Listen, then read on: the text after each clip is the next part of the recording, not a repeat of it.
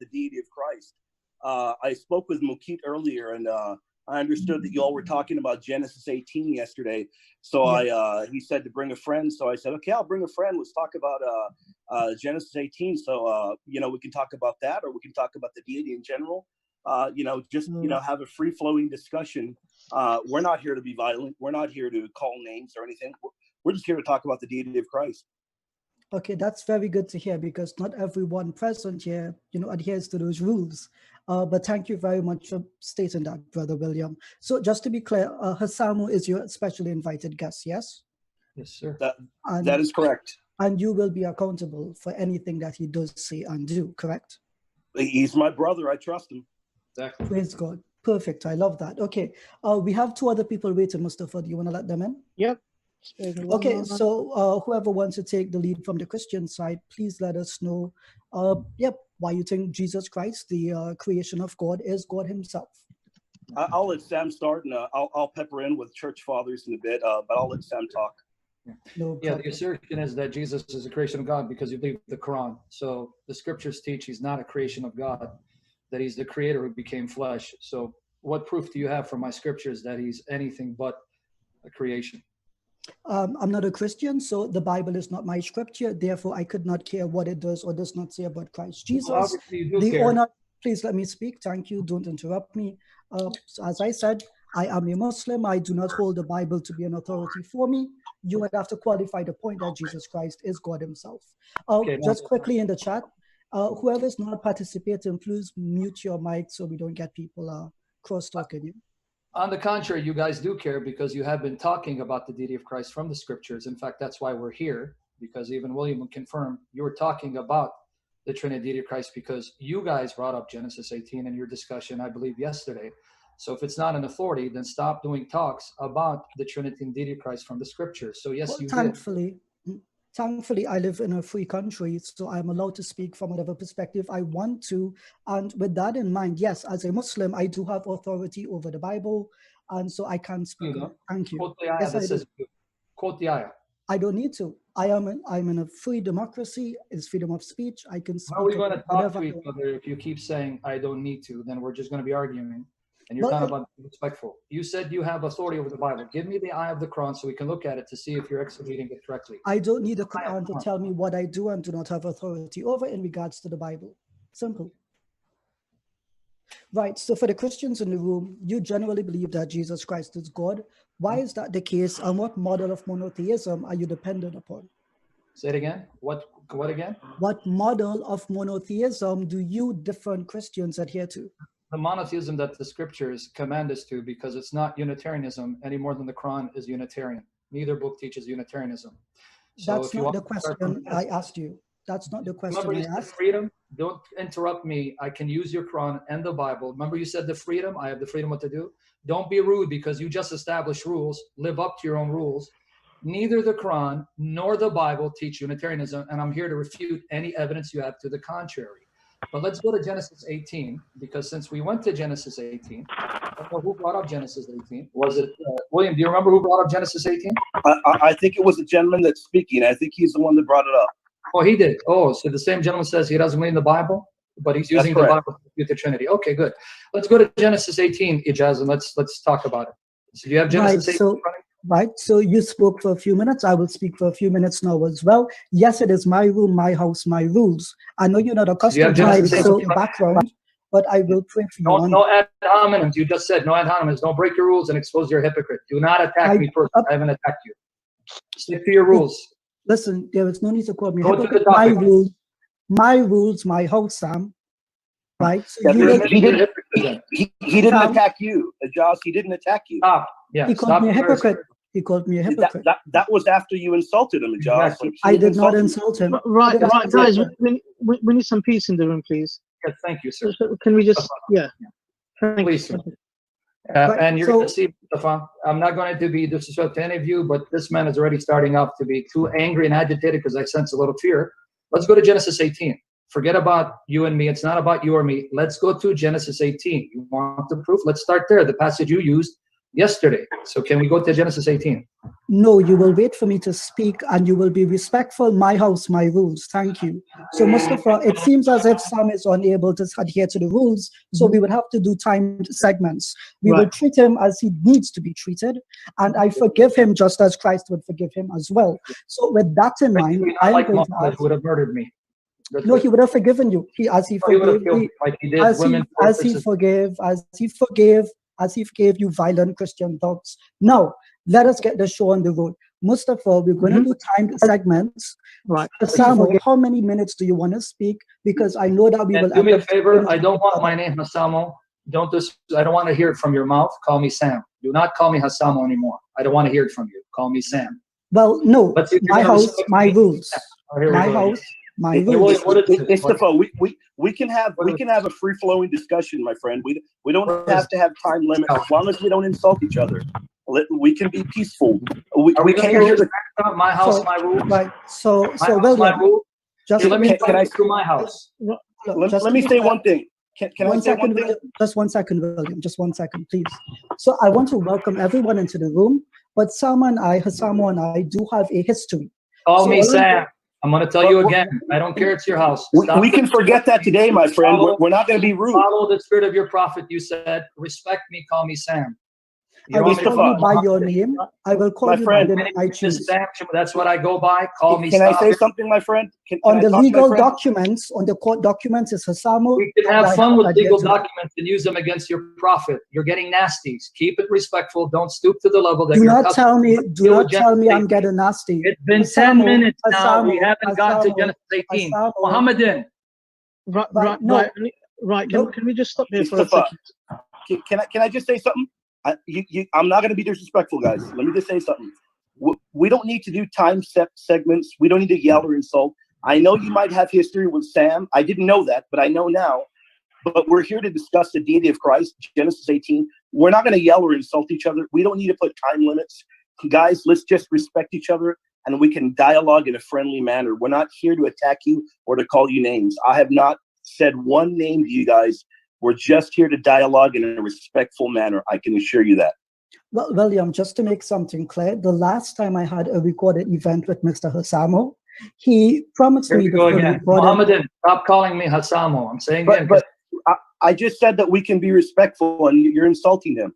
Yes. How am I insulting him? Stop calling me Hassamo. He asked you to not call him that. Let's just be respectful. We can dialogue as friends. We don't need to insult each other. Right, so one more time, I'm going to state what I'm going to state, and hopefully we can get the dialogue on the way. Yes, please. The last time I had an agreement with this particular individual, he was deceptive and did not give me a full recording. See, here again, the accusation. Prove I was deceptive. Give me your proof. Stop. You already went 10 minutes of the people's time. I'll do it. I'm doing it now. I'm doing it now. Let's get to the topic. Did you not promise me a recording from Millie Fiore? No, I never did. Prove that I did. What are you talking about? I didn't record that. I did not record the session, so I'm going to promise you something. Hassamo, I will say one more time. Muhammadin, stop calling me Hassamo. Muhammadin, stop smoking the black. Right? No, okay, look. Let me just say one thing. Can I say one thing? William, can you speak instead of that individual? That would be better. I know for a fact that Sam did not have recording software until recently. I don't think he would. I've never known Sam to not record and not share things. I've never known him to be dishonest. But if we can just my experience, it is your room though. But it's your room, my friend. The room is yours. It's your room. 1 second, William. I just want to make this point because of the history I have with this individual. We had a discussion in which he insulted me for 20 minutes at the start. And consequential from that, he promised me he would give me the recording by the individual known as Millie Fiore. Now, it has been several years since that incident. I have emailed him on more than one occasion requesting it. Give me the email that you sent me. Stop with the false. Failed to do so. Okay, but don't interrupt me, please. Tonight, can we talk about the deity of Christ, though? Yes. I just have one request. I just have one request that the individual called Sam Shamoun agrees to the terms that we've laid out. No insults, no abuse, no threats of violence, and no nasty messages. Would he agree to that? Simple question. He got muted. You muted him. So if you guys are going to be muting him, he's not going to be able to talk. He said yes. You guys hear me or no? He can unmute himself. I've been. Every time I do, someone mutes me. Yeah, that's I've agreed to your terms, and as it's being recorded, thank God it's being recorded, we've heard you're the one who's been attacking me. I've yet to attack you. I've responded to your attacks. Stop the attacks. I don't want to attack you. I'm not interested in there are no attacks here, Sam. There are no attacks. Let's deal with the issues. Can we get to Genesis 18 now? That's up to you. That's whatever scripture that you want to use. You're free to use it. Are we ready now? Yeah, you can go right ahead. Okay, yes, Genesis, because it was brought up yesterday, and William he heard it, so he can confirm. Right, yeah, we were talking briefly. I heard him talking about Genesis 18, talking about manuscript differences and what have you. So I figured he was interested in that. So I reached out to Mukit, I believe it's his name. Excuse me if I'm mispronouncing, and I don't mean any disrespect, but I reached out to him in interest in dialoguing about that. So we came to talk about Genesis 18 in particular. Yeah. Oh, I thought it was just on the Trinity in general. I wasn't aware that it was on Genesis. Yeah, we can talk about that too. Yeah, we can talk about that as well. So, William, just to be clear, did the message mention Genesis 18, or was it just, is Jesus God? It was both. Was it both? Mukit, are you Yes, it was both. It was Genesis 18 or is Jesus God's. So I don't know why you doubt me, my friend. I wouldn't be lying. I have no reason to lie. Okay, no, I'm not doubting you. I just have to confirm with my own colleague to know what he said. Right? You can't blame me for taking. We can go to. I don't think it should matter, though. I mean, you should have no problem wanting to dialogue about it, though. I have no problem. That's why we're proceeding, aren't we? Sure, hope so. All right. So whoever wants to get it on the way, they are allowed to do so with my permission. So, William, you want me to just go to Genesis 18 for them right now? Yeah. Go ahead. I want to hear a little bit about Genesis 18, and I'll pepper in with some historical quotes a little bit down the line. That's right. Yeah. I mean, anyone reading Genesis 16 will see it says, the Lord, Yod-Heh-Vav-Heh, appeared to him in the plains of Mamre. When he looked up, there are three men. One of the three is definitely Yod-Heh-Vav-Heh, or I'll say Jehovah for the sake of convenience. And we know this because when we go to 20 to 22, here's what we read. Let me get there. And Jehovah said, because of the cry of Sodom and Gomorrah is great, and because their sin is very grievous, I will go down now. So he's going down there and see whether they have done altogether according to the cry of it, which has come unto me. And if not, I will know. And then the men turned their faces from there and went towards Sodom. But Abraham stood before Jehovah, Yod-Heh-Vav-Heh. And we continue just for the sake of time so we can engage the dialogue, so that if Ijaz has an objection, that's fine. We'll entertain it. Just to make sure that no one doubts it's Jehovah, you can read the entirety. But in verse 25, that be far from thee, let me read in English. That be far from you to do after this manner, to slay the righteous with the wicked, and the righteous should be as the wicked. That be far from you, far be it from you. Shall not the judge of all the earth do right? And then in verse 33, and I hear some background noise. Yeah, 1 second. Who has the background noise? Please mute your mic. Yeah. So far, all the mics are muted, so I'm not sure who it is. Okay, so guys, just please police yourselves if you can. Thank you. Sam, continue. Yeah, now verse 33, just to end it, then we can dialogue if you want. And the Lord, or Yod-Heh-Vav-Heh, Jehovah, went his way as soon as he had left communing with Abraham, and Abraham returned unto his place. So here in Hebrew scriptures of Tanakh, you have God appearing in human form as a man, and even eating food and conversing with Abraham. So definitely one of them is the God of all creation, the judge of all the earth, because that's what Abraham said. So we could talk about this, Ijaz, it's up to you. Actually, like I said, the Old Testament is not on. Someone has their mic on. Somebody has their mic on. It is. For goodness sake. I hear somebody cars in the back. I'm going to make it clear. Whoever has their mic on while I'm trying to listen the next time, I'm just going to beat you. Full stop. Okay. Understood. Good. Right. So, Sam, yes, this is the Jewish scripture. I do agree with that. However, I do not believe it says that any of the three persons that Abraham has seen is God himself. What is the qualification for that claim? When you say, the text says it, Yod-Heh-Vav-Heh stood before him. It says in Genesis 18:22, the men went towards Sodom. It's in verse 22, Ijaz. I don't know if you have the Bible in front of you. If you opened it up, I'm sure you have it open, right? It's right there. I definitely have it open. Okay.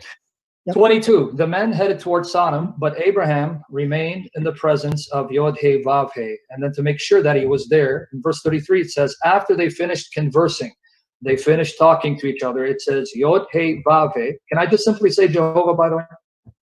Yeah, why Is it not? okay to Jehovah? Yeah, it's not a Jewish room. Yeah, I'm saying anglicized form because I don't want to keep saying Yod He Vav He. It says Jehovah went from there in verse 33, and then to further confirm that Jehovah was on earth with him in Genesis 19:27, the very next chapter, Genesis 19:27 says, Abraham went to stand at the place where he stood before Jehovah. I mean, it's right there, the plain reading. So why should I reject the plain reading of these passages? Well, no, it's not the plain reading. I do have to ask, you are not a Jew, just to confirm, yes? Okay. What is Okay. the Jewish, what is the Jewish understanding of these passages? Which Jews? Jews are not monolithic. Pre-Christian Jews, Jews contemporary with Jesus, after Jesus, Messianic Orthodox Jews, Rabbinic Jews. Orthodox Go right Jews. ahead. Yep, Okay, go Orthodox right ahead. Jews. Now, why would Orthodox Jews be representative of the correct interpretation of the Tanakh? I'm not asking you that. My question is, are you aware of their interpretation of these passages or not? What would be irrelevant to the point? In the I same know way, they're covered by Genesis 19:24 because there, the Minnim use Genesis 19:24, where it says Jehovah rained fire and sulfur from Jehovah out of heavens, and they try to explain it away as some literary idiomatic expression, which fails. So, but what has that got to do with the exegesis? They can say whatever they want. They've said a lot of things in denial of Christian doctrine because of their opposition for Jesus. So that's right, neither here nor there. and your statement is just a denial of their understanding, which is why my question. Context. I just told you the verses. I gave you the verses. Give me something. I've read the verses. Right. So let me ask my question. Let me ask my question again. Why is your understanding the correct understanding? Because I'm reading context. And the context here denies any anthropomorphisms. And when you say anthropomorphism, it's obviously an anthropomorphism because God is appearing in the form of a man, which is why it's called anthropomorphism. Anthropos morphe, in the form of a man. It is God appearing as a man. So obviously it's anthropomorphic, but he's on earth in the form of a man. It's brilliant, your answer, because you failed to answer the question one more time. Yes, let me finish. I think he has answered you multiple times, my friend. Yeah, brilliant. Thank you for your input, but let me ask the question. I think I know my question. I thought you told me you wanted me to answer. No, I was speaking to Sam. Yeah. Can we do exegesis? Why are you rejecting my interpretation instead of just going in circles and going nowhere? Nope, let's exegete it. Right, so you've not allowed me to ask my first question, and you've not answered it. You've asked several questions, and I've answered several. No, you have not. So thank God it's being recorded. Yeah. I've answered several, not one. Right, so let me ask my question, try to answer it, Sam. Thank you. So the question again stands one more time. What is the traditional Jewish understanding, if any of those you can remember, what is their understanding of this passage? Let me finish. I didn't finish asking my question. Right, so it's very good that you have a corporeal understanding of anthropomorphism, but you do understand that it does not have to be taken in a literal sense. So the question I put forward to you is, you as a Christian, when you interpret the Jewish scriptures, who by the way reject your understanding, do they take every anthropomorphism to be a literal understanding, or do they cater for emotions, feelings, what we would call ta'wil in Arabic? Do they cater for these things? Okay, let me answer it for the umpteenth time. You kept saying Jewish understanding. Let me correct you again. Jews are not monolithic. You had Jews before Christ, during Christ, after Christ. And as you well know, or you should know, there were Jews before and during Christ that believed in two powers. And not only that, even today you have Jews who do believe in Jesus, are Messianic Jews, like Michael Brown, who do believe that's God appearing on earth. So stop assuming the Jews are monolithic. It's like me asking you, what is the Muslim interpretation of chapter 4, verse 157, when Islam is not monolithic? So instead of appealing to the Jews who reject Jesus and the beliefs that you and I hold in common about Jesus, like his virginal birth, right? Let's go to the text and see where my interpretation is wrong, instead of appealing to sources that, if I were to quote consistently, would end up not only rejecting Christianity, but your religion for believing Jesus is the virgin-born Messiah. Let's stick to the text. What in the text shows that this is not God appearing in human form? You haven't given me anything, but keep appealing to the Jews. So can we now deal with the exegesis? Again, my question to you was, of the Jews that you know of, what are their varying views on God's being able to have a literal form upon the earth? That is the question I asked you. Any Jew that you want to go to before Christ, just give us the answer. Very easy. Let me finish. right? Right. Let me finish one more time. I'm putting forward to you, said it's an anthropomorphism. I agree. But is it taken to be a literal anthropomorphism or as a metaphor? Which one is it? And how do you distinguish from one from the other? I am speaking to your methodology. Simple question. The reason why I know that this is an actual appearance in human form, because if you read the text, like I said, let's exegete it, which you've been avoiding, that's fine. It says that they came, they ate food, and had their feet washed. You don't get more anthropomorphic than that. That God is appearing with angels in human forms, in human bodies, looking like men, eating human food, and having their feet washed. And Abraham is standing before him. And then the Lord leaves the place where he was standing on earth. There's no way around it exegetically. And you have given me nothing exegetically to show this is not God appearing as a man on earth. If you don't know how to refute it, that's fine. We'll go to another point. Just say, hey, you know what? Can't deal with this. That's fine, even though you mentioned it yesterday. Right. So, Sam, what is the basis for my question? If you're going to perform exegesis, then you must have exegetical principles. So I'm asking you to qualify your understanding, to say, asking you questions about your basis for interpretation is not to answer the question. It's simply ridiculous. The thing is, if I assume on your behalf, you'll say to me, I'm conjecturing. If I don't assume on your behalf, you will say I'm speaking down to you. So all I'm asking is something very plain and simple. How do you, as a Christian, distinguish between a literal anthropomorphism and something which is a metaphor? I've said it again. Which part of context wasn't clear? Yeah, exactly, William. This guy can't deal with this. He said it twice already, my friend. Context wasn't clear. William, context will determine. Let me finish. Do not raise your voice at me. Will determine whether something is simply figurative or something is to be taken at face value, that God can appear as a man on earth. Context. So can we now, don't ask me the same question I've answered 20 times. If not, if you do, that means we'll move to someone else. That means you had no response to this. Context shows it's not simply figurative, like saying that God will hide you under the shadow of his wings.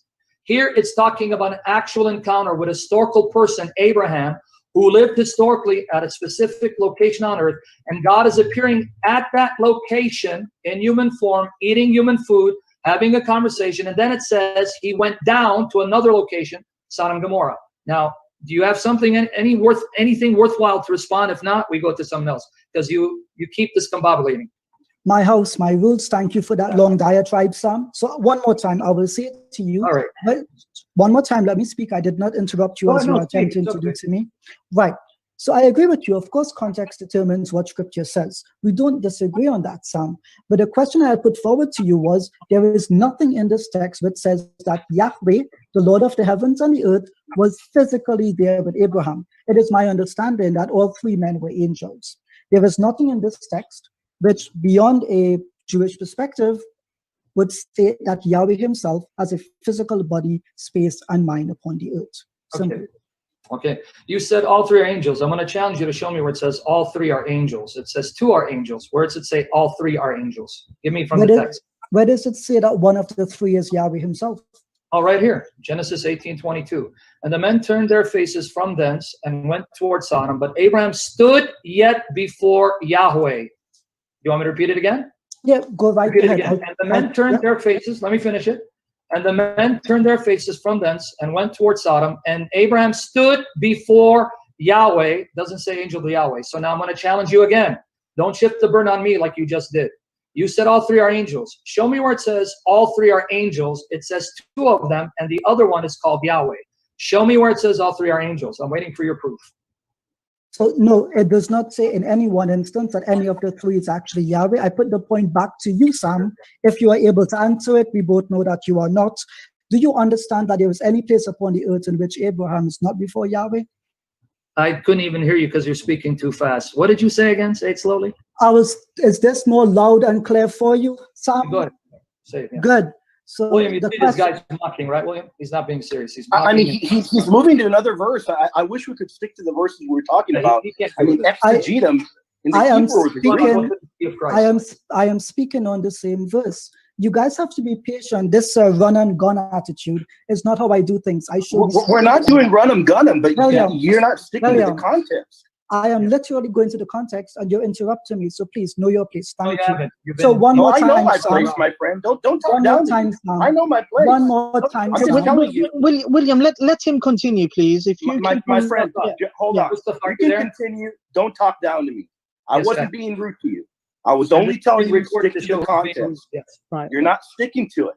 You're I am avoiding sticking it. to it. You're telling me I'm Mustafa, are you avoiding there, it. Mustafa? Hold on, stop. Mustafa, do I not do this with every Christian that comes in? I go Yeah. step That's by fine step. that you do Right. this. I Stick to the don't Talk down context. to. Good He to asked know. you one question. Everybody Answer should him. talk down to. Good to know. Right. I don't run and gun. I'm patient with scripture because I respect it.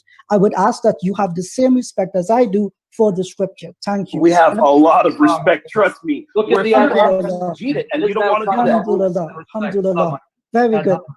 Very good. So it's not an unhobbing. There's no need to be Go ahead. dishonest. Get to your point, please. Right. So the Your house question, I put the question to you, Sam. Yeah. None of these three people are identified as Yahweh himself. The second point I put forward to you is that there is no place upon the earth in which Abraham is not before Yahweh.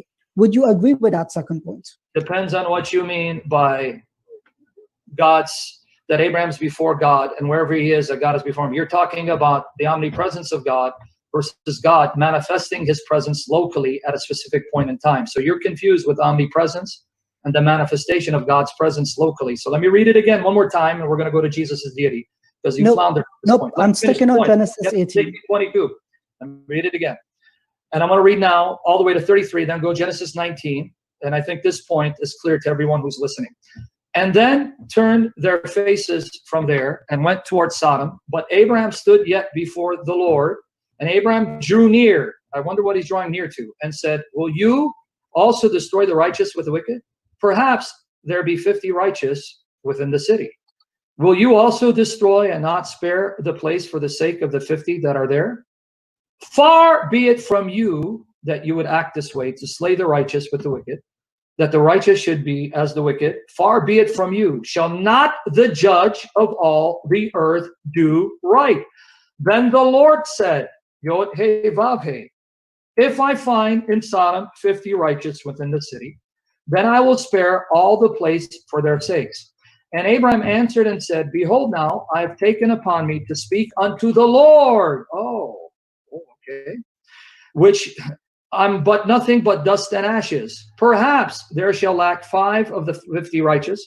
Will you destroy all the city for lack of 5? And he said, if I find there 40 and 5, I will not destroy it.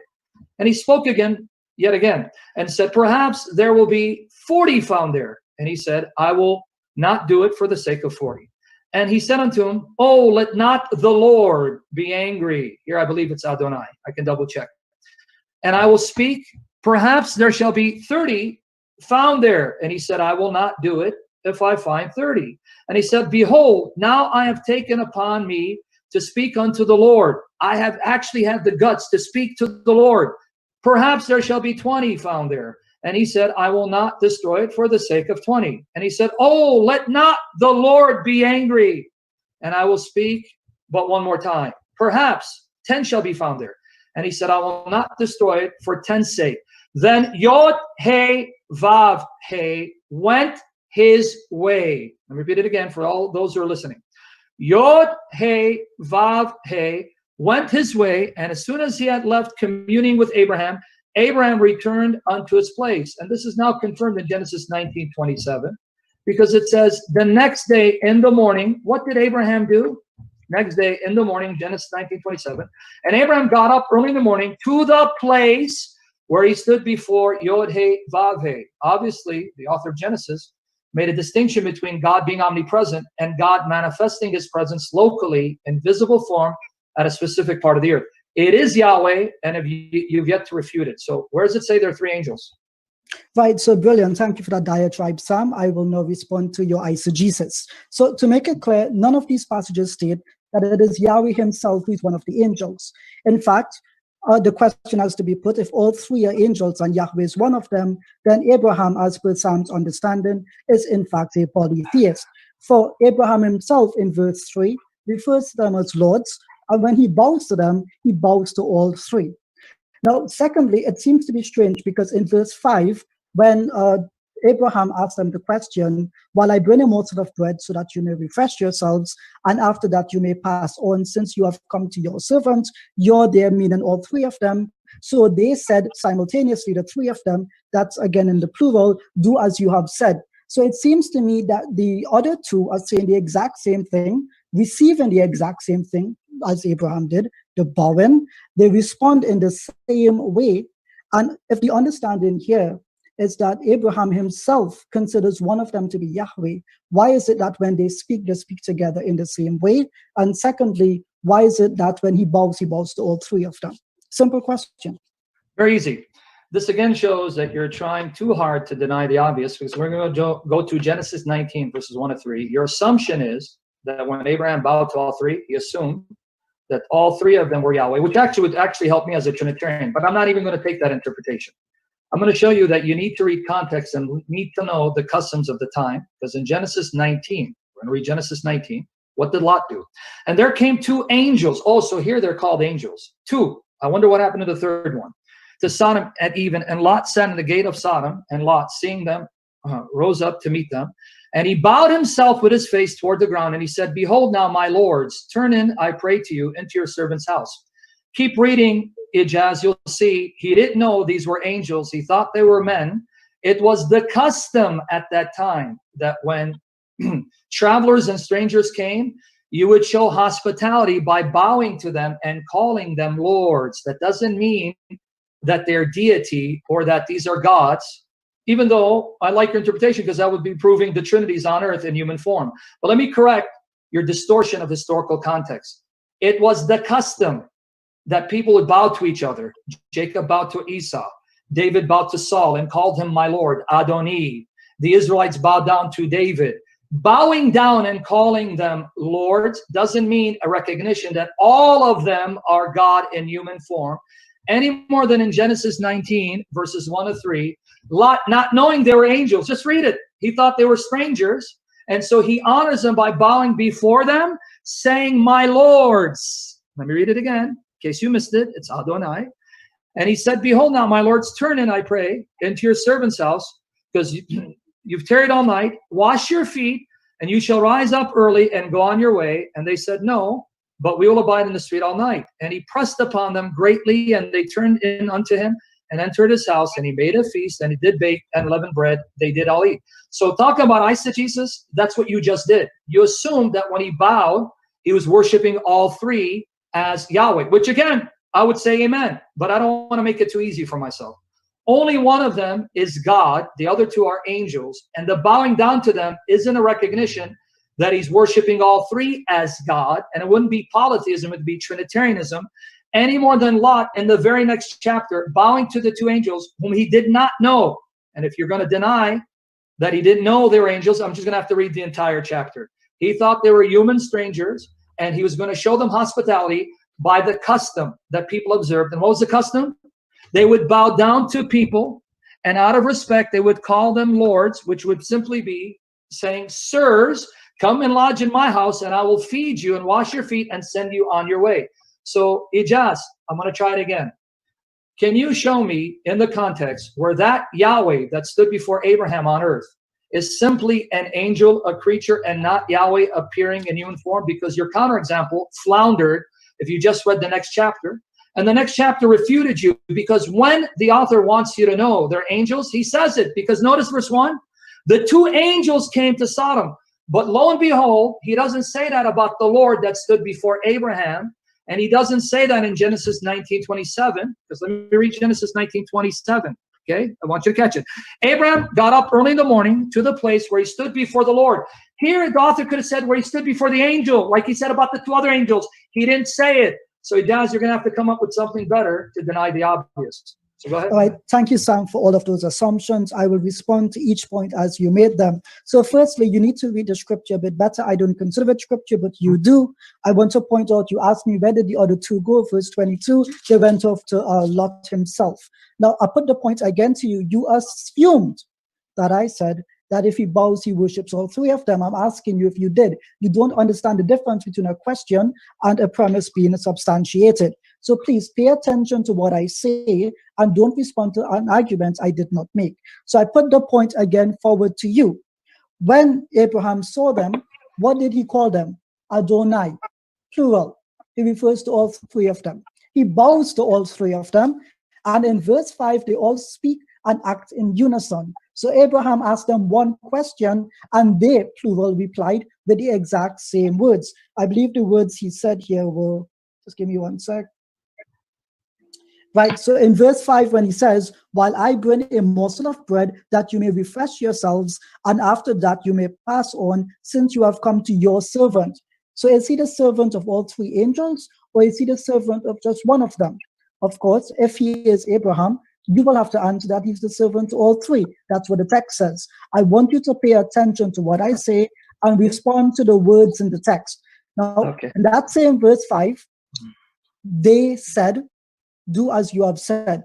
So they, plural, speak together in unison. One, how is that possible? And two, if that is the understanding, they act together, they move together, they rest together, what does that indicate or tell us about who these individuals are? As you know, in Islam, I am a monotheist. You may disagree with that. But as Muslims, we do not believe that God can be hurt, that God can become hungry. God is not an accident within a substance. And therefore, when you speak of this God resting under the tree, having his feet washed, this does not, we do not accept as this is a God himself. So I put the question back to you, which one of these three is God himself, or are they all three gods? You said to me, I would make your job easier. So I would like you to affirm for us on video that you as a Trinitarian accept that all three are greeted as lords and all three are gods themselves.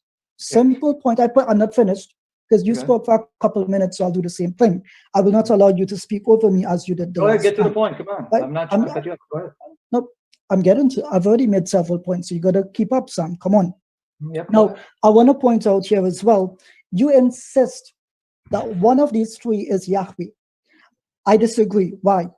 If you read the verse in the English, you can go to the Hebrew if you want to. The Lord appeared to Abraham by the oaks of Mamre while he was sitting at the entrance to his tent during the hottest time of the day. The question then becomes, does the Lord appear to him from the perspective of the tent, or was Yahweh himself among the three still approaching him?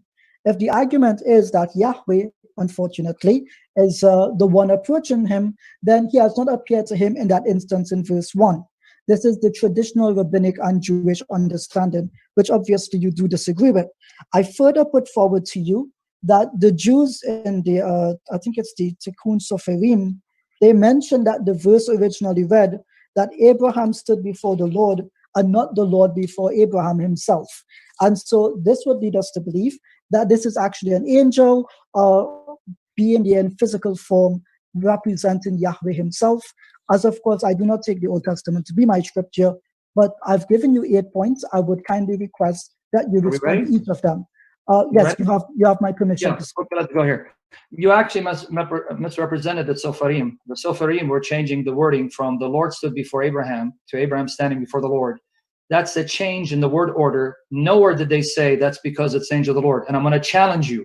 Quote the Sepharim, give us the reference where they said that because it should be Abraham stood before the Lord, not the Lord before Abraham. This is some of the scribal emendations by the Sepharim. Therefore, ipso facto, that's the angel. Don't misrepresent sources and think I'm not going to correct you on it. And then you talk about eisegesis. I'm going to ask you, please listen carefully because you obviously did not even care to listen. You again repeated the argument I just refuted. He called all of them Adonai, and he said that he is their servant. So is he the servant all three?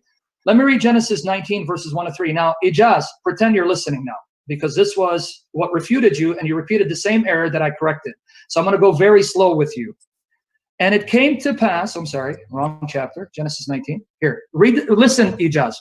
And there came 2 angels to Sodom at even, and Lot sat in the gate of Sodom. And Lot, seeing them, rose up to meet them, and he bowed himself with his face toward the ground. And he said, behold now, my lords, Adonai, turn, I pray, into your servant's house. So he just said to both of these men, whom he did not know were angels, I am your servant, you are my lords, enter the house. And he bowed to them. Did you even pretend to hear my rebuttal? Let me repeat it again because everyone else is listening. It was the custom at that time, to show respect to strangers and guests by bowing to them and calling them your Lord and addressing yourself as their servant. But again, in case you again attack straw man and waste another 10 minutes of our time, let me read it one more time. Genesis 19, verses 1 to 3.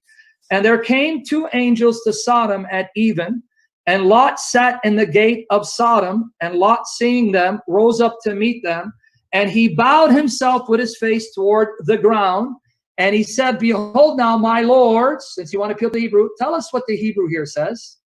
I turn now, I pray to you, into your servant's house. I'm your servant, my house, your servant's house is your house, come in. So if I apply your logic, that means somehow this means that he's worshiping these men, whom he doesn't even know are angels, as his God. So let me correct you so you don't waste another 5 minutes of our time, so we can get to some salient points, actual objections. Bowing to someone and calling him your Lord and addressing yourself as a servant was the custom at that time, a custom we see throughout the scripture.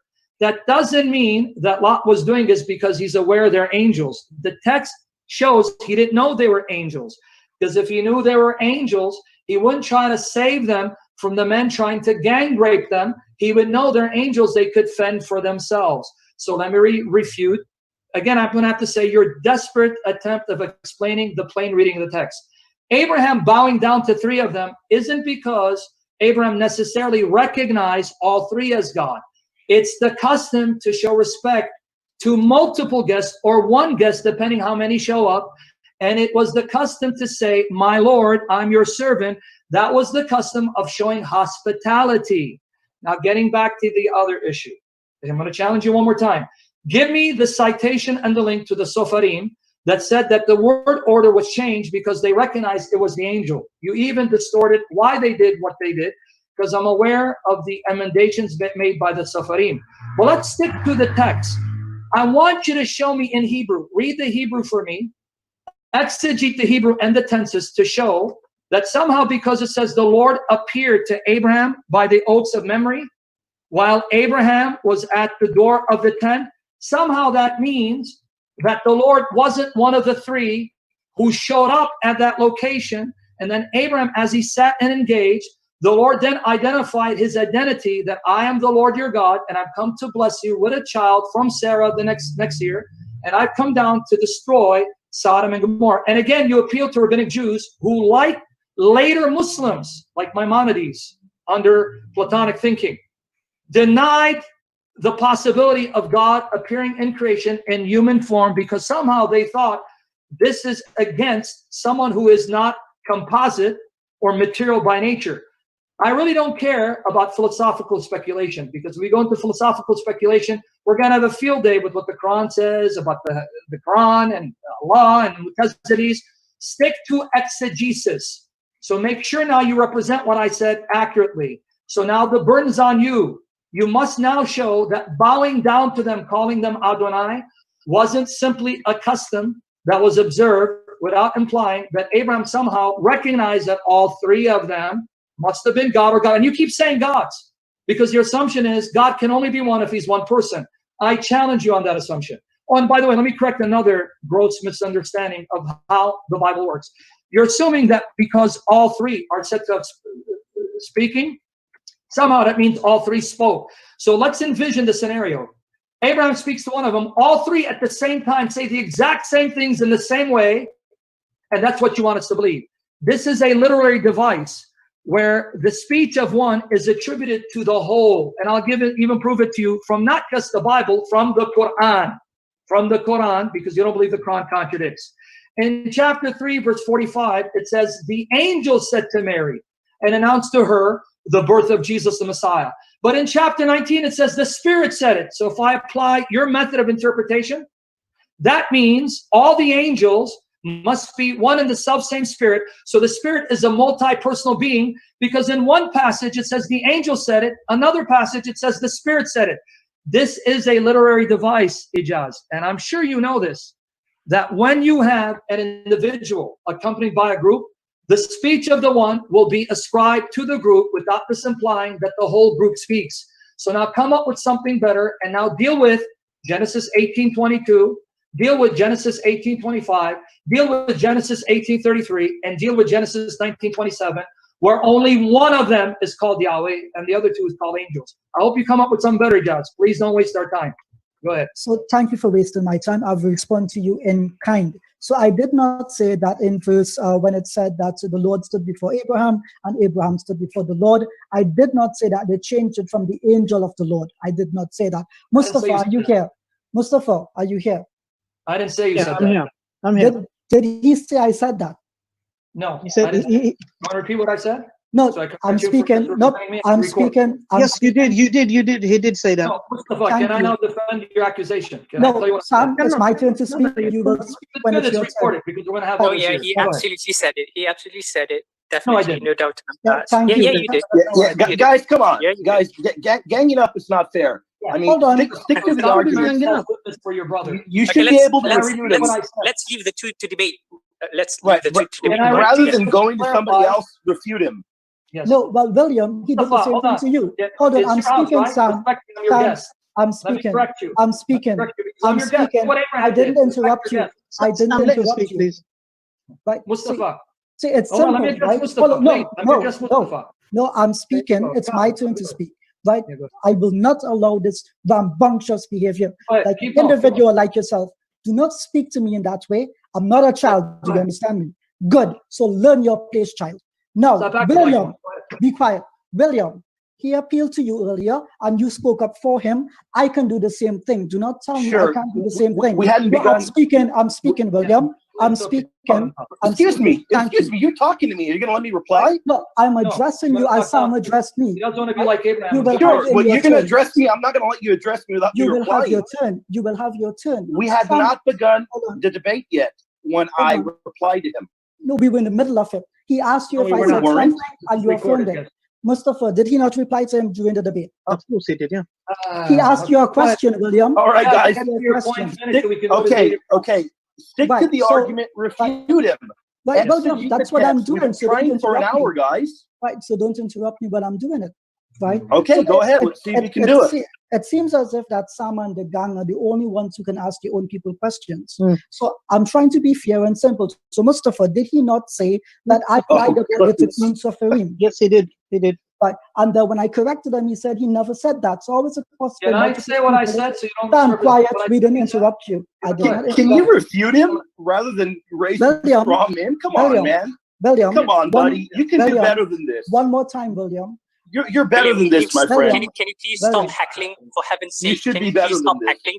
Can you please stop heckling? Allow the person to actually speak and Get to the respond. point now. Finish it so we You can go to disagree as much as you like, but please allow him to speak and respond to Sam. Right? We're Thank trying you. to get him to. Thank you, We're thank you, trying to thank get you, him thank to. you, William. Thank you, William. We're not here to listen to you. Thank you so much. Thank you. Stop talking over William. Let him finish. Well, Very if good. you're not here to listen to Very me, don't bring me up then. Right, He's the listen, one that right, mentioned my guys. name. Right, guys, please. Please, Okay, guys. come on, go ahead. Go ahead. So, right, Let Ijaz, him reply. please, I'm carry on. going to put my mic on mute. Let him reply. I'm going to put All right, my mic on mute. All right, mate. Please carry on, Ijaz. So, Mustafa, thank you for moderating. I know that we would have needed someone like you today. I would like our guests to follow our rules kindly. So just as, the three gods, as some believe, came to Abraham, this is my house, you will follow my rules. Now, Sam's assertion was that I said that the scribes changed the Tikkun Safarim, that they changed that verse where it said Abraham stood before the Lord to say that the Lord was the angel of the Lord.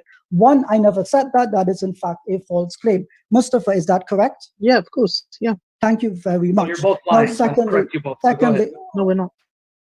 So, Sam, I did not interrupt you when you spoke. I'm going to ask you one more time not to interrupt me when I speak. Go ahead. I'm waiting for you. Get to your point. So go ahead. I will get to my point on my own time. I did not interrupt you. I did not rush you. So know your place. Thank you. So what have we just seen? Sam made the claim that he doesn't even have the common sense to sit down and wait. So I will wait for him to return. If he's not willing to listen to what I have to say, I will wait for someone else. He's right there. He's getting water. He's right there. I will wait for him to return. Sure. All right. Very good. Let him have his seat. Very good, Sam. I can hear you, so go ahead. I can do stuff, but go ahead. I can hear you. Very good. Thank you, Sam. Thank you. Very good, Sam. Now, I want you to pay attention to what Sam said. He said it's a literary device. It does not mean that literally, that when they spoke, the text is actually lying. In fact, it's simply a metaphor. Well, no, that's not the case. The same argument is the one I used myself, that when it says the Lord appeared to Abraham, it is not referring to a corporeal body. In fact, this is language that is frequently used throughout the Old Testament. I don't think I need to point out that in the very next verse, so the very next chapter, it's Yahweh that rained on fire via Yahweh. Right? The point stands that this is language that is used throughout the Old Testament. So it is not fair to say that the Muslim and Jewish understanding through the ages, that chapter 18 verse 1, I think it's chapter 18 verse 1, chapter 18 verse 1. So all I'm simply saying, Sam, and you have not rebutted this point as yet, you claim that my understanding of the text was built on a false understanding of anthropomorphisms, and that you then counter that by saying, well, the text says clearly Yahweh appeared. I am saying to you that's a literary device, because is it not in the Old Testament itself that it says neither the heavens nor the earth can contain Yahweh? I am guided by that verse. Mustafa, what verse is that? Do you remember?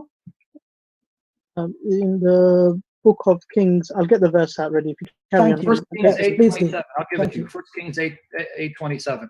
Yeah, very good, Sam. Thank you. So I am guided by that founding principle that God does not have a corporeal body. Now, I am sure that Sam is in response to me, he made the claim that not all three of them was Yahweh, only one. My contention is that none of them were Yahweh, and that they represented Yahweh, and therefore Abraham greeted them as if he would greet a guest. And at that time, I do agree that bowing was indeed a tradition. At that time, I don't reject that at all. In fact, I fully understand and accept it. However, I want to point out, if I read the verse again, I'm going to go to verse 3. He said, "My lords, if I have found favor in your sight, do not pass by and leave your servant. Let a little water be brought so that you may all wash your feet and rest under the tree. And let me get a bit of food so that you may refresh yourselves, since you have passed by your servant's home. After that, you may be on your way." "All right," they replied again in unison. "You may do as you say." So here is the contention I'm going to put forward to Sam, God willing, he is able to respond as opposed to attacking strawmen. The point I put forward is quite simple. These three people represent Yahweh. They are the agents of the Lord. You won't call them angels, feel free if you want to. But I am guided by that principle of 1 Kings chapter 8, verse 27, that neither the heavens nor the earth can contain Yahweh himself. Now, I want to follow up this by saying, the text itself says that they replied to him in unison together multiple times. He washed their feet. He brought food for them. At no point does the text indicate that one of the three identified themselves as Yahweh. So Sam said that one of the three of them identified themselves as Yahweh to Abraham. I'm looking for the verse, and at no point do I see that he does that. In fact, I do hope that Sam can qualify that claim. No one here identifies themselves as the Lord God himself. I also want to point out that Sam's argument seems to rest on the basis, well, the author says that one is Yahweh and the other two are angels in the very next chapter. Well, then that brings us to a foundational question. One, how do we know that this text is authentic? And two, how do we know that it is authoritative? You would have remembered that when Sam first arrived, I said, I do not take the Bible to be an authority for me. He proceeded to want to argue on this one point. So I put the question back to him. How does he know and understand that it is not simply a metaphor of Yahweh appearing to Abraham? Why can it not be the three people that passed by, two of whom are, just give me 1 second, I need to take my medication. It's 10 p.m. Brother Mustafa, just give me 1 second. I'm not going to do it. Okay.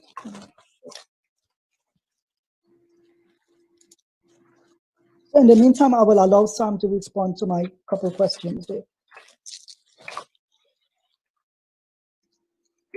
Let me now repeat what I said. You said about the Sofarim. You said that the Sofarim said that Abraham was in the presence of the Lord, not the Lord in the presence of Abraham. And then you said, therefore, that's the angel of the Lord. So if you heard me correctly, I said you are misrepresenting them just because they changed it from the Lord stood before Abraham to Abraham before the Lord. That doesn't mean they thought that this was the angel of the Lord. That's an assumption you read into the text. So you did misrepresent them by assuming because they changed it, that somehow now means it must be the angel of the Lord. Where did they say that? Did they say that's why they changed the word order? They did it out of reverence for the Lord, because the Lord doesn't stand in front of anyone according to their mindset. We stand before the Lord. So all they did was change the word order out of reverence for the Lord, which actually proves my point. Because if it wasn't the Lord that they thought appeared to Abraham, there's no need to change the word order, because if it's simply an angel, then an angel can stand before your presence. So thank you, Ijaz. I really appreciate it. And then again, you attacked Strawman, and you brought up a red herring. You said, well, I don't believe that the text is authentic. I want everyone to hear that, guys. Notice how now the argument changed from does the text show that God appears as a man on earth to now the veracity text, because that's what he has to do when he can't deal with exegesis and it is overwhelmingly against his tawhid or his understanding of tawhid. Now attack the text. That's an indirect admission on his part. The text is too much for him to handle, so now call the text into question. Now, I am very tempted to go off topic and debate him on what the Quran says about the scriptures, especially Jesus's view of the Torah. But I'm going to stay to the topic because I want to get to the deity of Christ. So again, I'm glad you at least now made the concession.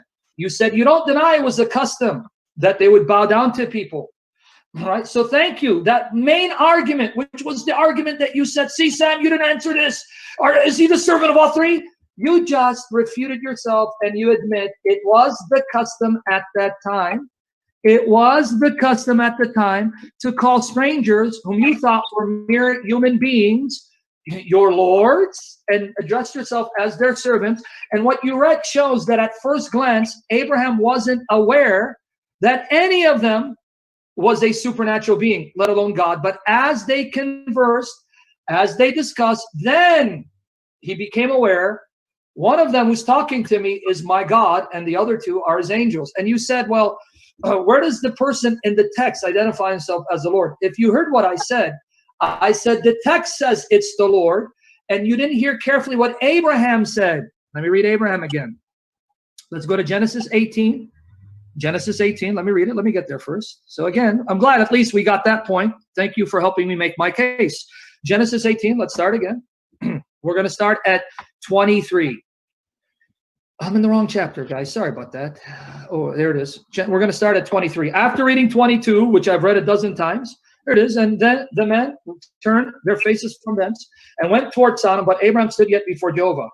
Abraham drew near and said, will you also destroy the wicked? Perhaps there will be 50 righteous with the city. Will you also destroy and not spare the place for the 50 that are therein? Far be it from you to do this, to slay the righteous with the wicked. The righteous should be like the wicked in your sight. Far be it from you. Shall not the judge of all the earth do right? In other words, if this was an Islamic expression, Malik Yawmiddin, the king of the day of judgment. He's talking to this one who's in human form.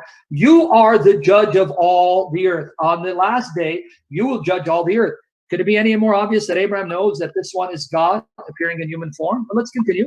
And the Lord said, if I find in Sodom 50 righteous within the city, then I will spare that place for their sakes. And Abraham answered and said, behold, now I have taken upon me to speak unto the Lord, even though I'm dust and ashes. You don't speak like this in the presence of a mere created angel. You only speak like this if you know this is God who is holy. You're unworthy to be in his presence unless in his love and mercy allows you to engage him.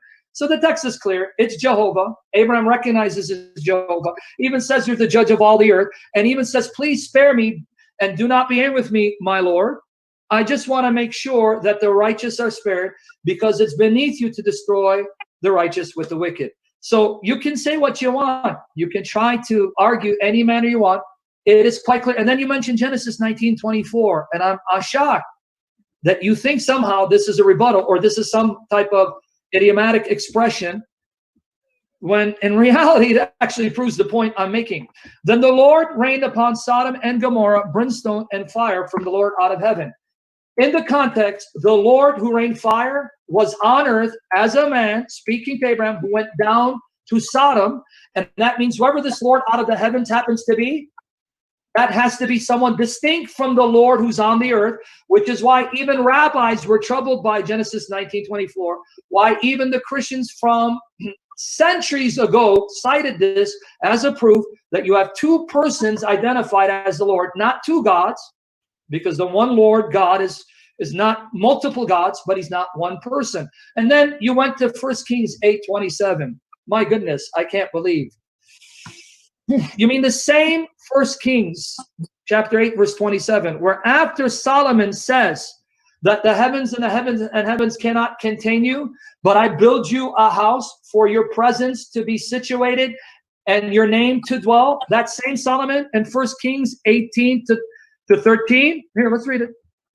That Solomon you want to quote out of context to make him say something he wasn't trying to say? Here you go. 1 Kings 8, 12 to 13.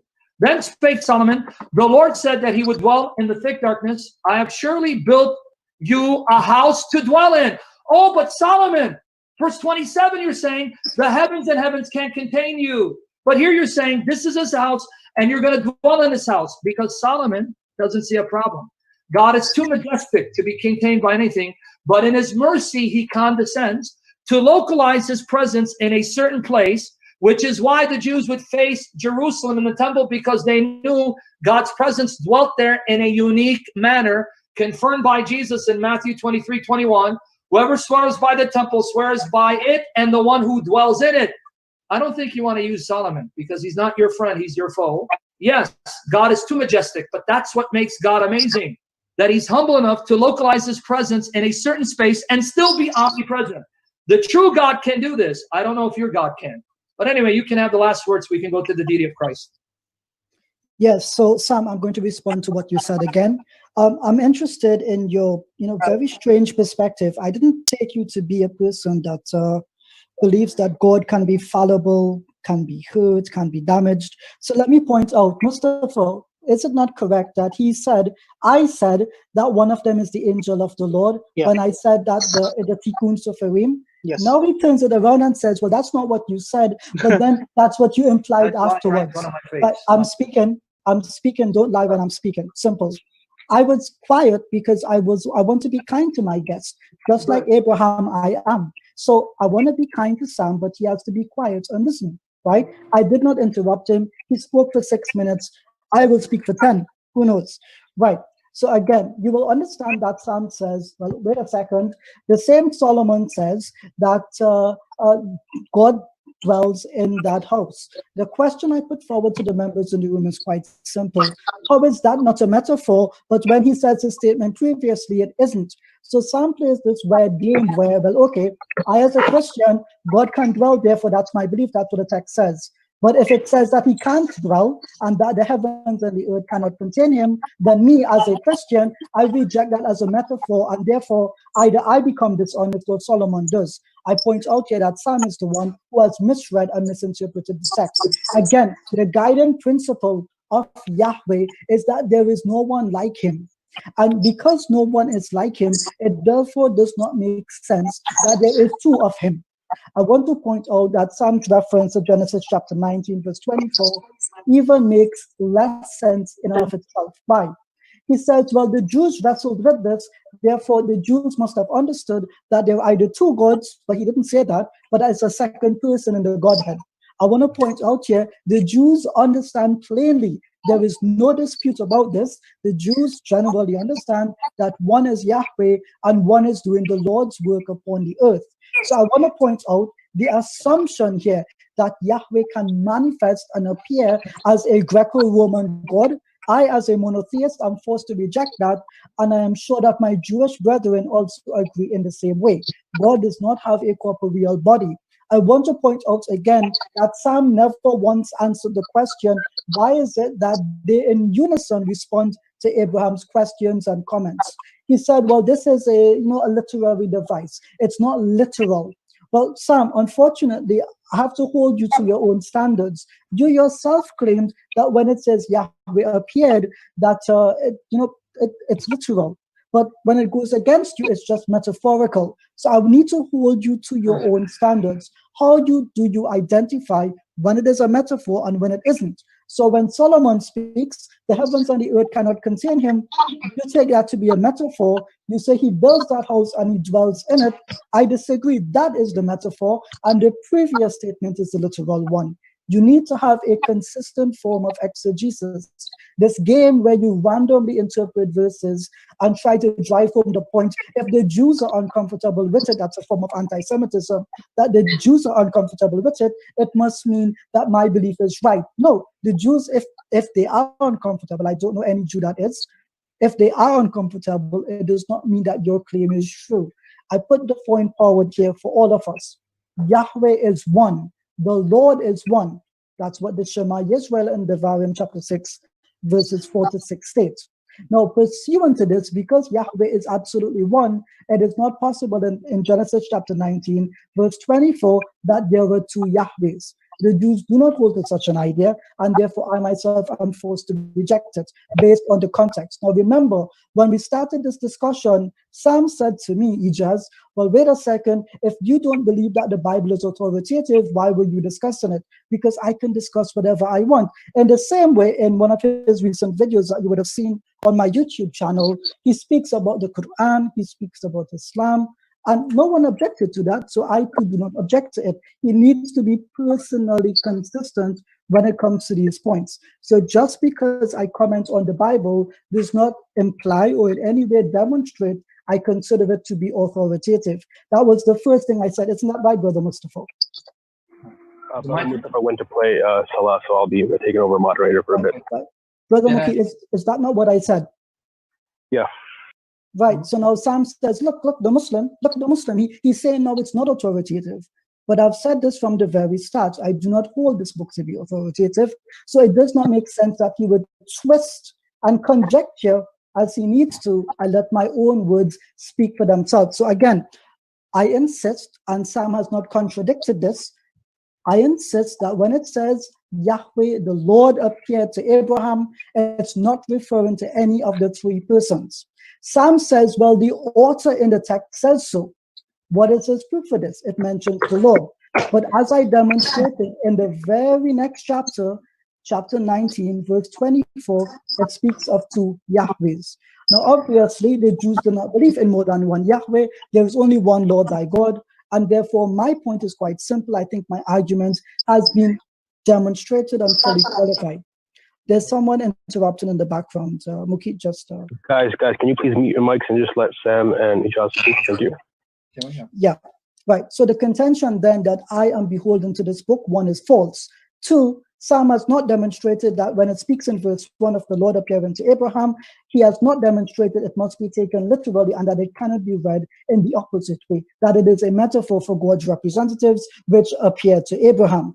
Thirdly, I pointed out that in verse 5, and to correct Sam one more time, the Tikkun Soferim did not say that the word angel of the Lord was here. I do, however, believe that the Samaritan text may use the word Enushim, which may be read as angels, if I'm not mistaken there. However, I don't accept that as authoritative, but it is the Bible. Sam should accept it as authoritative. So I put the point forward, my last point. One, it is a metaphor for the representatives of God in verse 1. Two, Abraham does not worship any of these three as God himself. Four, I want to point out as well that you can speak of Yahweh and agents of Yahweh in the exact same way, but I don't have to personally argue this point for the rest of the scripture because I am a Muslim, I'm not a Jew, I'm not a Christian. This book is meaningless to me. Now, I think I've qualified my points. I've spoken for the exact amount of minutes that Sam has spoken, and I will give him the opportunity to respond. However, before I do so, I suggest that we have time limits because I paused to take medication, intended to resume. He carried on for 7 minutes more. You have my permission. Wait for 10 minutes, you said? We can do 5 minutes, because but you said you wanted to pause to go get some medication, you said? I know I did that. That's when I told you I'm going to pause now, and then you took that to respond. Oh, I see. So you already took your medication. Yes, correct. Just give me 2 minutes. Yeah. Just give me 2 minutes. Okay, I don't. So give me 2 minutes, and I'll be right back. I have something else to do. Okay, let's take a 2-minute break, guys. not right. yeah. Take it to my break. I'll be right back. What, can I ask you something? How come I can't respond in the comments? It says it's only got one guy private. How do I change that? That I really wouldn't know. Yeah, Anybody know? you should be able to see the comments. Are you on mobile or laptop? No, I'm on my. Man, You have to set it. Set it to everyone. As in, everyone. It's not working though. Yeah, set it to everyone. Where it says everyone. It doesn't say everyone. It should have a place. Yeah, so you have to change it. Yeah, but it doesn't show me the option of everyone. Where you have it, where it says private, click on when it says private to somebody privately. Just switch it to everyone. You have to scroll up. There might be a thing. I don't find it. Nothing to scroll on.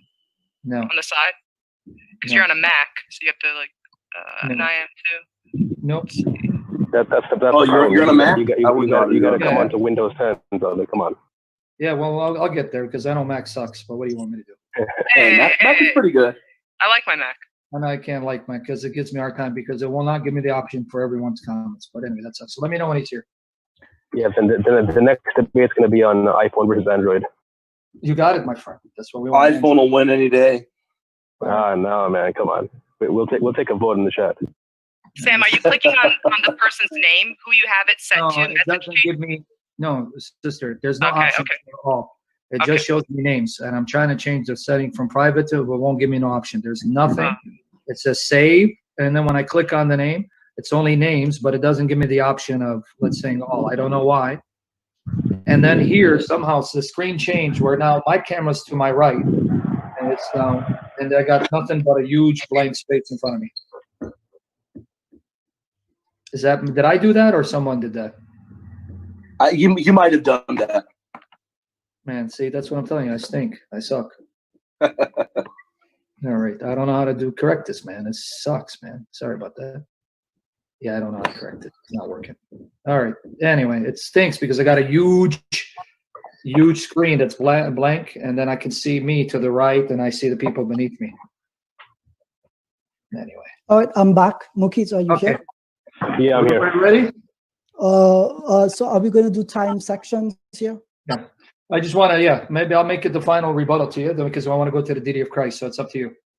Okay, but you do have, okay, when we come to that, we'll discuss the arrangement for that. Okay, so so you ready for my rebuttal now or no? How long do you want to take? How many minutes do you want to go? Maybe it won't take more than 5 minutes because you made a lot of points, so hopefully it won't take more than 5. Okay, Mukit, are you here? Hope you're going to be a little gracious if I go a little over, so you can have the same time too. Okay, so can one of you time it? I can trust maybe Sam to time it himself. So no, I don't have a timer, but if I have to go a few more seconds, and hope you extend a little. No, yeah, that's not a problem. William, do you want a time for us or something? Yeah, I got it ready. Give me 1 second, okay? Give me 1 second. I'm going to try to remember all the points you said, so we'll go through it. Also, before you guys move on to the next topic, are we allowed to query you guys, question you guys, as in? Yeah, ask questions. Yeah, that'd be great. That'd be great. Yeah. Yeah, I think that would be nice. Yeah, I'd love to. I'd love for you guys to ask questions. I'd love for Dave, William, and me, and you can decide who wants to answer. Yeah. Right after this, you can do Ijaz, whatever. Okay, let me know when you want me to begin. Yeah, William, you called the shot on that. I'm ready. Okay, whenever he begins, I'll hit the button. Okay, let's go. Again, pay attention, Ijaz. He kept appealing to the Jews as if the Jews are monolithic, and I keep correcting that. The Jews before, during, after time of Christ were not monolithic. Before Christ, you had Jews who believed in 2 divine powers, even after Christ. Even today, you've got Jews like Michael Brown, who's a Jew, who doesn't accept rabbinic Orthodox Judaism and accepts the plain reading of the text, and he knows the Hebrew inside and out. So please stop appealing to the masses of Jews as if they're monolithic. They're not. They don't have the same viewpoint. And then secondly, you kept saying that the Lord is unique, but then you demoted his uniqueness because you argued for the Lord to be one, he can't be more than one person. And my argument is, where'd you get that from? Just because in creation, a person that's a being can't be more than one person, that doesn't mean that God is limited as we are limited. So in order to make your argument, you had to then contradict your argument by then demoting God's being to the level of a creature by saying, see, if he's more than one, that violates, hear, O Israel, the Lord our God, the Lord is one. No, it doesn't. because the Lord's oneness is unlike our oneness. It's completely unique. So the very fact there's more than one divine person actually argues against you, because there's nothing in creation where you have a being that's more than one person except God, because he's not limited to creation in the same way that you and I are limited. So the one God can be more than one person. So again, I want you to hear you out. You then said that I said that when Solomon says that the heavens and heavens cannot continue, that's metaphorical. Please represent what I said correctly. Let me repeat again. Solomon understands that the majesty of God transcends creation. I didn't deny it. God is majestic. He is infinitely superior to his creation. Creation cannot contain the majesty of God, but it's not referring spatially or materially, unless you believe that God by nature is the material spatial being. God by nature is invisible. What he's talking about is the grandeur of God, the glory of God, the majesty of God, but that's why he's blown away. As majestic as God is, he still has the ability to manifest his presence locally in the temple, which is why the Jews faced the temple. Why did the Jews face the temple? It wasn't because they're facing an empty building. They knew in some amazing way God's presence was localized there without containing him, because the entire creation is before him. So I take all the statements at face value. And then you're telling me, well, how do I know one statement's metaphorical, the other's literal? It's called context. In the context in Genesis 18, you have Abraham, and you said the writer said that, and you kept appealing to agency. So I'm going to challenge you. Bring an example of a creature that's a creature who's not God, that calls himself God and is worshipped as God. Don't appeal to the angel of the Lord. That doesn't help your case. That's actually proof of the plurality within unity of the Godhead. Show me where Moses or Joshua or Isaiah, because they're all agents of God, where they claim to be, I'm Jehovah, worship me, and people fall before them and say, you are Jehovah. I'm not talking about something like Exodus 7:1, where he says, I'll make you God to Pharaoh. I'm asking specifically for the following evidence. Where any creature says, I am Jehovah God, and others look at that creature and say, yes, you are Jehovah my God, worthy of my worship. That's what I want you to find. If your understanding of agency is biblical, it's not. It's a distortion, because I know what biblical agency means and what it doesn't mean. Then he went back again saying that when they speak as a group collectively, that somehow, what am I doing? Taking it figuratively? No, this is simply contextual. It's not just in Genesis 18. You find it throughout the Old Testament. You find it in the New Testament, where when you have one member of a group speaking, the author attributes the speech to the entire group, because the one represents the many. And I even gave you a Quranic example, unless you want to say the Quran is contradictory, because in chapter 3, verse 45, it says, the angel said to Mary. So now let's use Ijaz's logic. A group of angels all at the same time audibly said, Mary, we have come to announce the glad tidings from Allah, the word from him, whose name is Messiah. All of them at the same time. And this is what he wants us to believe. The text is actually saying. But let's run with it. Then in chapter 19, it says, the Spirit said, you got a contradiction. So I thank you for insisting on this way of interpreting literary genre and device, because it proves there are irreconcilable contradictions in your scripture, not mine. But for those who are listening, it is common linguistic literary feature, where you have one person representing the group who speaks on that behalf, where the speech of the one is attributed to the entire group. You find that in Acts 14 with Paul and Barnabas, where Barnabas and Paul perform a miracle, and Barnabas is the speaker because he's called Hermes, and yet it says they said, men and women. Obviously, if you let context speak, Barnabas was the one speaking on behalf of Paul, but the speech of Barnabas is attributed to both because the one represents the many. That's what you have in Genesis 18. So the plain reading of the text, God appeared, because Abraham says, the judge of all the earth, the Lord. So if that's not worship, I don't know what is, because worship is not simply bowing down. You can bow down without it being worship. But when you look to someone and you invoke someone and you appeal to someone and call him the judge of all the earth, by golly, that's worship. So the plain reading of the text is, one of them is God, the other two were called angels, not all three, and you've yet to refute me. And then again, you misrepresented what I said your position was. Let me repeat your words, what you said about the Sofarim. The Sofarim changed it from Abraham being in the presence of the Lord, not the Lord in his presence, therefore it's the angel of God. That's what you said, and you're wrong. They didn't change it for that reason. You may assume and think that's why they did, but you're reading into what they did, motives and intention. Unless you can read hearts of dead people, you are stretching things quite a bit to make the text say something contrary to what it says. After all, why did you even mention the Sopharim? Here, let's play your game. Why mention them if it wasn't for the purpose to show that's not the Lord, but the Lord's representative? Why even bring up the Sopharim? But it backfired against you. So this time you can say what you want, because I want to go into other issues or open up the Q&A. Your time. 6:31. Give him 6:31. And by the way, Ijaz, if I walk away, it's not because I am listening to you, but I can step away. So I don't want you to think I'm not listening. So it's okay if I could step away and listen to you? Yeah, no problem. I just wanted to make that clear. Thank you. Okay, give him 6 minutes, 31 seconds, same time. But I'm listening, so don't think I'm not listening. Okay, William, you can start my time. Just confirm. As soon as you begin talking, I'll be fair. As soon as you begin talking. Okay, thank you, William. I just want to say before I get to my time, I appreciate the kind tone that this has begun to take on. I commend you both on that. William, you may start my time. All right, so to point out, Sam actually said, stop appealing to the Jews, they're not a monolith. And then very later on, he says, the Jews face the temple because God's presence is localized there. So he appeals to them as a monolith when it suits his argument, and when it doesn't, well, you can't trust the Jews. He also said that Ijaz, I demoted God to a created being by saying that his oneness cannot contain a plurality, and therefore I'm limiting God. Rather, no, I reject Platonic philosophy, which teaches, which is what the Bible teaches, that God is one being, but he can be multiple persons. I myself personally reject that.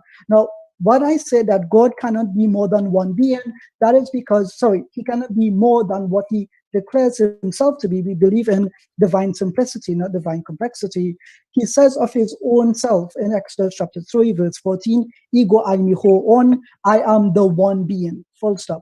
He does not indicate that there's a plurality within him. In fact, there is nowhere within the Old Testament where Yahweh, when he speaks of his own nature, distinguishes himself between person and being.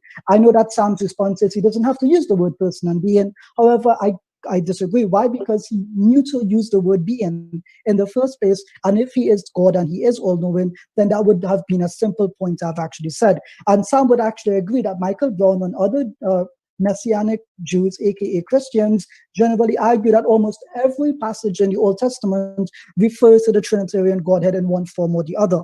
Now, it's interesting when he comes to 1 Kings chapter 8, verse 27. He says, Solomon understands God is superior to that God is superior to all. It's not a spatially or materially limiting statement. I disagree. So when I said earlier that Sam himself said this was a metaphor, he denied it. He said, I never said that was a metaphor. Make sure you say what I say directly and clearly. Well, Sam, you said it a metaphor right there. You said he's talking about the majesty. It's not talking about the nature of God. I disagree. It's speaking about the nature of God, and God cannot be contained. So it is both literal and metaphorical. It is not deny that God in and of his own self is limited. I'm simply arguing the opposite, that because God is not limited, he does not have to depend upon his creation, and therefore he does not have a corporeal form. So you also said, interestingly, that people fell over and bowed down to Jehovah.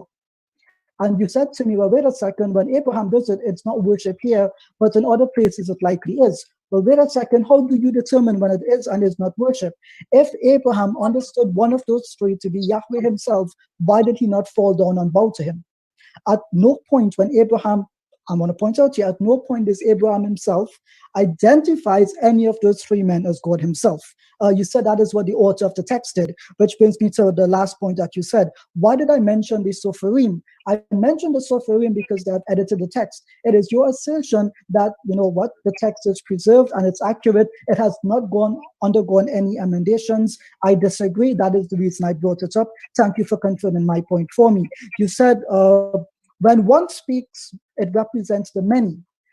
This is not what I also believe about the angel of the Lord. When he speaks, he represents God, and therefore Abraham can speak to him in any form that he wants. Yes, I know that you believe the angel of the Lord is Yahweh himself. That is not a point that I think you can win. I'm just pointing out here that me, as a consistent Muslim and as a person who is studied under the Jews, they also agree that the angel of the Lord is not Yahweh himself.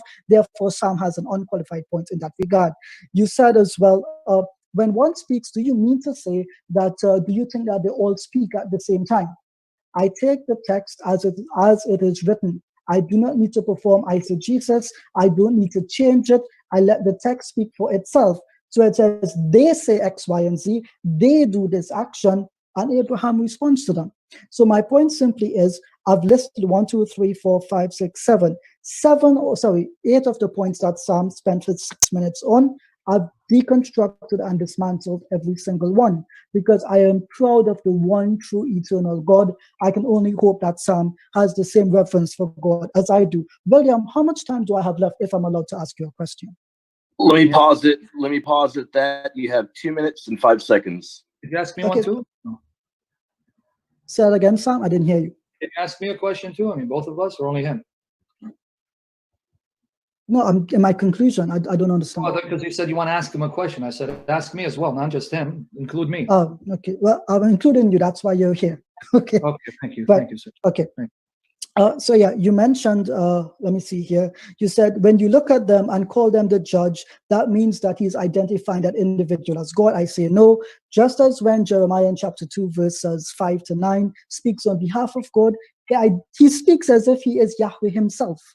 And it's interesting because the text itself does not quote Jeremiah himself as saying, I am speaking on behalf of God. Rather, he speaks to the people and he gives this long explanation that he is the Lord thy God. And they understood him without having to take that as him being God himself. So the Jews are able to identify and make sense of what the text says. I disagree with your eisegesis that sometimes it's God, sometimes it's not God. And just because he speaks in the first person, it must mean that he's God himself. I disagree. I implore you to read Jeremiah chapter 1, verses 3 to 5, which qualifies my point that God puts his very words upon the lips and tongues of his servants. William, how much time do I have left? You have 1 minute and 5 seconds. Okay, so I think I'll end my time there. I think I've qualified my arguments and my claim. What we will do now, hopefully, Mukit, are you here? Yeah, yes, I'm here. Okay, are you able to be the moderator for the Q&A section? Yeah. Okay, Sam, how do you want to do this? One question each. Go ahead, ask questions. So you can, if you want, direct it to me and William or whatever minute. So I don't care. We don't ask you. I mean, you can ask us if you want. Go ahead. We can all touch upon them. It doesn't matter. We can all deal with them. William, everybody can answer. I think a question can be asked directed to a specific individual, and the interlocutors should be allowed to respond. Yeah, sure. I think that would be whatever you guys want to do. By the way, is it just me where all the cameras are to the right side of the screen? You gotta minimize your window. Yeah, how do I do that? It's really killing me, man. Are you on one sec? Are you on a Windows laptop or a Mac OS? I got this. He's on a Mac. He's on a Mac. That's why it does. You gotta buy me a regular computer, I guess. Just press Command H. Command H. Keyboard, it should minimize. Command what? H. Like the first letter of Mrs. Okay, then what happens when I do that? It minimizes everything else, I think, and it should give you the option to resize the window. Yeah, it didn't give me that. Yeah, because I liked it before where it was all on screen. Now it's all to the right, and it's really killing me. Everything's to the right, but it's okay. I'm sorry. That's just me. Go ahead. I'm sorry. I don't mean to distract you guys, but it's really, man. Well, I'm trying to help. Can you? It's not working. Because I did Command H, it didn't help. See, now look what happened. Now just my ugly face. When God was making critters, he okay, hold on. All right, guys. Sorry. Go ahead. Let's just start. I apologize. I'll figure it out. Is there anything that you can move your mouse over and just see if anything highlights that you can click on to change the view, or any area that has a thumbnail thing or anything that you could? No, it's not working. Forget me, guys. I don't want to drag it. Just let's go. I apologize. Yeah. Okay. So can I ask the first question then? Directed to Sam. Thank you. So Sam, can I kiss you? You're asking me a question. I love you. Can I kiss you? Yeah, on the cheek, sure. But we're supposed to practice social distancing. So, right. So Genesis 18, right? We've been discussing that a lot. So could you direct us to the instance where the text actually identifies any of the three persons that appeared before Moses as being Adonai? Yes. Specifically. Yeah. Genesis 18, 22 to 33. Yes. Genesis 18, 22 to 33. I did that several times. So let's do it again. Genesis 18:22, it says, the men turned their faces from thence and went toward Sodom, but Abraham stood yet before Jehovah. And again, if there are three men, one of them is Jehovah, and the men left, but Jehovah stood behind, that means initially only two showed up at Sodom because the third man was Jehovah. And lo and behold, that's exactly what we find in Genesis 19, verse 1. Two showed up, and they're called angels explicitly in Genesis 19, verse 1. Check it out. Two angels came, right? I mean, so I'm looking at the text. Okay. So I'm looking at the text now, but wouldn't it be more reasonable to say that verse number 22 there is actually saying that the men, namely the three men, because the men that appeared were the three men, that they departed, and that's actually a fourth, namely the Lord God. Yeah. So actually, I answered that. Yeah. You listen, I said no, because if you go to Genesis 19, verse 1, I anticipated your objection. How many show up in Genesis 19, verse 1? Two. Where's the third man? He stayed behind. I already answered that. So that's why I'm saying, hear me out before you bring up an objection, because I anticipated your objection. Three men show up. The men go to Sodom. Genesis 19, only two show up, because the third man is still behind, conversing with Abraham, and he's called Jehovah. And that's why it says in 33, Jehovah went his way. Went his way where? Where was he to go his way? And where was he going? 20 to 21. So no, that actually responds to your objection that there were three men and Jehovah. No, there were three men. One was Jehovah. The two initially were angels, and then Jehovah joins them later in the context of Genesis 19, confirmed by 1927. All right, thank you. I hear noise in the background, guys. I hear some like. Yeah, guys, can everyone mute up and maybe let's have a Christian ask Ijaz a question? Yeah. Do you ask William, or do you want me to ask? Can I reply to that? Yeah, please, William, go ahead, man. I've been talking all day. You got to talk too, man. Come on. Yeah, let me make the comment in terms of historicity, in terms of the way the earliest Christians interpreted this verse, and I think that's very important. I know we've been dialoguing a lot about exegesis and what have you. Unfortunately, the way I've seen things, I'm not entirely sure if maybe Ijaz thinks that we're talking past him or something, but I've just really not seen any engagement with the text in a very in-depth manner, and I find that to be quite problematic, because when we do look at the earliest followers of Christ, when we look at them, those that would have known Christ, would have walked and talked the earth with Christ, their exegesis is pretty much unanimous in line. And I think that's the one thing important. If you look at the way Genesis 18 has been interpreted, and I know we can talk about Jews, morning to night. The problem is, I think one thing that keeps getting lost is Sam is not arguing about the way the Jews interpreted text in the time of Moses. He's not arguing about that. He's arguing about modern day Judaism not looking like ancient Judaism, and that is absolutely correct. You can see such an exodus already at an early time in history, as early as Rabbi Akiva, who begins banning texts because the Jews at the time are hearkening to texts like Exodus 15 as referring to Christ as Yahweh, looking at it and referring to Jesus Christ as Yahweh. So I think a very important element that seems to get lost is that early Judaism, Christianity is a fulfillment of that. Is the fulfillment of Judaism. And the earliest Christians did view these texts in like manner. They did view the angel of the Lord to have indeed been Yahweh. This was a classical interpretation, and there really is no break in history. We can look at as early as the apostolic era and then go all the way to the medieval period and the modern day. There's just really no break there. So I see the problem being that if we don't there's two things that should be done. Exegeting the text and looking at how it's looked at and viewed at through history, you're going to find that Sam's interpretation has been virtually unanimous in the early church, and I think that's a very important point that seems to not be touched upon. Okay, so I did think that we agreed that the other interlocutor would be able to respond to the question, yes?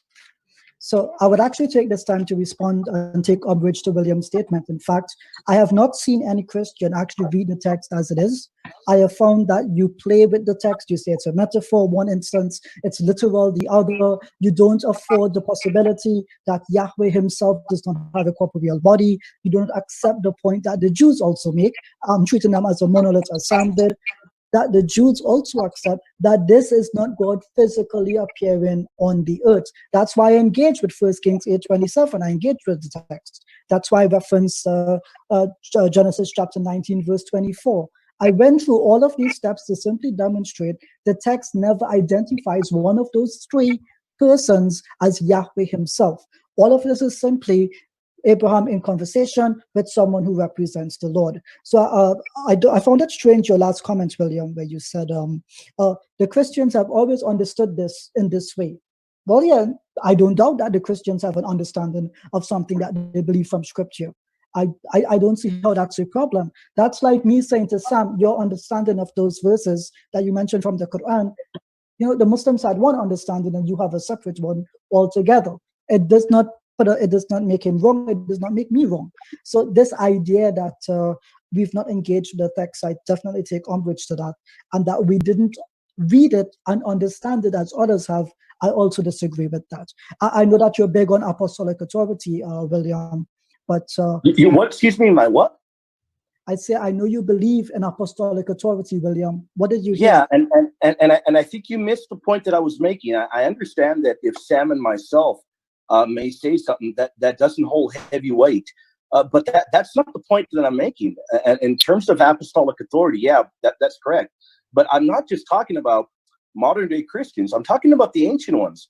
And I didn't just talk about the ancient ones. I added enemies of the faith that testify to the fact that the earliest followers were using these texts for Christ being Yahweh. So I included the followers, the most ancient ones, and I included the enemies of the faith.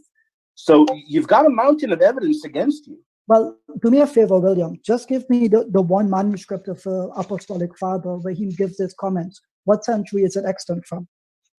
Apostolic Father, Justin Martyr believed Christ was the angel of the Lord. We have, and by the way, let me make one comment. To try to say, give me the manuscript, you don't even know any of the manuscripts that are extant of Justin Martyr. So let's refer to the works of the Apostolic Fathers. So we've got Justin Martyr. By the way, Justin Martyr would have been an early figure that believed Christ had been the angel of the Lord. But in terms of the Apostolic Fathers, they would have been unanimous in viewing Christ as God. Now, but even better, remember what I mentioned right now. I brought up Rabbi Akiva. Do you have a response to that? He's an early testimony. He's an enemy of the faith. He shows and he makes comments that the earliest Christians were interpreting these texts, particularly Exodus 15, as the Lord your God, Yahweh, being Christ. So we have something never before seen, unprecedented in history, a Jewish leader banning certain texts being read because they were using it as a prayer directed towards Christ as Yahweh. There's no example of any group that was part of the early church within the line of Christ that would have believed anything remotely close to Islam. It's just not there. You find it. William. You find people. Hold on. Let me finish my train of thought. You can go the same amount of time if you like. So you find the teaching that we're putting forth very early, the teaching of this angelomorphic theology or theophany, whatever you want to call it.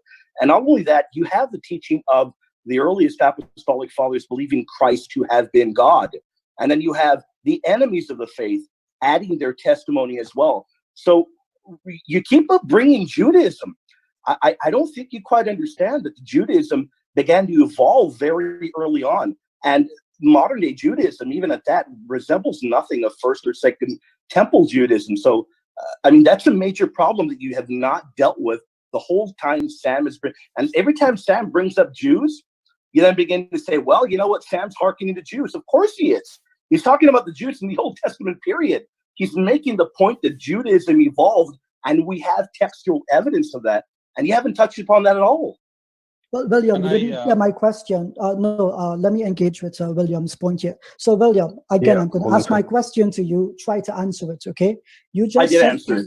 No, you didn't answer it. I'm the one that asked the question. I would know if the answer was given or not. Thank you. Yeah, so I did answer it. I gave you Justin Martyr, and I gave you, I may not have named the Apostolic Fathers. Ignatius of Antioch is one, but I said the Apostolic Fathers believe Christ to have been God Almighty. Yeah, I did answer you. Don't say I didn't answer you. Again, I'm going to put the question to you. What is the... No, you didn't answer me. I'm telling you why, right? You can't tell me what I do and do not think. So again, I put the question... I can tell you if I disagree with you, and I disagree with you. Yeah, you can. That's what you can do. Very good. I like that. Now, listen to me. Yeah. Right. No, I congratulate you. Good guy. Right. So, William, listen to me. The question I asked you was, what was the earliest manuscript you have of Justin Martyr? And let's take a look at it. What's the earliest extant testimony about Justin Martyr? Can you tell me? The earliest? Well, you know what, my friend? That is interesting, because I am going to pull up Justin Martyr. In front of me, I have all of his extant texts in Greek, the most ancient ones, and I'm answering you. I'm answering you. Don't interrupt me when I'm talking. I know it's your room, but be respectful. I'm talking to you. Justin Martyr, in the most ancient texts, every edition of them, he refers to Christ as the angel of the Lord. If Justin Martyr is not sufficient for you, I'll add one other thing. If you want to move the goalpost and say, well, what is the earliest interpretation, Christian interpretation of Genesis 18? The earliest Christian one that exists, the earliest Christian ones predate any modern day Judaism, predate anything from the Jews that give explicit commentary on this. And every single one of them are unanimous interpreting this as Christ being the angel of the Lord, being God Almighty. You have this from the very early school, the catechetical school of Alexandria, each of their leaders, and that can be traced historically back to St. Mark. So, I mean, the evidence is overwhelmingly against you, my friend.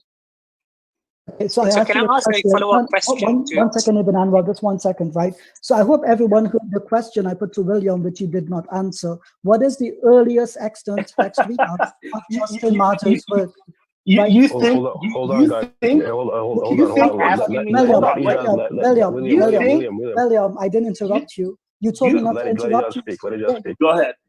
It's quite rude that when I ask you a question, you can interrupt me, but I can't ask you a question, and you have. I thought you were asking me a question. Go ahead. You're gonna wait for me to ask. Let it just speak. Let it just speak for a bit. I like how all the Christians magically can read my mind and know when I've finished asking my question. Well, you go silent, so I figured it was you asking. Don't forget the magic marker. But I go silent because let's just calm down. Go ahead, guys. I go silent because when someone else speaks, I try to listen to them. So please excuse me for being polite. I'm going to speak over you every chance I get now. I put the question again. No, you're not going to. Right, no, I put the question to you. What is the earliest extant manuscript of Justin Martyr's work that we have? You said you have it on the screen in front of you. Brilliant. Read us the date from it.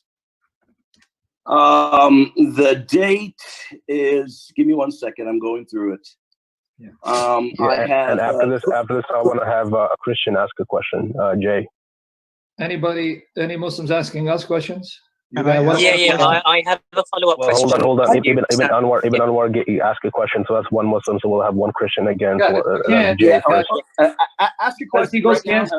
I'm going through the dating right now because for some reason, Istafa thinks that giving him the date is going to magically make the words of Justin Martyr change or something, despite the fact that even scholars that he has hearkened to admit that this is from Justin Martyr. But that's perfectly fine, because Istafa thinks that if you put somebody in the spot, what is the date of that most ancient manuscript, that all of a sudden it's a trump card, that he's won the debate. It's a fallacious and a poor argument. I will get the date in just a moment, and we'll see where he goes from there. Because he still hasn't touched upon the enemies of the faith. While you do that, in the meantime, perhaps you can have a question from a Christian guest. Jay, hold on, William. Guys, I'm going to put my mic on mute as y'all ask a question. Let's find the date. Okay. Jay, do you want to ask your question? Wait. I just want to respond to. Hold on, Jay. 1 second. Ijaz, go ahead. Yeah, right. So I like it when Christians bring this argument, right? What is the point in asking what is the extant date of something? One, Christians seem to be unfamiliar with the concept that there are homonymous emendations in their written text, especially of the church fathers. I want to point out that even, what do I have it here? My critical edition literally points out that we cannot take the quotations of the New Testament as they are because they've undergone pious emendations over the years. So when Christians say to me, well, Justin Martyr said this, I'll tell you what. There's a difference between someone emendating Justin Martyr's text or any church father's text. You actually have to find a diplomatic edition which qualifies your point. Okay, if there's no diplomatic edition, is there perhaps a critical edition that gives us what Justin Martyr himself said? And this is a very simple process in historiographic research. So, for example, when it comes to like, let me give a work here, Ehrman's work on, I think published by Loeb, on the Apostolic Fathers, that is a critical edition. He has to look and see where variants come up, and I try to identify what the earliest form of the text is. And he also pointed out in the discussion with you, William, there's a difference between the Ausgangs text and the archetypal text, and I will get to that. The long and short of it is, you fundamentally do not understand why I asked the question, because you assume as a Catholic, everything goes back to Christ and his apostles. Wrong. I live in the real world. We don't have to believe that. So while you get that date, I do have it on my screen. I have it in front of me right now. I'll send you the link if you can find it in the screen. I don't need you to. I already have it. What is the date? Okay. It's 3rd century. I don't need you to send it to me. And I'll add one other thing to you. I don't know why you keep going on and on about textual editions and saying, well, we need a critical edition. You don't even know what you're talking about. I've got a critical edition in front of me from Cholot. What on earth are you talking about? I have the Greek in front of me. This is a critical edition. You can buy it on Logos as you were talking. I've got it in front of me, including the variants. So guess what? Your attempt to muddy the waters by asking, well, give me the date. Regardless of the date, there is no textual variant in the areas where he talks about Christ being the angel of the Lord. The most ancient ones have it there. I've got a critical edition in front of me. So to try and mislead the audience to sound smart, you don't sound smart, because I know exactly the tactic you're using, and it doesn't work on me. Can I ask a question related to that? 1 second, Sam. Let me just hold on. Yeah, let me respond to William. Right. So I like it how, William can use these ad hominems. You don't know what you're talking about. And he raises his voice as if he's Yahweh himself. Well, I'm just trying to talk because I don't have... William, hold on. I didn't interrupt you. Hey, hold on. Don't mute me. I'm telling you. No, William, you need to... I am clarifying to you that I wasn't... Let him finish, William, please. Let him finish, please. Go ahead, Ijaz. Sorry. What is it with these people are not being patient? They can ask questions, but when we speak, oh, why are you muting me? No, know your place. It's quite simple. So again, don't talk down to me, or we're both not going to put up with this. Right, William. Hold on, with all due respect. Listen to me. I was telling you, I only interrupt. William, with all due respect, please let Ijaz finish, and then stop muting me. With all due respect, please. I'm being respectful, let's guys. Calm down, everybody. Let's calm down, everybody. Please. So Ijaz, please carry let's on. calm down. Please. Yeah. Yes, thank you. So I like it when Christians tell me, you don't know what you're talking about, and they raise this voice as if their aggression wins an argument. So when I was speaking, I pointed out to William, do you have a critical edition of this book? He said yes. I asked him, okay, these variants for these texts, he says that there are none in those areas. So William, just do us a favor, in the part where he mentions the angel of the Lord, what manuscript and the date, what manuscript does that statement come from, and what is the date given for it? And I put the question to you, I want the terminus antequem and the terminus postquem. Simple question, you have it on the screen in front of you. I'll give you a minute, click it, it takes you less than 2 seconds, and bring it up for me. I don't need a minute. It's Oxy 5129, and I will answer you one more time. I wasn't interrupting to be rude. I was trying to clarify. I don't appreciate being muted and being disrespected. I wasn't trying to disrespect you. I was clarifying something. And once more, you don't know a thing. And by the way, me raising my voice because I don't have the camera on, and I have a speakerphone on. I'm not raising my voice to be rude to you. I'm raising it so I can be heard. I'll go back to my point. You have no clue. You have no clue what critical editions are. Can I ask William a question? Yeah. Hold on. We have Jay coming up. Just 1 second, brothers. Yeah. So if we talk over each other, that will be. Hold on, guys. Hold on. Give me 1 second, okay? Let Sam ask you a question. Give me 1 second. No, wait. I want to respond to that. Related to your question about Justin Martyr. Let me just respond to William quickly. Syriacus 5129 only contains 6 lines and it's from the 4th century CE. So just tell me how you had the entire book from the 3rd century, and just explain that to me, William. I would love to see Syriacus 5129, where it only has 6 extant lines, but apparently you with your computer and logos in front of you, you got all of it on that 6 lines. Did you know? Yes, Sam, you can ask your question. Yeah, because you mentioned Bart Ehrman, and Bart Ehrman is an expert on the church fathers. So I'm going to now use Ehrman because you mentioned him. Ehrman in his book, How Jesus Became God, pages 331, 332, and he is the expert on the patristics. So please, I hope you don't discount him as a witness, because you're trying to give the impression that if we don't have early extant attestation, that somehow means that we can't know what Justin Martyr said. Bart Ehrman says you're wrong, because he tells me here in his book. So Ijaz, I want you to answer. The scholar in the field of patristics who studied the extant manuscripts comes to a different conclusion from you. So your fight's not going to be with Bart Ehrman. So I'm going to quote what he says about Justin Martyr's Christology. All right, he says, in several places throughout his writings, Justin speaks of Christ as the angel of the Lord who appeared in the Old Testament. That sure sounds like what William just said. But wait, Bart Ehrman, don't you understand? The earliest copy is only 6 lines. How can you determine what Justin Martyr said, Ehrman? Shame on you. In chapter 2, we saw that there's some ambiguity in the famous passage of Moses in the burning bush. The angel of the Lord speaks with Moses, but then the narrative shifts to indicate that in fact is the Lord who is speaking with him. Justin is keen to explain this textual conundrum in Christological terms. The reason this divine figure is both the angel of the Lord and the Lord at the same time is that it is not God the Father who's there in the bush, but is Christ, who is fully divine. First, Justin establishes that the angel is no mere angel, but God, and then he quotes Justin. Do you not see that he whom Moses speaks of as an angel, who conversed with him from the fiery bush in the same, who being God signifies to Moses that he's the God of Abraham, Isaac, and Jacob? Then he argues that this God could not have been God the Father.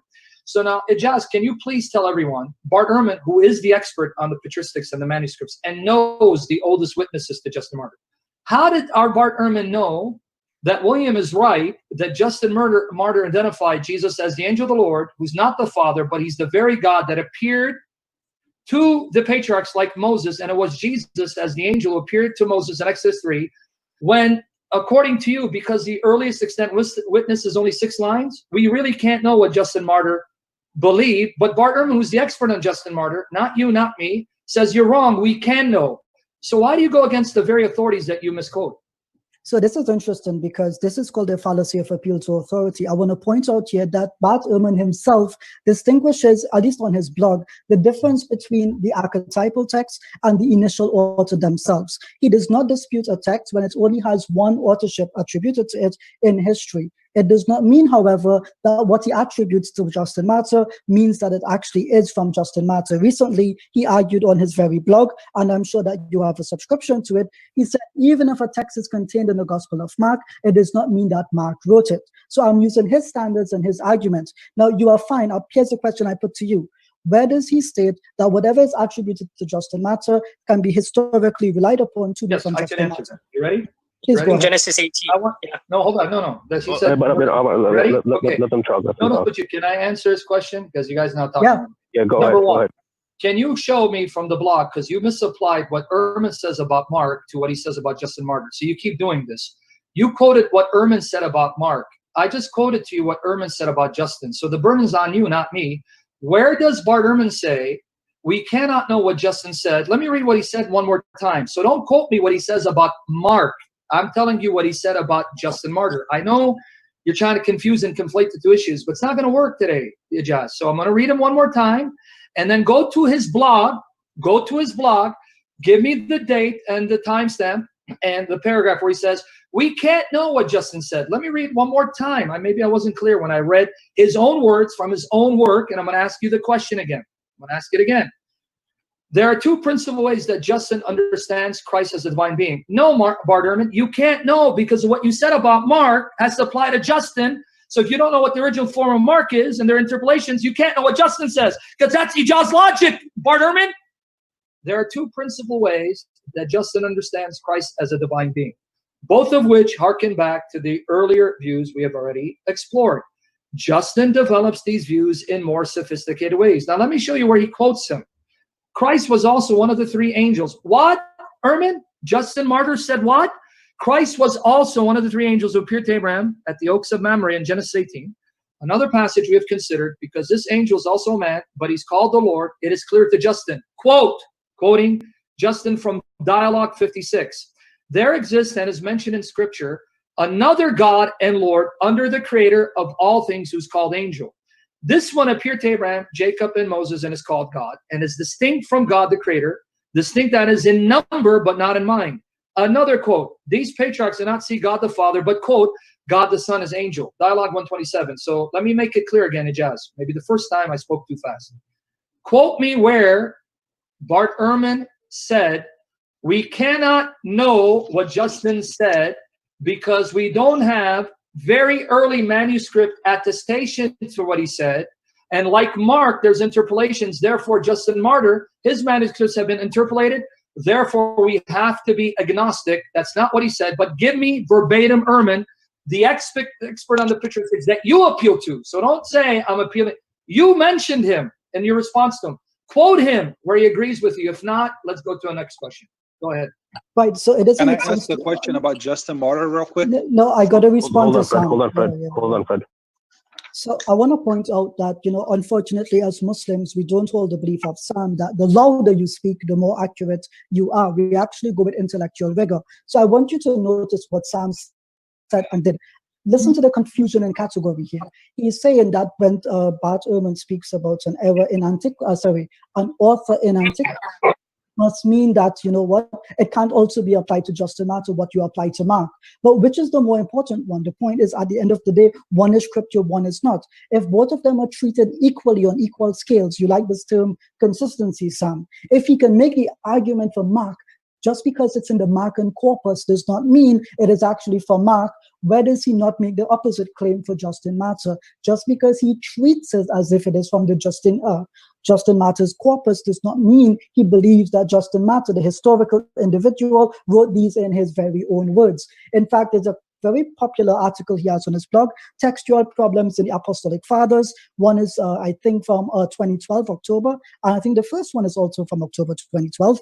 All you have to do, Sam, is sit down and read it to understand when scholars differentiate between something, a work belonging to an author's corpus versus the author themselves having advocated that point of view. And even if it was he believes that the author advocated that point of view, it goes beyond the pale of historiography to identify whether or not that was actually written pen to paper by that individual, because as he accepts, as do other scholars, homonymous authorship in Christianity is not something new. It's well established. And what you actually seem to be arguing here is, well, let's forget all the technicalities. If it says it here, that's what it must mean.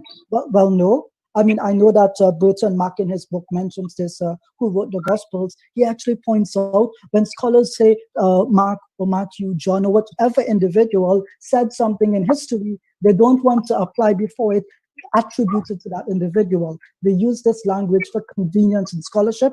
I think that is actually, in fact, the first 2 pages of that book. So the point, quite simply, is raising your voice does not win when you do not understand the technicalities behind the argument. So October 2012, Textual Problems in the Apostolic Fathers, you are free to go through those 2 posts and bring the argument for me that I am wrong. I would love you to do that. Please do that for me. I will wait patiently for it. Can I ask Michael a question? Respond to it because he's addressing me? Maybe I wasn't clear. After response, I'd like to touch upon the text of Justin. Yeah.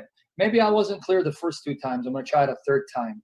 I know you think speaking fast and throwing points is refuting me, as you accuse me of speaking loud. I speak loud because that's how I am, but that's okay. But throwing 50 points in 10 seconds is not a refutation. It backfires against you. So let's now take it step by step. We're going to challenge you. Since you just mentioned the post, quote where Bart Ehrman said, because we don't have early attestation because the earliest witness to Justin Martyr, there's 6 lines, like you said. And because they're variant readings, we cannot know what Justin Martyr said, even though when we examine the manuscripts and come to a reconstruction to see what the original writing of Justin Martyr said, can you show me that he took what you said, the arguments that he made, to come to the conclusion that you did? And you again attack strawman, because that's all you can do. You're saying, well, Mark is more important, it's scripture. That's true. We can talk about Mark, but we're talking about Justin. So to say what he says about Mark as if it's applicable to Justin, no, I'm sorry. I know you like to throw red herrings and smoke and mirrors, but it doesn't work with us. So I'm going to try it again, Ijaz. I know maybe you don't understand how the burden of proof works. The person who makes the assertion, he has to supply the burden of proof.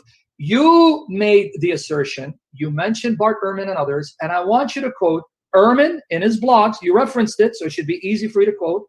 Or any other patristic scholar who said, because there are variant readings in the writings of the fathers, we cannot say this is what Justin said. He just said you lied, because he said this is what Justin said, this is what Justin believed, and he's fully aware of the variant readings, and he's fully aware of the dating of the manuscripts, and he says, Ijaz, you don't know what you're talking about. Stop misrepresenting me. So final time, Ijaz. You made the assertion, quote where Ehrman says, we do not know what Justin said, so we do not know definitely he believed Jesus is the angel of the Lord, who is God, who appeared to Moses, who is distinct from the Father. Cite him where he says that. I quoted where he says, no, this is what Justin said, because as a patristic expert, I've examined the manuscripts, and this is definitely what he said. He agrees with William and says, you don't know what you're talking about. Well, I would add another thing, Sam. Sam, I'd add another thing. Let's look at the Greek. I've got it open in front of me, of the oldest manuscript. Let's see which one of them doesn't say that Christ is the angel of the Lord, the maker of the universe. Right. I think we're beginning to repeat ourselves like quite a bit now. So let's have Ijaz respond, and then let's have one of the Christian guests who have been waiting to ask this question. And then let Jay ask a question here. Yeah. I think we're repeating ourselves quite a bit now. Fred, we've already had a Muslim ask a question, so it's a Christian's turn now. So after Jay, I'll get you in, Fred. God willing. Okay. All right. Can I be heard? Muki, can you hear me? Yeah, we hear you. Go ahead. Yeah, perfect. Thank you, guys. Thank you, Brother Ibn Anwar, for your wonderful comment. So I point out again to Sam, he thinks that if he repeats the question more than once, it makes the question better. Rather, argumentum ad infinitum does not qualify his claim. I already pointed out that in 2 blog posts, the textual problems with the Apostolic Fathers, one from October 2012 and the other from, actually both are from October 2012, one from the 30th of October, the other from the 31st of October. Again, he points out the problem is that A, we do not have the original text of any of the Apostolic Fathers, just as we do not have the originals of any book of the New Testament or of the Hebrew Bible, or well, of any book from the ancient world. And B, the copies we have all differ from one another. So which copies do we trust? Again, this is on the Apostolic Fathers. Now, notice I referenced Bart Ehrman as the translator for Loeb's work. I did not say I appeal to him because he qualifies my argument, even though now I realize that he does. So thank you for that, Sam. I want to point out as well that William, for all of the raising of the voice that he has done, he said, and he made a wrong claim, that the manuscript, that the critical edition he has of Justin Martyr's work uses what P. Octavianus 5129, but when I checked, it's only 6 lines. So I'm a bit confused as to how now he's going to read for me from a manuscript which only has 6 verses. So if possible, if William is honest, maybe he can tell us where he's reading from and what manuscript that section comes from. That would start him off in the right direction. It's a good place to start, William. Take it away from me. Yes, thank you very much. Okay, I will. William, hold on. William, we agreed that we'd let a Christian ask a question, right? Hold on. William, we agreed. He asked me. Say one thing. He asked me a question. I'm going to reply. William, I'm going to reply. Okay, everyone quiet. Yes, William, please respond. Thank you very much. He asked me, first off, what the oldest manuscript was. He didn't ask me to read that exact verse because I wasn't quoting dialogue with Trypho. He asked me what the oldest manuscript history was. I said what it was. Stephanus would be the oldest, and I'm reading, excuse me, from a critical edition which right here says this is the proper reading of the most ancient manuscript tradition. Let us look at it in the Greek. Open it up, since you have all these historical documents before you.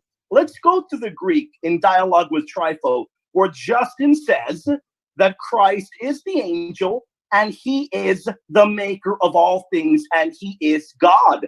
Let's go to the Greek. Tell me which manuscript you've got that would be lacking that. So one more time, William, you said the earliest said that, so I'm giving you the opportunity. The earliest is what, and where does it have that quote? It's a simple question. The earliest. I asked you a question. Answer it for me. Let's go to the Greek. I'm telling you, every single one has it. None of them is lacking that from dialogue with Christ. What is the earliest one with that statement? The most critical one would be the edition Stephanus. According to Otto, who I am reading, combined the most ancient manuscripts. That is supposed to be the best reading. And from what I am looking at here, I'm looking at the Greek. I don't see anyone missing this passage. And I'm going to go right back to it because you're not going to escape this. Read it for me in the Greek. Which manuscript is missing this? William, I asked you the question. The verse that you have, the line that you have in front of you, where he makes this claim. Hold on. William, 1 second, right? I am not disputing that the editions have it. Thank you. Thank you for proving my point. That's my only point. My point is the most ancient editions have that in the text. Every single one has Christ as the angel of the Lord and God. The most ancient ones. William, can I say one thing real quick? It's not a response to any of you. It's not a response to any of you. What I'm saying, Ijaz and William and the mods, let's agree to how many responses to a question we can go at, because if we're going to be on one question for an hour, everyone else is going to get bored. So can we come to an agreement? If someone asks a question, the person responds, the other person, and how many rounds, so we can limit it so other people can ask, because we're still on this point. It's been about 15 minutes. How about we do this? How about each question, each of us answers, I don't know, 3-4 minutes, so we can limit it to that, and it'll be fair. But how many rounds? Because you guys are still at this point. It's been 15 minutes. I mean, I honestly would be fine with, I don't know, 2 rounds. I mean, so let's say Christian wants to ask something to Ijaz. If they ask you, Ijaz, you can answer it, and then we can reply, and then we can go around a second round, and then we'll move to another one. Do you think that's okay, Ijaz? 1 sec. I think I lost you there. So let's say a question is asked to Sam. Yeah, Sam answers for 4 minutes. He'll go first, and then we'll follow. No, I think 4 minutes is a little bit too long. Yeah, too much. Go 3 minutes. Yeah. Whatever. 2-3 minutes. Who's going to keep count? Rounds? Who's going to keep count? You guys are making this really complicated. Oh, there's a kid in the other back. people have questions. I've been waiting. All right. Okay. Guys, can you give me 2 minutes, please? I'm going to give my daughter a snack. Give me 2 minutes, please. Yeah, that's what I'm saying. If we keep going on one question for an hour, other people are waiting for questions. So let's agree, Ijaz, however you want to do it. If a question is asked to me, I answer. Let's say then you answer.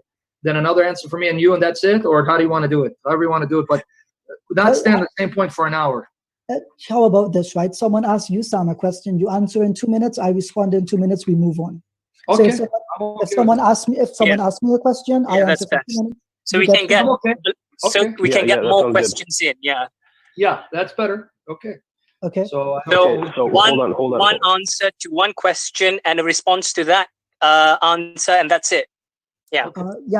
Hold on. Okay.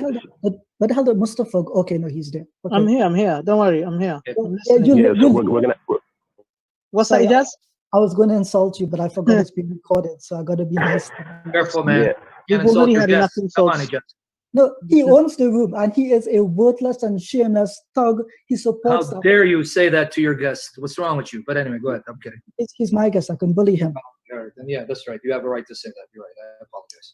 Yeah. Guys, I'm back. Go ahead. Okay, we agreed, William. If a question is asked of you, you answer. The other person answers. We move to the next question. Okay, wait a minute. The other two answer, and then we move on. Well, here it is. I ask you a question, you answer. Ijaz responds. Next question, Ijaz, he answers, you respond. That way, so we can get more questions in. You okay with that? That'll work. All right, let's go. Whoever's next. That kills me. I think I'm partially deaf now. I'm sorry, guys. My daughter's very spoiled. I apologize. No, we love kids, and that's good. Let kids, speak. the pandemic has not been easy. So, William, I'm not sure if you understood what I was saying to you, right? My point simply was, if you can tell me whatever you're reading from, the earliest extant manuscript with that text, right? Because my assertion has always been that somewhere along the chain of transmission, whatever you want to call it, in the manuscript testimony, things get changed and applied to the initial author. Now, in Greco-Roman authorship, this is known as homonymous emendations. So I'm just simply putting the point forward. I'm not disputing that it's within the corpus of Justin Martyr's writings. I'm simply asking, wherever you're reading from, that reference, what is the earliest extant witness for it? I'm not arguing against you. I'm just trying to have you explain what the earliest extant witness is. Does that make sense? It does, and really, I've got no idea, because Otto here claims that he has, I'm looking at the footnotes in the Greek, he claims he has combined all of the most ancient. He doesn't say the dating of all of these, but he says this is the best reading. I'm even looking at the variant readings. None of them lack this. They might lack a conjunction, which doesn't affect any of the text. So regardless of how early it may be, this is the best reading. So I'm reading from the best reading of the most ancient manuscripts, and every single one of them have the theology that we've been trying to explain from the very beginning. So, I mean, I think that's the whole point. So, one sec. Yeah. So I'm not disputing that it could be within the corpus. I was just simply asking what the earliest extant date is. When I checked, that was not the date that I got. I think the earliest extant witness would have been Pioxyrhynchus 5129 from the 4th century, but it does not include that passage. It depends. Let's go to the next question then. Let's go to the next question. It depends which scholar you look at. Some dated to the 3rd. Yeah. No, because let's go to the next question, guys. Come on. Hold on. 1 second, Ibn, because we're having a pleasant chat. We're not killing each other at the moment. I think the earliest and most complete version would be a Latin text from the 8th century. That's what the LDAB database says, and I can send you that link, God willing, via the email. I understand what you're saying. I disagree with you. One of the top scholars named Otto does not take that position, so no, I don't agree with that. Does not take what position? That the most ancient are the Latin. He restores it directly from the Greek. And this whole text here, the ancient text here, has been restored from the Greek. There's no mention of this particular whole chapter having a better Latin recension. I don't believe that at all. But if you can provide me that evidence, and if your evidence is correct, I will say, hey, guess what, Ijaz? You are correct and I'm wrong. But I am reading here directly from the Greek. There's nothing at all that you presented that would lead me to believe otherwise. Okay, so I've put the link to the LDAB database and you can engage with it. If you can find out for me in the book that you're looking at, I forgot the translation you said you had, but if you can check it and see where they list their extant sources, that would be brilliant. Most critical editions do, and I would appreciate that. So we can leave it like that and we can follow up afterwards. Is that okay with you, William? That's perfectly fine. It doesn't change what I've been trying to tell you from the very beginning. Yeah, nobody did. Hold on. Let me finish the sentence. Regardless of whether or not part of this is in Latin or not, none of this makes a difference, because you don't have a single scholar, not even one, doubting that these are the actual words of Justin Martyr. And the particular areas that I am quoting, because for me, Ijaz, what's important is talking about the areas that talk about the deity, and particularly the angel of the Lord being Christ, because that's what we're talking about. And this section, if you're telling me that the most ancient portion of this section is in Latin, quote the scholar that said that. No, and I'm asking you, hold on, let me just finish. I'm not going to go more than 20 more seconds. Another thing is, I've asked you many times, well, actually, you've already agreed that the most ancient Greek all reads the same. That proves my point. My point is that Justin Martyr is an ancient witness that testifies to this. And I mean, that's the point we've been trying to make for the longest time. Yeah, and I don't disagree with that point. All I was simply saying is I do not Okay, great. Actually, there's a book, I'm not sure if you have it in front of you. It's Justin, Philosopher and Martyr Apologies. It's supposed to have text critical information. So I'll look it up in the interim and I'll send that to you. Let me be clear, I was not saying that the Latin has variants in this passage, because I didn't get the passage that you were reading from. I was simply saying the most complete edition seems to be that 8th century Latin manuscript. That's all my point was. Of Dialogue with Trypho? No, not. I gotta check. We're talking about Dialogue with Trypho. The most complete is non-Latin. That's incorrect. Okay, I didn't hear what book you were specifying. I thought you were speaking about. Yeah, I said it over and over. It's dialogue with Trypho, and that's definitely not Latin. The most ancient would not be Latin. I'm referring to dialogue with Trypho, and I have a critical edition in front of me. I have it open. The critical edition exists in Logos. You say you have Logos. You can purchase the critical edition. I've got it open. No English. It's pure Greek, Ijaz. And I'm telling you, there's no variance here in this section. To me, that is quite important. Brilliant. What I'm doing now is I'm getting the book by Dennis Mintz, Justin Philosopher and Martyr Apologies, by Oxford University Press from 2009. It's supposed to have text critical data. I'll take a look at that and get back to you. I will likely post it in the comments below. So does that answer the question? And again, we can even dialogue. We can even do another gathering and dialogue about that in the future. Sounds actually. Give me 1 second. It's on page 1. So if I can read it quickly for you, the manuscript tradition. As he gets there, are we also talking about Deity of Christ later? It's going to be too late for you guys. Well, we don't sleep. I don't mind.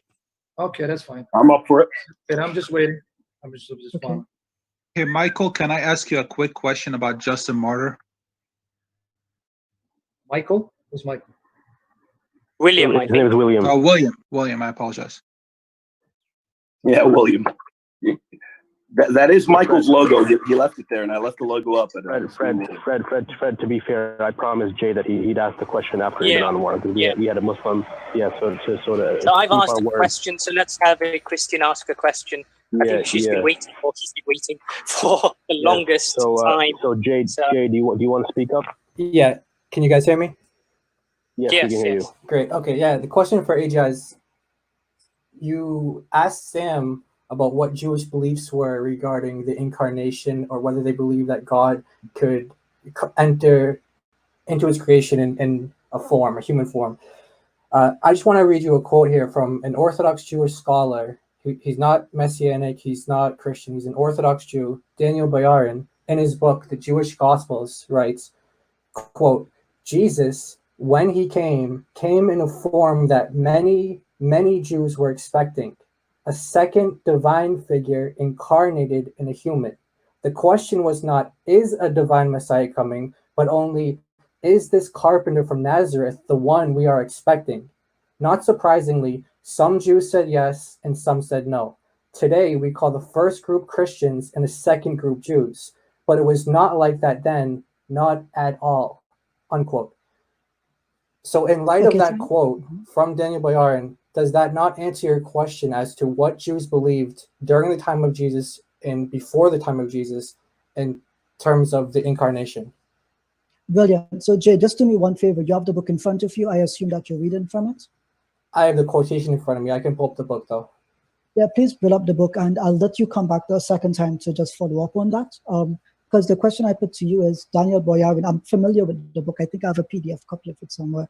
Okay. At what point is his earliest reference about the Jewish theological position on that? He references in the Talmud a section called Chagiga 14a, where he believes that there's a reference that goes back before the 1st century. He cites Rabbi Akiva, so late first, second century, early 2nd century.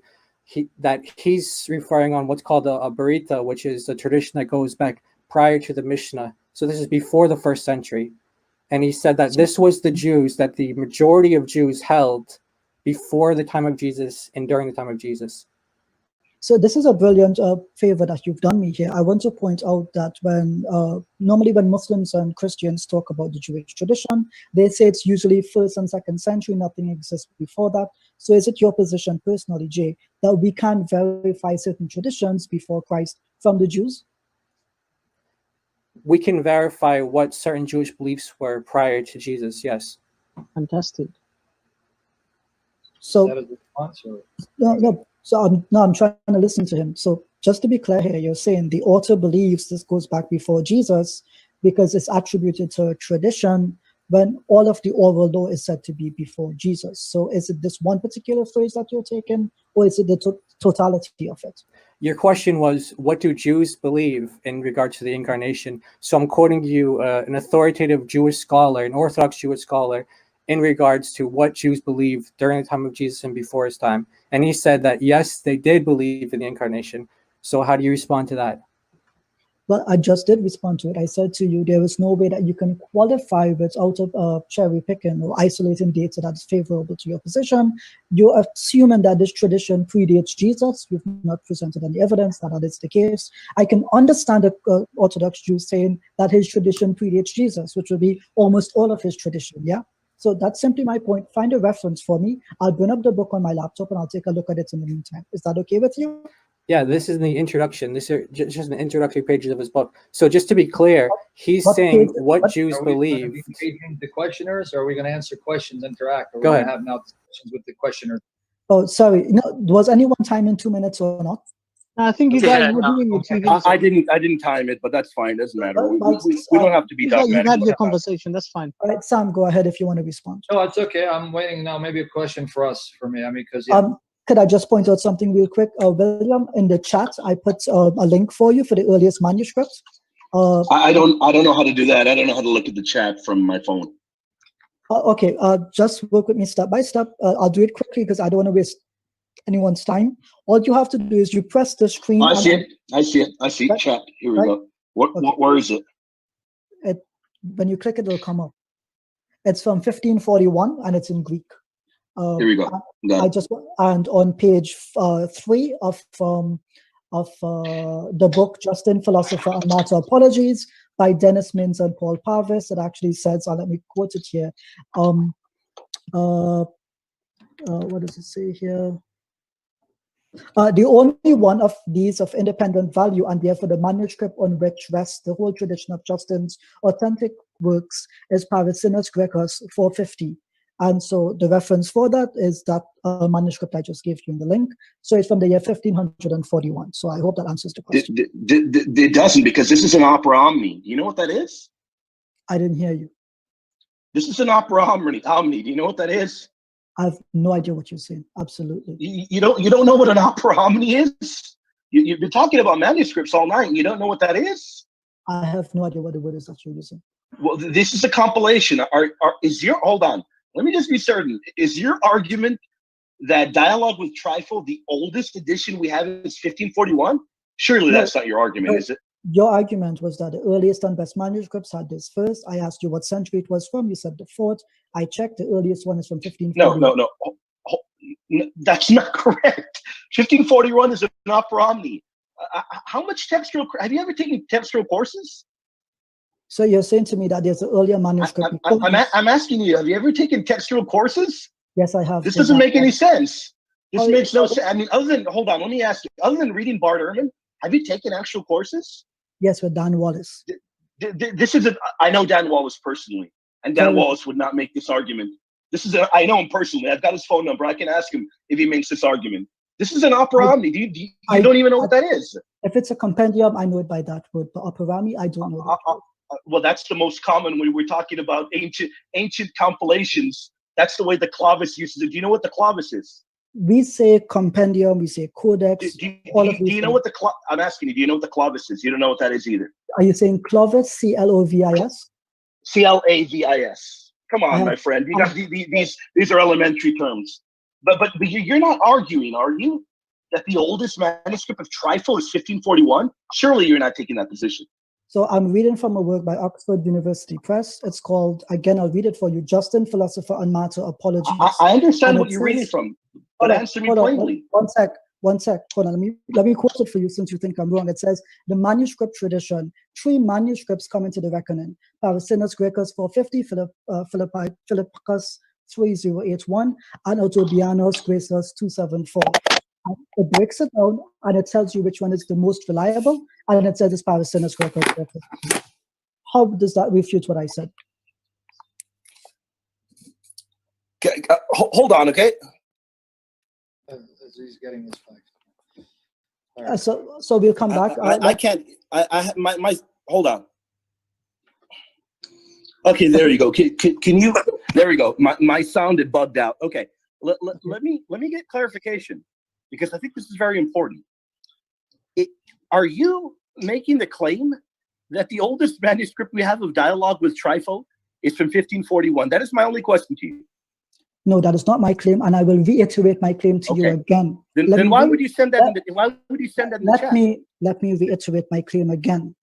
A work from Oxford University Press about Justin text and his manuscript tradition plainly says the only one of these of independent value, and therefore the manuscript on which rests the whole tradition of Justin's authentic works is Parasinus Graecus 450, which is the one I linked you to. Right, but I asked you earlier, why did you send a link to something dated much later that is a compendium of many works if we're talking about something that well predates that, Dialogue with Trifle? Because I mean, I don't quite understand the point of it. Well, you seem to miss the point because you said the earliest. I am missing it. I seem to be missing it because you seem to be, and with all due respect, my friend, you seem to be trying to make points from textual history. It doesn't seem to me like you really know what you're talking about. And I'm telling you with all due respect, you're tossing all these dates, talking about manuscript names. Can you read the Greek? Are you able to even read the Greek? Yes, I have, and you don't need to. So you can go, hold on, you can go line by line with me and read every variant in Dialogue with Trifle then in the Greek. Literally every single one. That's not a problem for me. Now, again, okay. Again, then we will do that if you have any problem, because I'll make one comment. But I heard you earlier reading Greek, and it was pretty bad. I heard you reading earlier to Sam, and I've got to say, my friend, it doesn't sound to me like you've had any formal training in Greek. I literally did not read anything in Greek to Sam except for you did read in Greek, except for Exodus 3:14, which I know from the top of my head. Ego I me go on. How is that wrong? What is wrong there? Tell me. I don't remember which one. I don't remember. It was no, that's exactly what I said. Ego I me go on. What's wrong there? Tell me. I don't remember which one you read, but it was not good. I literally did not read anything from Greek. I only quoted Exodus 3 in the Greek. So how is he wrong, William? If he read that Greek, how is he wrong? You just lied, William. Hold on. William. Whoa. I'm talking to him. I'm not talking to a bunch of other William, people. wait, we want to catch you out on this. How is he wrong? I'm not going to have a bunch of people gang up on me. I'm not going to have a bunch of people gang up on me, guys. One second. Let me stop you there. How is he wrong when he quoted that in Greek? Just explain. Guys, pretty bad, and you made a bold statement. I want to know how he made that. If you think you're going to gang up on me, you got the wrong guy. Listen, you got the wrong guy. You think you're going to gang up on me. Everyone calm down. Here, let's settle it. Yeah, everyone calm down. Everybody calm down. Okay, everybody calm down. Greek. Let's not get agitated. I'll send them one. Hold on. I'm going to send you a link to a Greek, and we want you to read the entire chapter in Greek. Okay? I want to hear that. I'm not playing that game. We can do that at a different time. No, let's do it now because these guys just read William saying, "Oh, you lied, William. You lied." Okay, here, let me get you the Greek. Wait. Send him the chapter because I want to read Justin Martyr in the Greek in a little bit. He can read Greek. We're going to read Justin in the Greek. Stop. I'm not playing. Here, I want you to read Proverbs. Can I ask Sam a question before I go to bed? Okay, yeah, if you guys want to, because we stayed here for 20 minutes, we're not following the rules. People are going to check out. So you guys want to do this for others? Here's the thing. Can I suggest this? So let's okay, Mats, can I suggest this? Set up a discussion with William and Ijaz on the manuscripts. They're dating for both the patristics, the Bible, and the Quran and the Hadiths, the oldest copies of Bukhari. Do that. Set it up. We'll come there. Because this going into manuscripts, you've lost 90%. We're going to have to read Greek eventually. We're going to have to go through it eventually. You got that chapter, Sam? Maybe Ijaz can read it. I mean, I can get you more. I was going to have him read Proverbs 8, the Greek, because he said he can read the Greek. But can we maybe schedule? We'll talk about the extant manuscripts, their dating, their veracity. We're going to do that for the Quran as well. And we're going to do that for the Hadith. By his own standards, his own course to see if they pass the test. And I'll be part of it. But can we focus on the topic, deity of Christ Trinity? Because 90% of people want to go to sleep. Like the gentleman just said. I'm gonna mute and let people ask questions. Yeah, okay. Yeah. And Mats, can we go back to the topic, Mats? Can we go back to the topic? Because this poor man even said he wants to go to sleep, but he wants to ask a question. Can we focus now on topic? Deity of Christ Trinity, please. So Fred has a question. Fred has a question for Sam. So go ahead, Fred. Okay, Sam. So you said that Jesus is the angel of the Lord, correct? Mm-hmm. How do you know this is Jesus every time that happens in the Old Testament? Where does the New Testament say that Jesus is the angel of the Lord? And what do you make of? Okay, and what do you make of the texts that show that the angel of the Lord is weak and he's not omniscient? Yeah. Now, you asked two questions. Number one, how do I know the angel of the Lord, that's Jesus in his preeminent existence, from other angels? I didn't say every reference to the angel is Jesus. So you'd have to give me an example of what angel you're talking about that is not omniscient, because in 2 Samuel 14:20, it says the angel of the Lord knows everything that takes place in the earth. That's number one. Number two, how do I know it's Jesus? Because Malachi 3:1, which the New Testament applies to Jesus, you may disagree with it, but you're asking me how I know. You know, I'm not asking you how you know you don't know. And Malachi 3:1 says, behold, let me finish the answer. Do you really want an answer, or you want to debate? I don't mind debating you, but you want the answer? Yeah, go ahead. Yeah. Okay. Malachi 3:1, it says, behold, I send a messenger ahead of me. The Hebrew is malach, and the Greek would be angelos. I send a messenger ahead of me to prepare my way. Suddenly, the Lord whom you seek, ha'adon, will be coming to his temple, even the messenger of the covenant, malach brit, meaning the angel of the covenant, whom you desire, he is coming, says the Lord of hosts. So in Malachi 3:1, we're told that the Lord is coming to his temple, who's the angel of the covenant. In the New Testament, in Mark chapter 1, verse 2, as well as in Matthew 11, verse 10, as well as in Luke 7:27, Mark and Jesus say the messenger that's sent ahead to prepare for the Lord, who is coming to his temple, who is the messenger or angel of the covenant, that's John the Baptist. And John the Baptist prepared the way for Jesus, and you can find that in John chapter 1.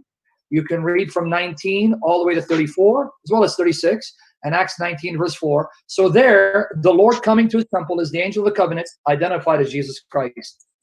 What's your next question?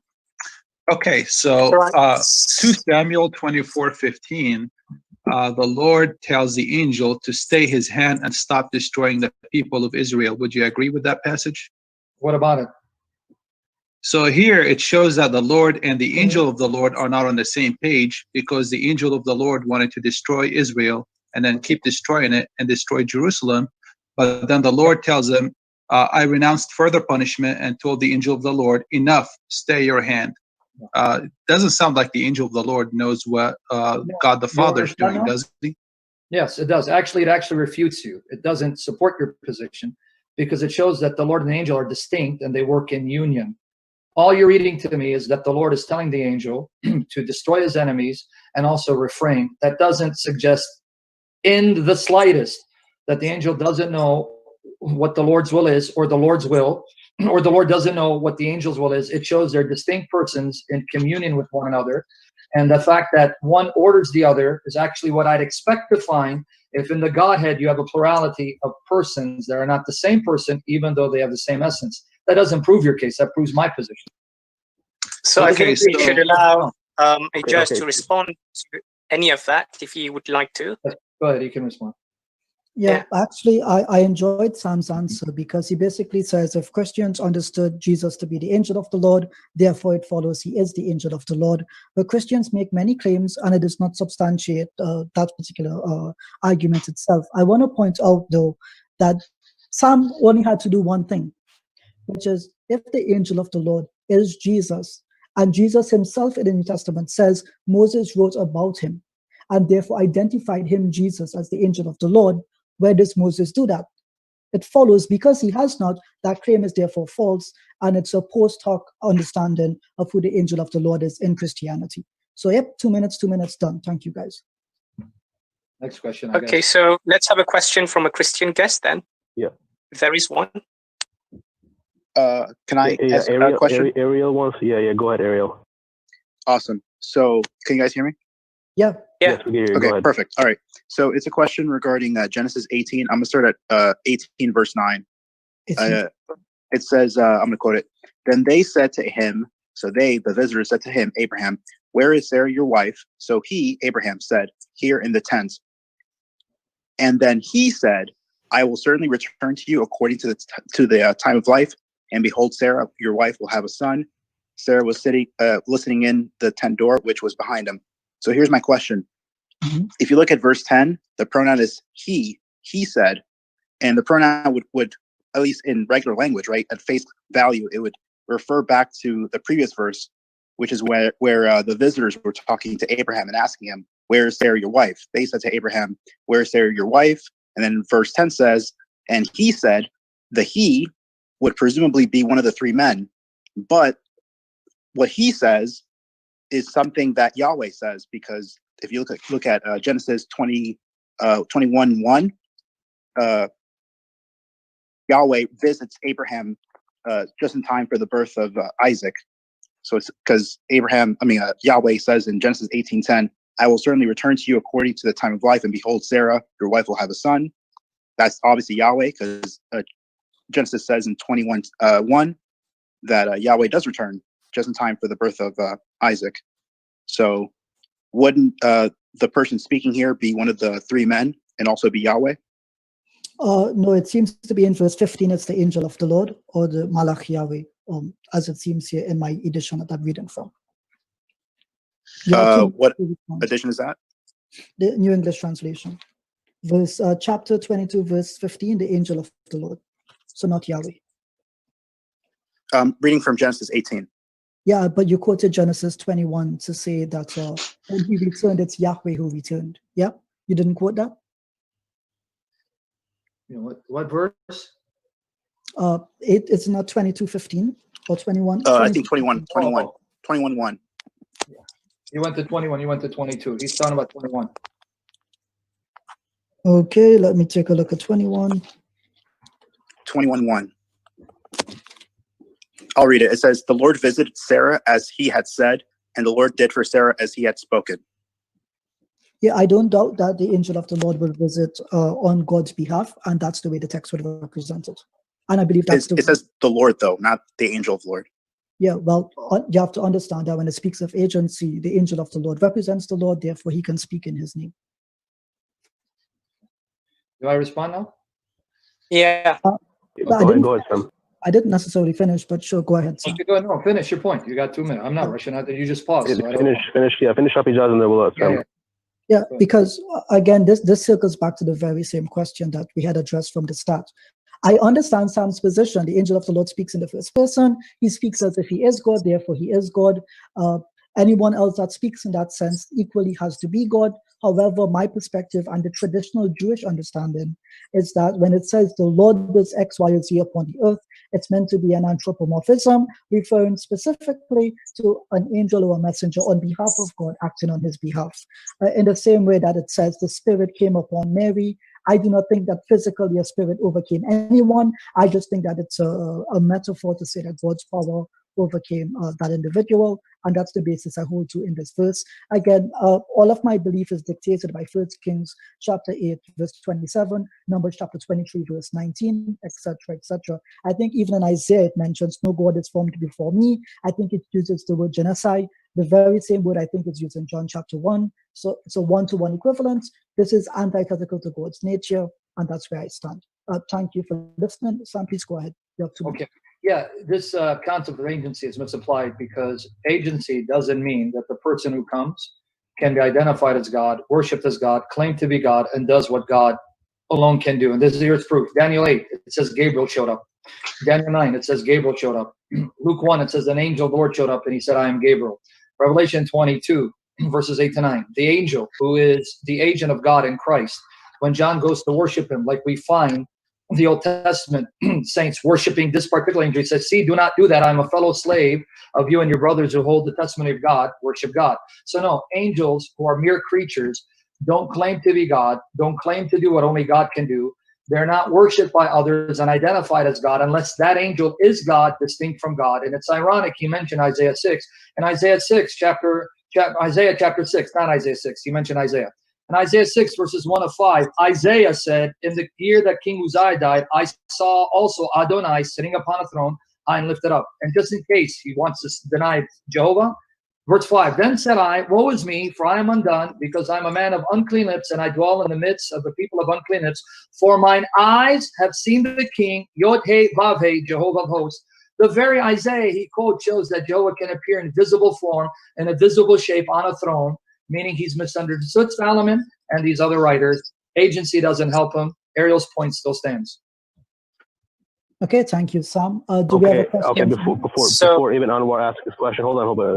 Before Ibn Anwar asks the question, then Joe, Ijaz and Sam, do you want to talk about the deity of Christ afterwards, or? Yeah, well, I would like that. I don't mind. And I hope it's just Ibn Anwar from Ibn Christianity because I like to make this leap. Yeah, hold on, Ijaz.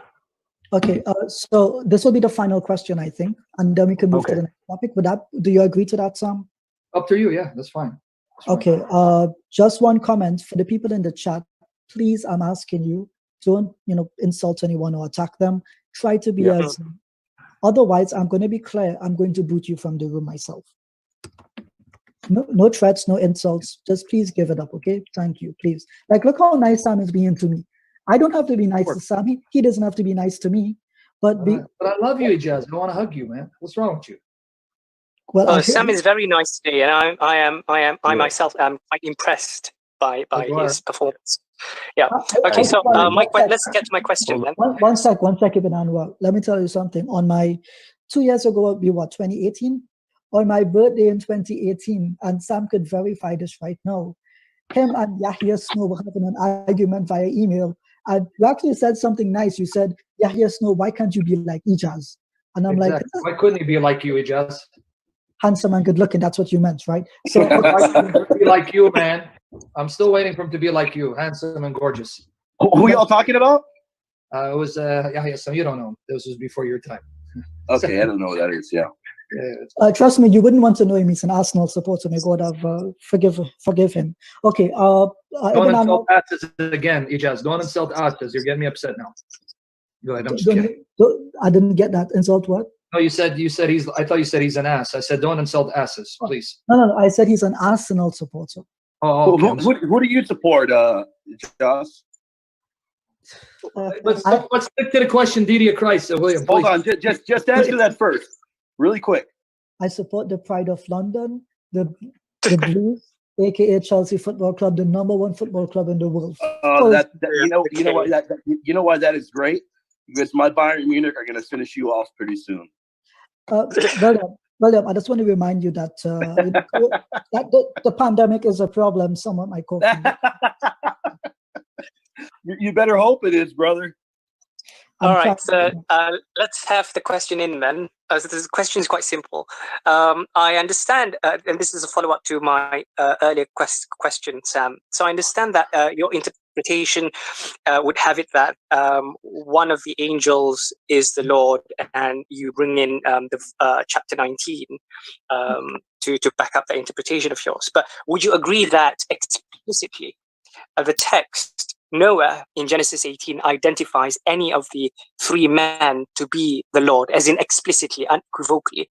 And would you not agree that verse number 21 would actually weaken your interpretation, seeing that it seems to indicate that God had yet to actually descend? Yeah, but no, that actually makes my case. No, I wouldn't agree with you at all, because if you read what I said, it actually proves that the men that went to Sodom initially, because if you read Genesis 18:20 to 21, I'm going to read it slowly, because where is Jehovah going to go when he's finished talking with Abraham? Let's read it.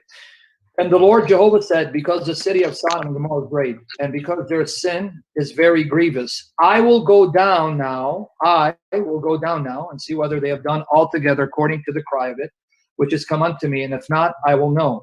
Then the men turned their faces from thence and went towards Sodom. But Abraham stood yet before Jehovah. So it's clearly saying one of them is Jehovah. But Abraham engaged Jehovah, so Jehovah didn't initially leave. This is confirmed when you go to Genesis 19. Two show up. Those two are said to be angels. But then when Jehovah finishes discussing with Abraham, where does he go? We're going to read 33. And the Lord went his way. So when he finished, he went his way. Where is his way? Let's read again, verse 21. I will go down now. Where? Sodom and Gomorrah. So the text, if you just let it speak and don't bring your traditions into the text, Jehovah ends up going to Sodom, goes down to Sodom to meet with the other two, to then destroy it with fire from the Lord out of heaven. But then Genesis 19 says the two were angels, but this one repeatedly is called the Lord, the Lord, the Lord. So when you go to Genesis 19, that means somewhere in the context, this Lord joins them to do what he said he was going to do to Abraham, destroy them. If they were wicked, there was no one righteous, so he'd spare it. So no, that actually confirms what I'm saying. The text says not all three are the Lord. One of them was the Lord. The other two are angels, and the Lord later went down to join them after finishing his discussion with Abraham. It actually confirms my point. Ibn Anwar, you can follow up. You have 2 minutes, and then he gives his last 2-minute response. No, I thought questioners can only question and not actually engage. Yeah, it does with an answer. But if you want to go ahead, follow up with the question. I guess. Ijaz, you can respond. Okay, I'm going to commute my imprisonment to Ibn Anwar. Please take my 2 minutes, say what you need to say. And then Sam can give you 2 minutes again, and Sam gets the final say, basically. So go ahead, Brother Ibn Anwar.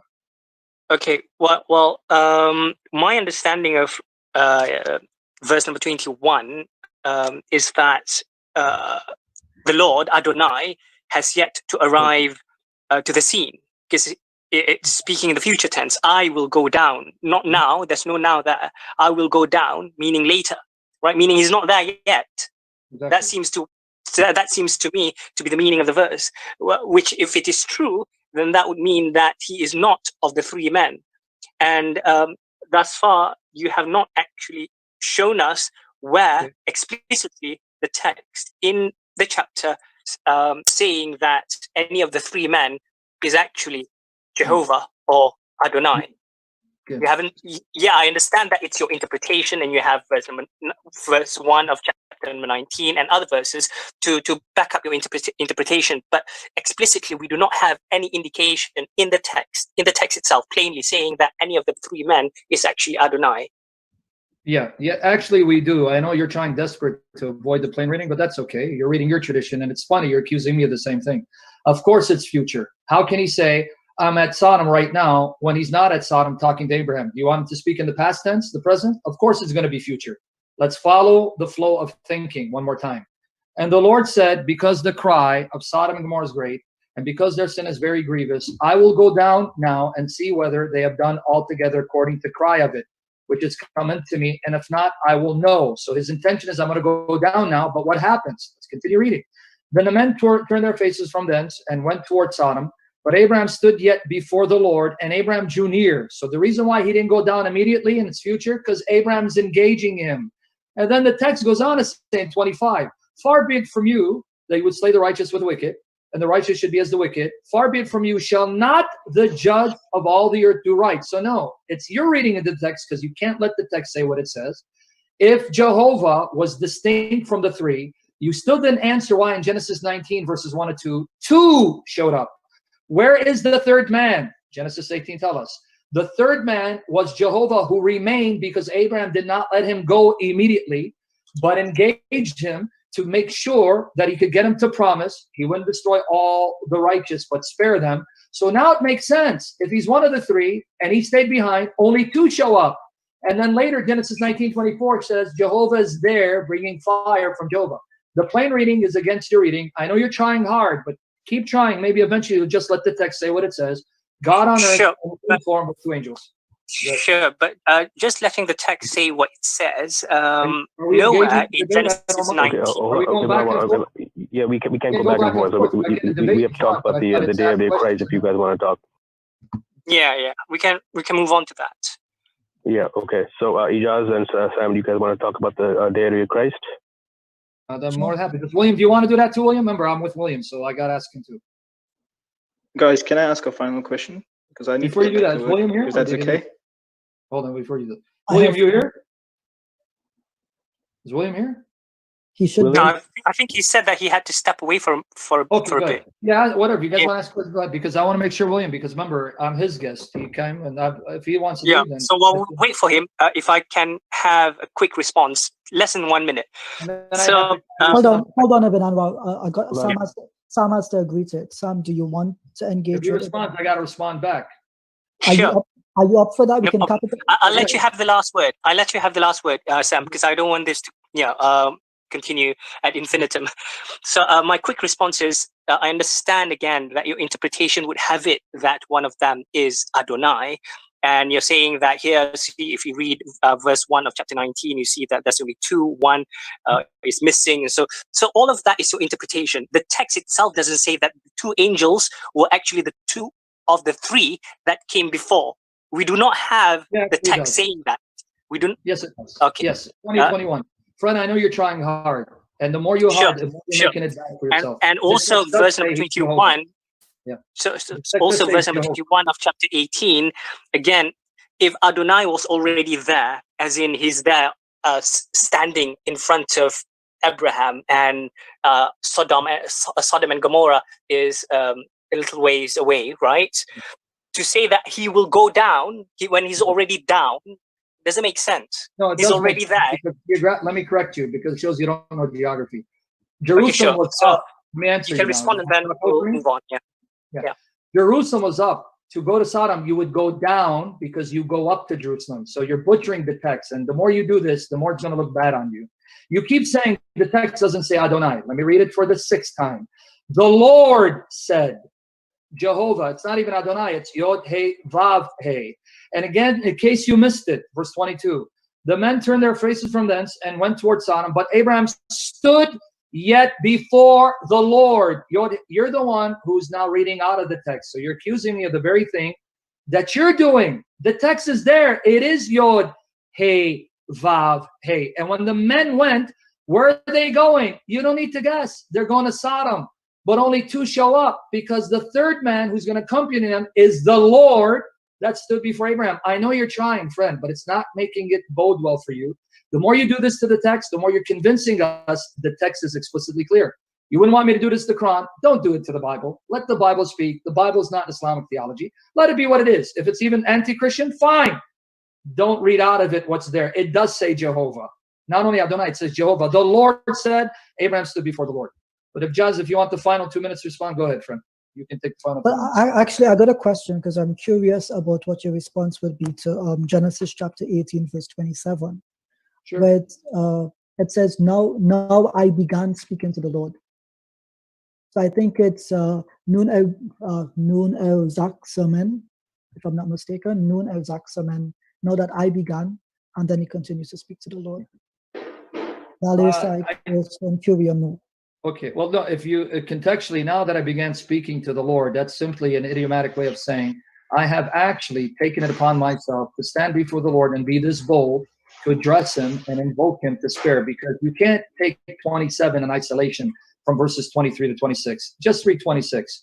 And the Lord said, if I find in Sodom 50 righteous within the city, then I will spare all the place for their sakes. I don't know what else the text needs to say to show however you're trying to read this literary device. It doesn't mean, oh, prior to this, it wasn't the Lord I was speaking to. It was some guy out there that wasn't the Lord, and now I'm speaking to the Lord. That's not how language works. Contextually, it's simply an idiomatic way of saying, look, I have taken upon myself to be this bold to talk to the Lord, and he's actually patient and allowing me to engage him. That's the plain contextual meaning, because he's begging the Lord, don't destroy Sodom if there are righteous people in there. So I don't read 27 in isolation from what comes before it, or what became before it, or what came before it, or how it ends. Verse 33, and the Lord went his way, and as soon as he had left communing with Abraham, and Abraham returned unto his place. And secondly, even your interpretation, you end up having the Lord show up. So even if I go with your interpretation, let me take your interpretation. Now I've spoken to the Lord. So Ijaz, you just admit then that means the Lord just showed up. So that means the Lord is there. In what way? Are you going to say he wasn't one of the 3 men? So where was the Lord earlier? Did he leave? Did he go back to heaven? And when the 3 men left, then he came down again? And when did he come down? Because it says from verse 22, he's talking to the Lord, but you'd have it at 27. That's when the Lord shows up. So who was this guy before him? You're doing mincemeat with the text, guys. Let the text speak. Let God be God. Go ahead, So Sam, just understand my point of view, yeah?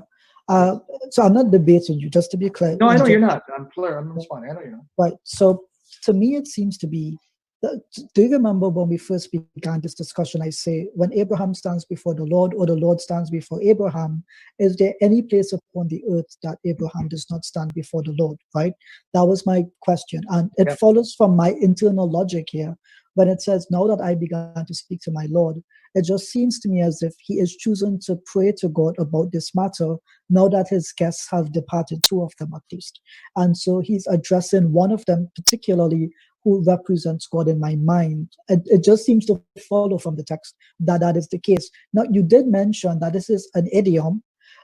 I got to be honest with you. I tried looking up to see if there's any corresponding phrase, now that I began to speak to my Lord, in any Semitic context. And I didn't seem to get it, but you seem to know a number of verses related to Genesis 18. Is there a particular verse that demonstrates that idiom? Yeah. Context, the immediate context shows, now that I began speaking to the Lord cannot mean that prior to this I wasn't speaking to him. Even your interpretation shows he was there before he spoke to him, because you just said, listen to what you just said, Ijaz. He's speaking to one of them, as the Lord's representative. So then that means all throughout, he's speaking to someone whom he calls the Lord. What you're saying is the angel of the Lord. Now you want to have it in 27. Now he's talking to someone else, specifically, presumably the Lord himself. Then whoever this being was, and now he ignores him and speaks to the Lord in heaven, whereas he's addressing this individual, and he's telling this individual in the verses before and after, well, if you find 50, will you destroy it? No, I won't. 45, no. Now, in the midst of the context, 27, he now says, hold on, let me now pray to the Lord in heaven. Even though I was talking to you as if you're the Lord, now I'm going to pray to the Lord in heaven. I pray you now, Lord, because now I'm addressing you, not your agent. So then, who is he addressing after 27? When in 33 it says, and the Lord went his way. The Lord didn't go anyway, according to you, because he's in heaven, and Abraham's praying to him. So whoever this Lord is, leaves. So even if you want to say it's the angel, you're still making the point. Someone's on earth that Abraham's talking to as the Lord. You want to say agency, and I'm saying, no, it's not agency. It's God in human form, because you're confusing, and I don't say this to attack you. You're confusing the difference between the omnipresence of God, that the entire creation is before him, and God's ability to then manifest himself visibly at a specific location without this implying that he stops being omnipresent. I mean, that's not how the Bible works. God can appear here and still be omnipresent. He can appear 50,000 places simultaneously and still be omnipresent. Manifesting his presence visibly and being omnipresent, there's no conflict. You wanted to have a conflict? Well, that's between God. I'm just letting you know there's none. But go ahead. Okay, so I understood what you said. I understand that you think that God can have a corporeal form. Now, obviously, do you agree that as a Muslim, I can't believe that? That's difficult. Your particular Islam, sure. You, yes. You particular. Okay, just like Christianity is not monolithic, Islam is not, but you. But I don't know if you're a Salafi, so I don't even know if you are. No, I'm definitely not Salafi. I'm actually Sunni Maturidi. But so yes, and you, according to your belief, Allah is bodiless. Yes. So, because the text just seems, so again, I'm not debating with you. I'm just trying to follow. So I understand your position. He's speaking as if he's speaking to the Lord, and therefore it follows that the Lord is before him. However, it appears to me to be the case. It is possible he's interacting with someone who represents the Lord, and then by verse 27 or verse 26, he begins to supplicate to God, it seems to me. Because that phrase, I began to speak, triggers something in my mind. It does not make sense to say it just means he's speaking boldly, because he's spoken this way before from verse 22, and then it follows afterward the same trend of thought. So have I misunderstood? I mean, I don't want to keep repeating the same point, Ijaz, because we're going to be here. So if you want to see it that way, then okay. I mean, I don't want to repeat the same thing 3 times. I already said contextually, in the context, it's what it means. You can reject it, that's fine. But again, you can, I don't want to keep engaging the same point over and again, because we're going to be here for another 20 minutes. Okay, so we can... something else, go ahead. I see that someone has their hand up. Okay, Joe, do you want to ask, you guys want one more question from the audience? Final question, if Sam is up for it. That's okay, yeah, go ahead. Okay, Joe, by the way, did William come back, or did he bail out on me? He's still here. I'm back, brother. I had to go get food. I apologize. You ready? I'm back, brother. Talk about the deity of Christ? Because after this, I'm back here, brother. I'm back.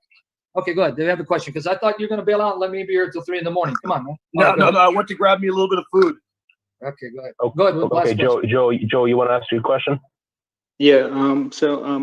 Just quickly, but I think Sam earlier mentioned that in the burning bush, do you believe that was the angel of the Lord that appeared to Moses?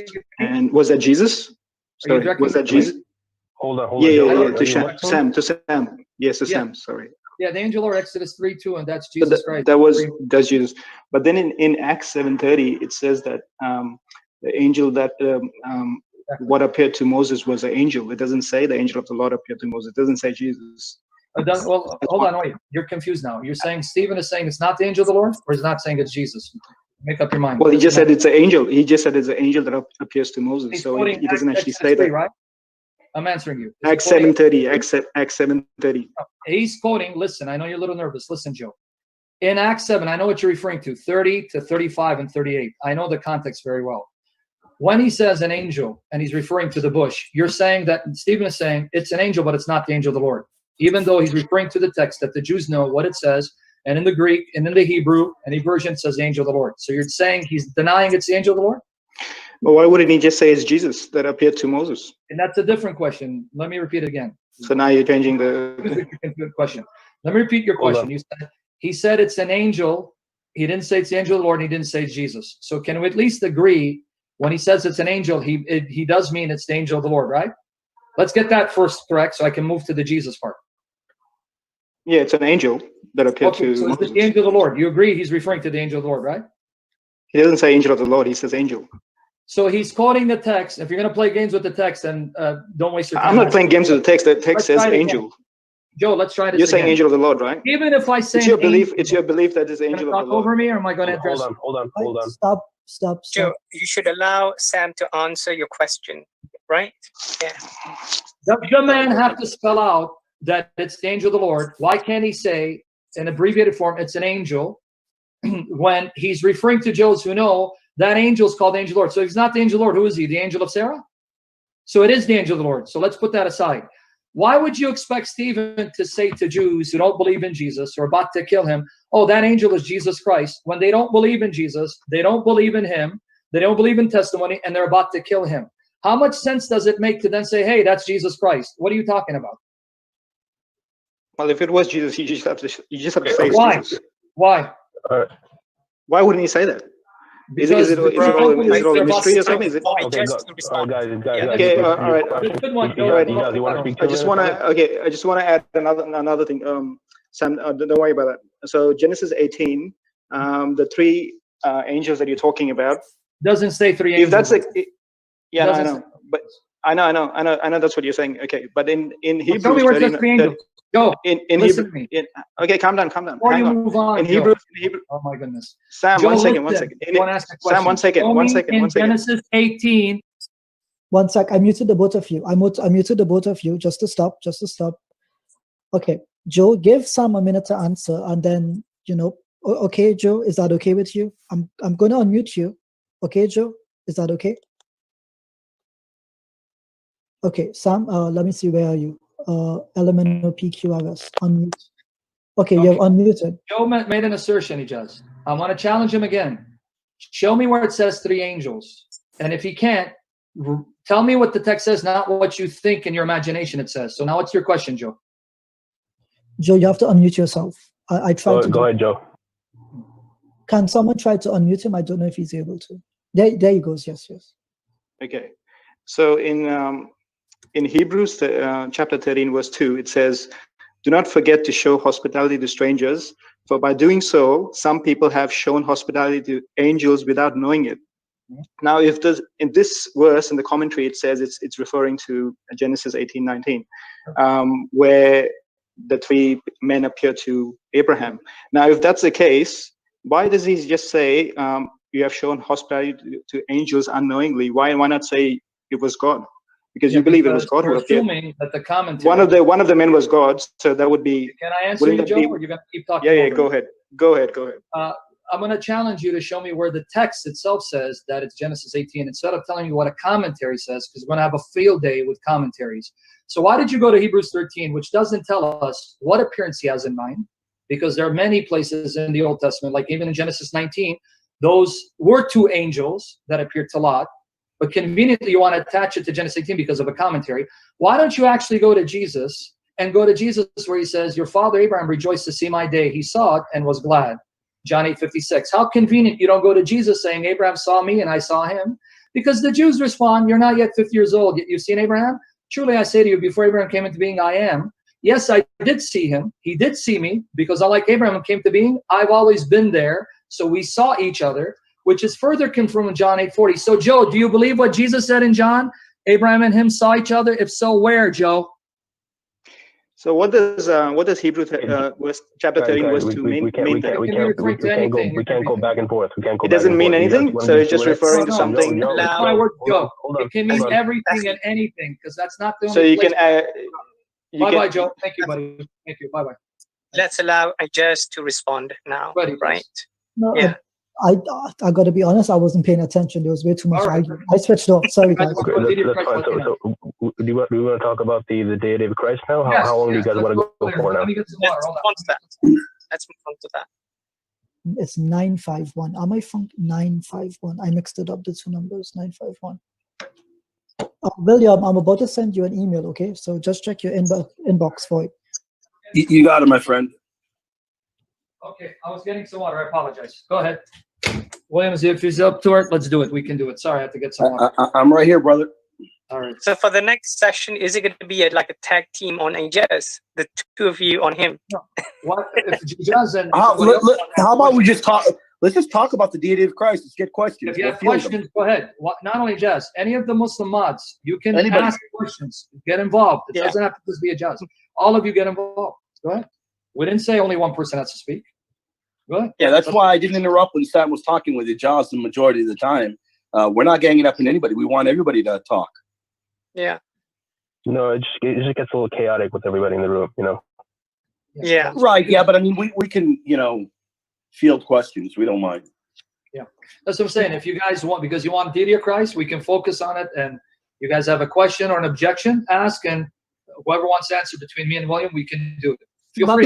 By the way, guys, I just want to thank you guys for coming in and joining us today. By the way, thank you for having us. Much appreciated. I know we've been exchanging words, everybody here, but we do appreciate you guys coming in, and thanks again. So just to appreciate it. Thank you for having us.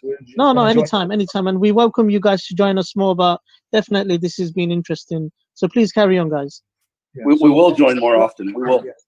If one of the Muslims here want to ask a question about the deity of Christ, directed to whoever, go ahead, guys. Go ahead, bring it up. Well, Joe just asked a question, and he was Muslim, so let's have a Christian ask this time.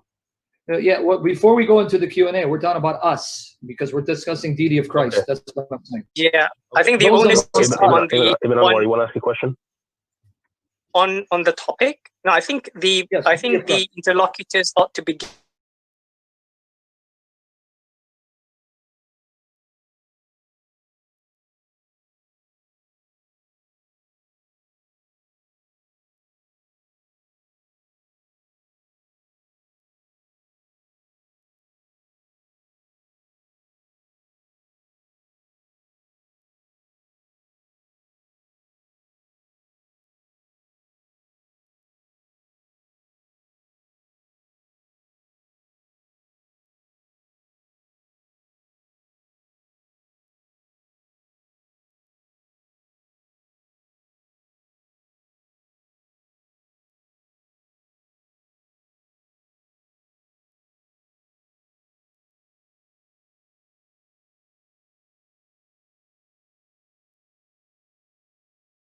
Yeah, just weird. I didn't get anything. Very weird.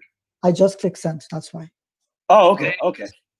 Now, William, do you want to make the positive case? What do you want to do? Because only one of us can make it for a few minutes. How about you make the positive case, and then I will either, if we do rebuttals or anything, I'll touch on the patristic case after.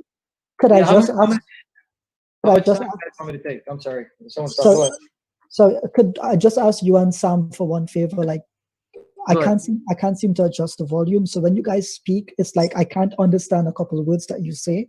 So maybe if you speak a little bit like less loud, I can be able to hear you. All right. I'll try to do my best, man. I'm just loud by nature, so I'm sorry. Oh yeah, yeah, same here as well. Well, obviously I'm the opposite. I'm not very loud myself. So. Well, I have absolutely no doubt that Ijaz can handle himself. But to make it a little bit more fair, I don't mind being his +2. Sure, get involved. That's fine. Yeah. Sure. Yeah. Okay. So now, do you want me to start? How much time you want me to take? Just to take 1 point, make 1 point, then we go at it. Yes. We can do 4 minutes by 4 minutes, if that's okay, to start off with, and we have a conversation as we go along. Sure. That'll work. I can make up 1 point, and you can engage us in conversation. It's up to you. As long as you want, you can ask questions. This is time you can ask us as many questions as you want about the point I'm going to make. I'm going to take one simple. Let me just get I'm not going to use Old English. Old English is too hard. So I was using the Old English King James, but let me just get a more modern version. The Old English is going to be hard on some people. Just 1 second, guys. Let me get a more modern. I want to thank everyone for being kind in the chat. You guys have been very better, I could say right now. Just to point out, if my speech slurs, it's because I took my medication. So just like try to bear with it if you can. Sure. Sorry, guys. I'm just trying to find the best translation in modern English so I don't confuse people. LEB, Sam, you had one job, Lexham English Bible. Why you want to go with that, bro? What's the problem, man? All because good okay, I got it. I got this. I like this one. Modern English version. It's modernized. Okay. Yeah, here it is, John 5. I'm just going to read just the specific parts of John 5, just specific, and then you guys can engage me, whatever you want to do, you're free. John 5:19. Then Jesus said to them, truly, truly, I say to you, the Son can do nothing of himself. But let's finish it then.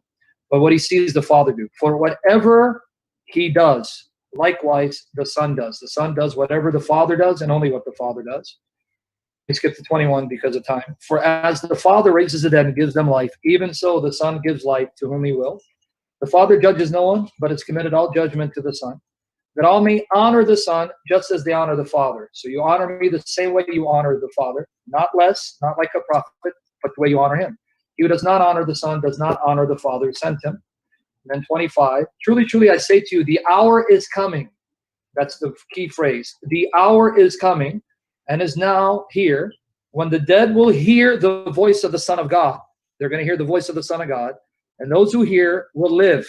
So the hour is coming, the dead will hear the voice of the Son of God and live. And then 28, 29. Do not marvel at this, for the hour is coming, which all who are in the graves will hear his voice and come out. Those who have done good to the resurrection of life, those who have done evil to the resurrection of judgment. So Jesus says he's not the Father. He can do whatever the Father does in the way the Father does it, give life, raise the dead. And then he says, he, the Son, at the hour will raise them out of their graves by his voice. And in John 14:6, he says, I am the way, the truth, and the life. No one comes to the Father except through me. Truth and life. Now, why is that interesting? Because Old Testament and the Quran, and I'm just speaking the Quran because you guys believe in it, affirm that at the hour, it is God who gives life to the dead and will raise them from their graves. That's in Surah Al-Hajj. Chapter 22, verses 6 to 7 of the Quran, it says, Allah, he gives life, and the hour is coming, have no doubt, where he will give life to those in the graves. And even says he's the truth. Allah is the truth, al-haq. So here in the Quran, Allah is called the truth. He gives life to the dead, and at the hour, Allah will raise them from the graves, all of which Jesus says, he's the one who will raise them from their graves by his voice at the hour. He's the one who gives life to the dead, and he is the truth. Even the Quran acknowledges that the Son is not claiming to be a creature, even though he's not the Father, but one with the Father in essence, even though he's not the same person. So that's just to begin with. So if you guys want to engage, ask, go ahead. Okay, yeah. So I think I'll take, so I think you spoke for 4 minutes. I'll probably try to do the same. If anyone is timing, it's at 12:21. I should stop. So Sam, thank you for that exposition. However, I think you will agree with me that we see the New Testament as a source for the life and teachings of Jesus Christ differently, very differently. So it is my position that the New Testament does not in any shape and no form convey to us true and authentic teachings about Jesus the Christ. I put forward that there are two things that we must hold in mind. I agree with Dan Wallace that we don't have the very words ipsa summa verba of Jesus Christ. We have ipsa summa vox. We don't have any first-hand information, nor do we have any first-party witnesses, which demonstrates that Jesus Christ is God. I listened to your exposition and it's wonderful, but something that I think you missed perhaps, or maybe you didn't think about it, was, well, wait a second. Who is the source of this information, and why should you and I take this to be authoritative? I want to point out, if Jesus Christ is meant to be God, I think that the chapter is Romans chapter 6, verse 9, if I'm not mistaken. Sam can correct me there, where it says that Christ has overcome or defeated death. Death no longer has mastery or dominion over him. Now, the question therefore becomes, wait a second, if Sam follows the philosophy of religion, he knows the term maximum greatest being, or the maximum being of all. In this case, for Muslims, and Muslims would be aware of this, we believe that God has the attribute of taking life and giving life. He is the source of life and the source of death. There is no disputation about that. Now, it comes into question, for the Muslims, can Allah lose one of his attributes? And can one of those attributes have mastery over him? This is the case for the Jesus Christ of the New Testament. And so as a monotheist that believes that God's usia cannot be divided, that there is no economic Godhead, I disagree with these principles. And what I would like Sam to do is, does Christ at any one point identify that, one, he's a different person from the Father, and two, that he shares the very same essence as God himself? I know he's going to go to John chapter 10. I don't discount that. But the question I put forward is, does Christ understand, or does he ever give an exposition where he understands the categories of being and he argues for himself Sam's understanding of the nature of God? Now, I have about 2 minutes left. I understand Sam's position. If he assumes that the New Testament is historical, if he assumes that this is from a real and actual Christ, then I understand his point. But evidently, that's just an assumption, and it has not been qualified. So I would actually ask Sam to qualify that point before we line up on the text in the first place. I'm going to cut short by 2 minutes. Either Sam or William can engage. Yeah, let me know when I can begin. We're doing 2 and 2, right? So it would be my turn and then another, and then the other person's turn. Is that how we're doing it? We was addressing some points to me. Do you want me to first answer them, then you jump in, or whatever you want? Yeah, I'm just trying to figure out how we do. Yeah. You know what? How about we do that? You answer them, and I guess then I can give. You answer them, and then I'll give a different case. I'll give the Apostolic Fathers case. Yeah. You answer him first. Yeah. So I guess you wanted to go with the New Testament first, and then we segue. So, but we can do that. That's no problem. All right. Yeah, that'll work.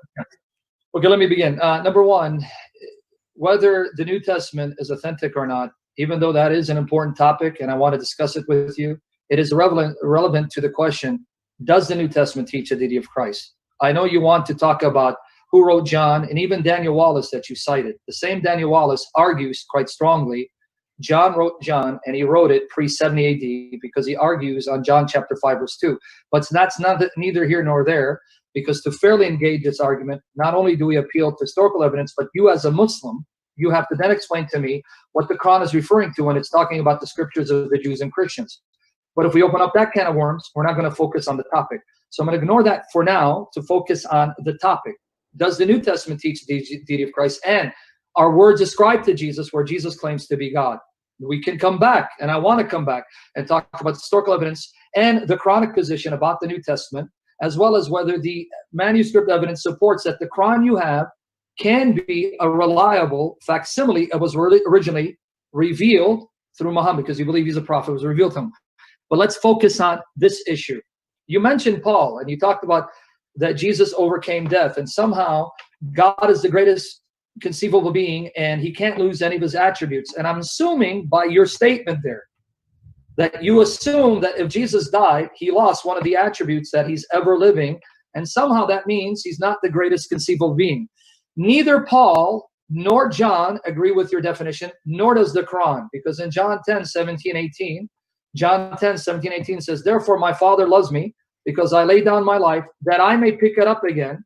No one takes it from me, but I lay it down myself. I have the power to lay it down, and I have the power to take it up again. I received this command from my Father." John 2:19-22. There Jesus says, "Destroy this temple, and I will raise it up in 3 days. I will raise it up in 3 days." And the Jews said, "It's taken 46 years to build this temple, and yet you will raise it up in 3 days?" And John says he was talking about the temple of his body. The only way Jesus could raise himself back to life, take back his life, if he was still ever living, he was still conscious, he didn't cease to exist. So implicit in your objection is the assumption that that means cessation of life. That's not a biblical definition, nor is it a Quranic one, because you know your Quran better than I do. Surah Al-Baqarah, chapter 2, verse 154, and Surah Al-Imran, chapter 3, verses 169, 170, it says, "Those who were killed in the way of Allah, the martyrs, the shaheed, do not say they're dead. Nay, they're living, receiving provision from the Lord, even though you don't perceive how."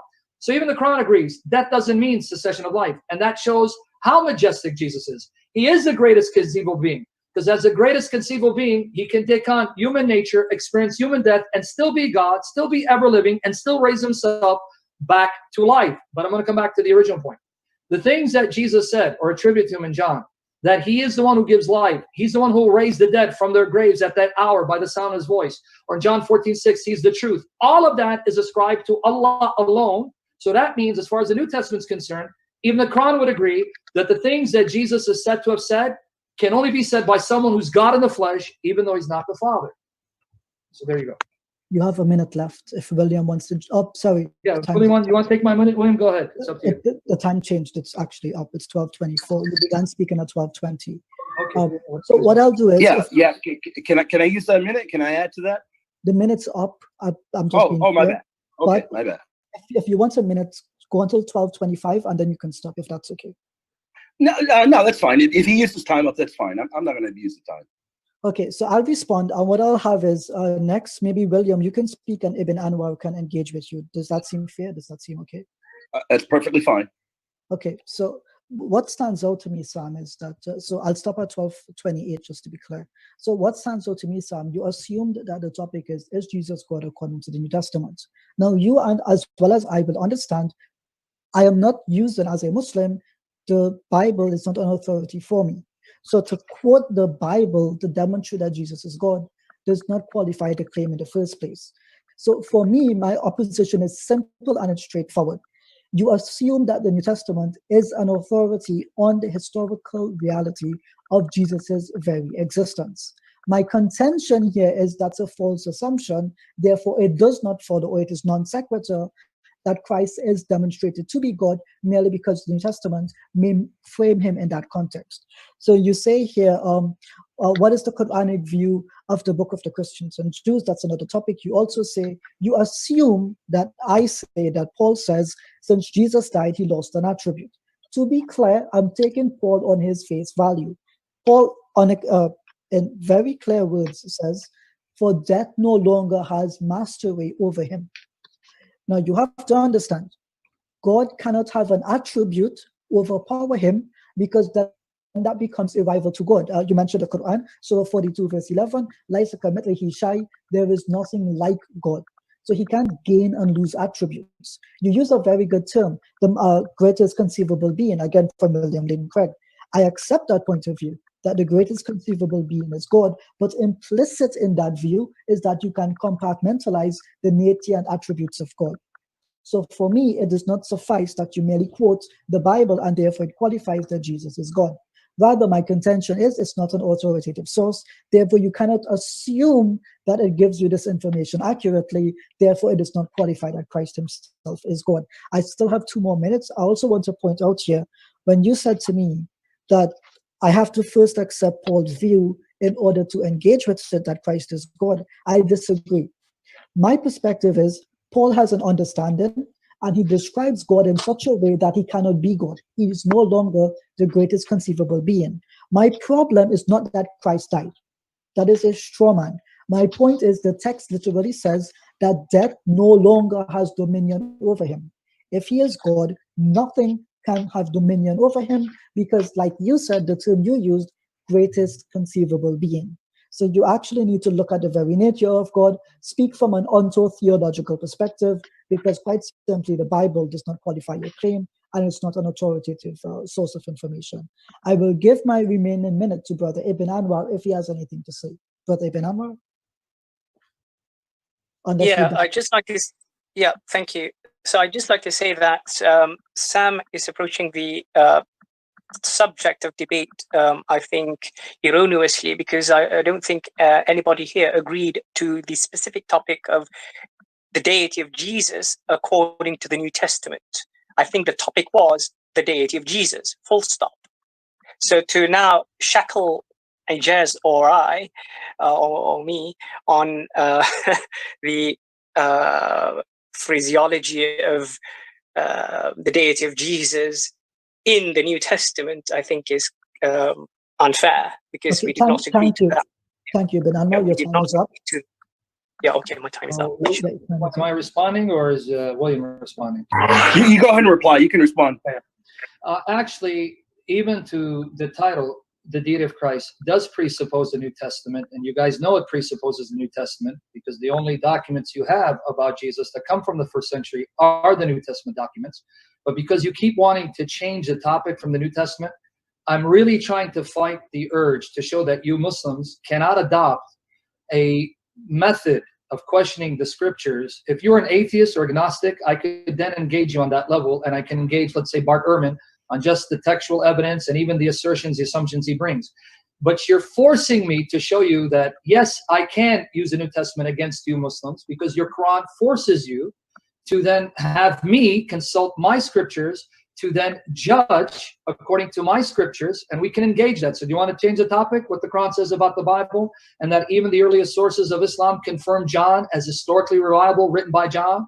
in Ibn Ishaq, Sirat Rasulullah. Read the English translation. Ibn Ishaq, Sirat Rasulullah, the life of Muhammad. And I'll give you even the page numbers. Pages 103 and 104. Ibn Ishaq cites, and Ibn Ashan does not edit this, remove this from his editing job of Ibn Ishaq, where he says that the gospel that God gave Jesus for the followers of the gospel, which John wrote down as a prophecy of the messenger. And there he quotes John 15, verses 23 to 16, verse 1, and says, John wrote it, and it's a genuine saying of Jesus because it's the gospel given to Jesus that John wrote about your prophet. So no, you Muslims, you can't play that. If you're going to now want to argue the New Testament, then now I'm going to have to open the Quran and the Sunnah because you believe Muhammad, and your opinion of the Bible can't be different from Muhammad. So now let's debate. Did Muhammad affirm my scriptures, or he thought they were corrupt? And I don't think you want to engage that because the evidence is on my side, not on your side. So yes, when you talk about the deity of Christ, I can shackle you to the New Testament because your prophet shackled you to the New Testament. So you're wrong. So if you want to engage that, we can. If you want to stick with the text, we can. Because I didn't even get to addressing Romans 6 in context, what Paul meant and didn't mean. But it's your call, fellas. This is your house. We're your guests. We'll have a field day talking about the Quran and the Hadith, about the Bible and the Gospel of John. So if you want to go there, we can do that. You got 2 minutes to finish. Well, can you give it to William then? If William wants it. Do you want the 2 minutes, William? Yeah, I sure will. Let me get the stopwatch and I will go now. Okay. We were told, Sam was told that it was that nobody agreed to sticking to the New Testament when talking about the deity of Christ. It's perfectly fine. That's particularly why I told Sam that I'll deal with the apostolic sources, and I'm perfectly fine to do that. I can deal with not only the apostolic era sources, I can deal with the very earliest enemies of the faith. And the earliest enemies of the faith testify to the fact that Christ was viewed as God Almighty by the earliest community, those that knew him intimately, in an intimate fashion, those that walked and talked the earth with him.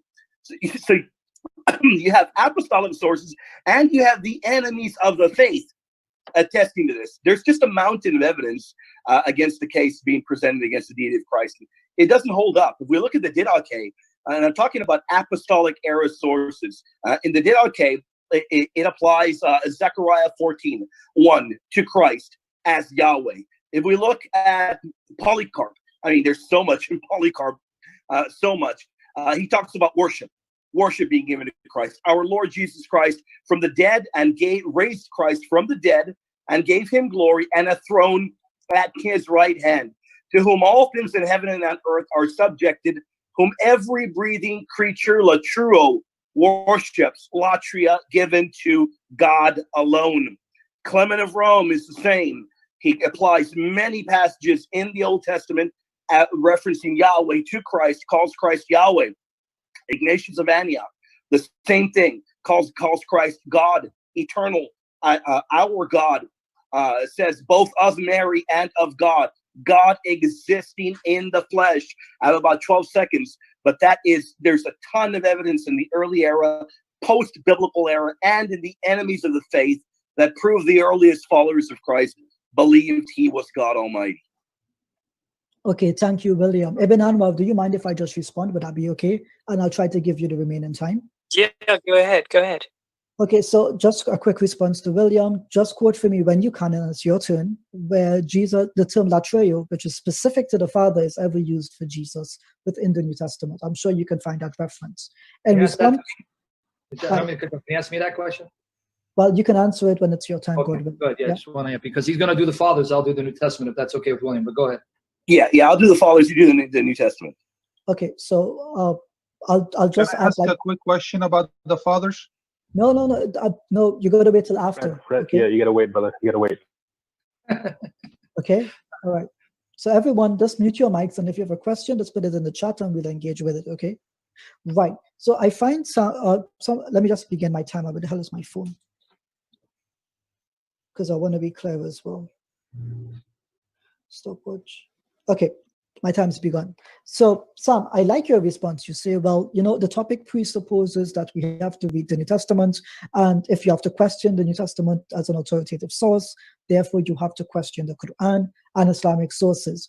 I am plainly stating, and I'm applying a principle that Michael Licona uses in his book on the resurrection of Jesus, where he says that there are three forms of methodology. One is methodical credulity, which is what you applied. You take the Bible as the word of God, truthfully in the first place, and then you argue against the case made against it.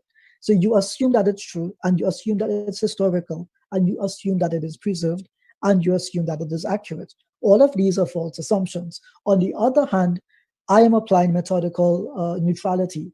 I'm simply pointing out, I'm not appealing to the Quran. Sam, you can tell me if I ever quoted one verse in the Quran regarding Jesus the Christ. I have no intention of going to the Quran, because I understand the topic is on the historical Christ and whether or not he claimed to be God. So the point I put forward to you is quite simple. If you accept the New Testament as an authoritative source, and every word in it is instructional, I think as 2 Peter 3:15-16 says, then you carry the burden of proof with you. Merely quoting someone and saying they believe Jesus was God is not evidence. It's merely a claim. And each claim must be qualified on its own merits. So I reject your assertion that if we mention the New Testament, then we have to mention the Quran. But me as the Muslim, I'm not appealing to the Quran. I'm appealing to the Greco-Roman context of the New Testament, its sources, and its ability to be a truthful and accurate witness for the life of Christ Jesus. So, Brother Ibn Anwar, I have about 2 minutes and 15 seconds. Do you want to take it from here? Yeah, okay, sure. So, thank you, Ijaz. Sam, nothing that you have said thus far convinces me as a Muslim that Jesus, even according to the New Testament, is in fact God Almighty. Now, you pointed to one text in John where Jesus supposedly made the claim, Ana al-Haq, basically, right? That I am the truth. And al-Haq, in your view, which is correct, it is the Islamic view also, is one of the asma, one of the names of Allah. But the word al-haq in and of itself doesn't, when it is employed in a sentence or in a phrase, doesn't necessarily make the subject or the object God. So if we have the book Izhar al-Haq, right? That is not talking about God, is it? No, it's talking about truth being revealed. Also, I might point you to Al-Hallaj, who said something similar, Ana al-Haq. Yes, historically, he supposedly was crucified because of his utterance. But according to Islamic theology, in traditional Islam, a view that is taken by the majority of traditional Muslims, I would say, including the Deobandis, right? You have Ibn Aql, for example, Ibn Khafif, Ibn Ata'illah, that great scholar from Al-Azhar, Ibn Qudama, Munawi, Imam Qushayri, and many others. Even when he said, Ana al-Haq, that was not actually the individual testifying to his divinity. He may have said it in a state of ecstasy, in a state where he was emotionally taken. Doesn't necessarily have to be him actually arrogating the position of deity to himself. My time is up.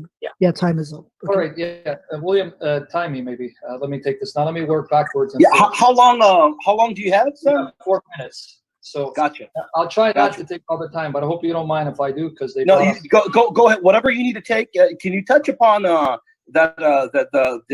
Latruo question? Yeah, I will. But that's why I'm saying I got to work. So start. Gotcha. Go for it. As soon as they begin talking, I'll time you. Okay, go ahead. Number one, Ibn Anwar.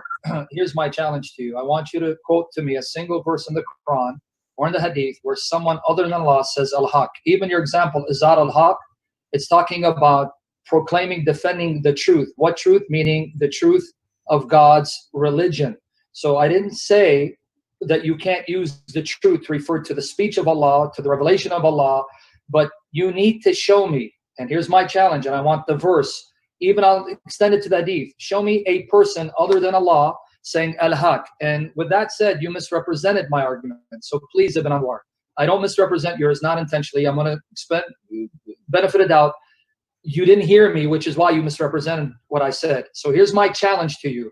Show me someone other than God in the Old Testament, even the New Testament, in the Quran, we're not mentioning Jesus here because he's in the New Testament, where a prophet says that at the hour I will raise them with my voice out of the graves. I just showed you in chapter 22, verses 6 to 7, same language, Allah al-Haq, and he gives life to the dead, and the hour's coming, have no doubt, he will raise them from their graves, all of which Jesus said he will do as the Son of God, not the Father. So represent my argument correctly, because when you just take snippets, that means you can't refute the evidence that Jesus in John claims to be God, though he's not the Father. So that's my challenge to you. And show me a prophet, even an angel that says, I am the life, not just the truth, who gives life and will raise them at the last hour. You can't. It's not there. Only Jesus talks like this. So now coming back to what Ijaz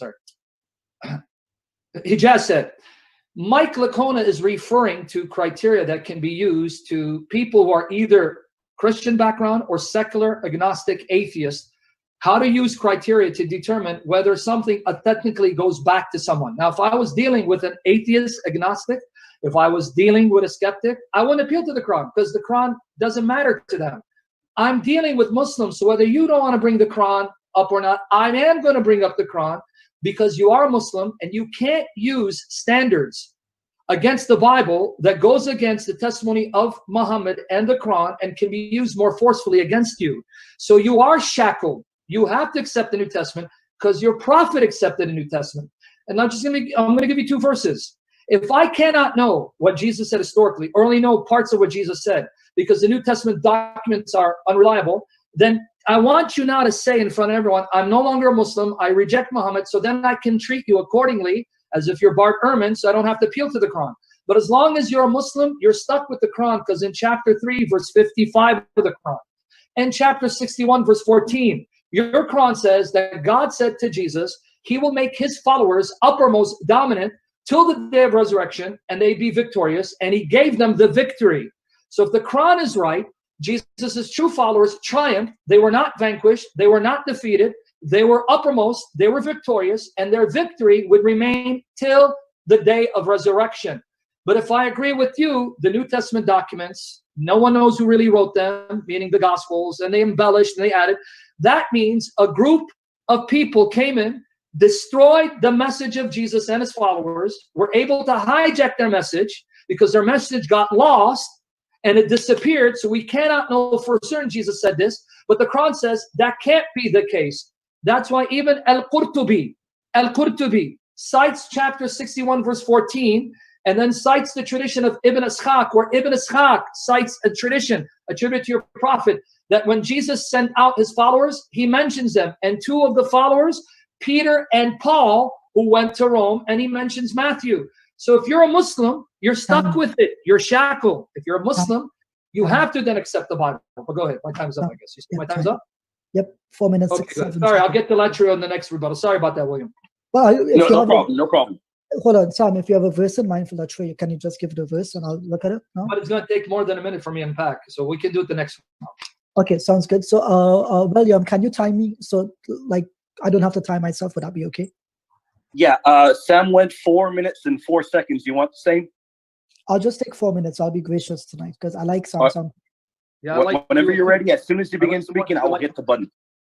Okay, yep. So you can begin timing me. What is peculiar is you say to me, how do I use Lacona's methodology when it's for Christians and skeptics? To be clear, he uses his own methodology, and this can be applied to anyone that studies historiography. You do not have to be a Christian, a Muslim, a Jew, or a secular individual to use the principles of historiography.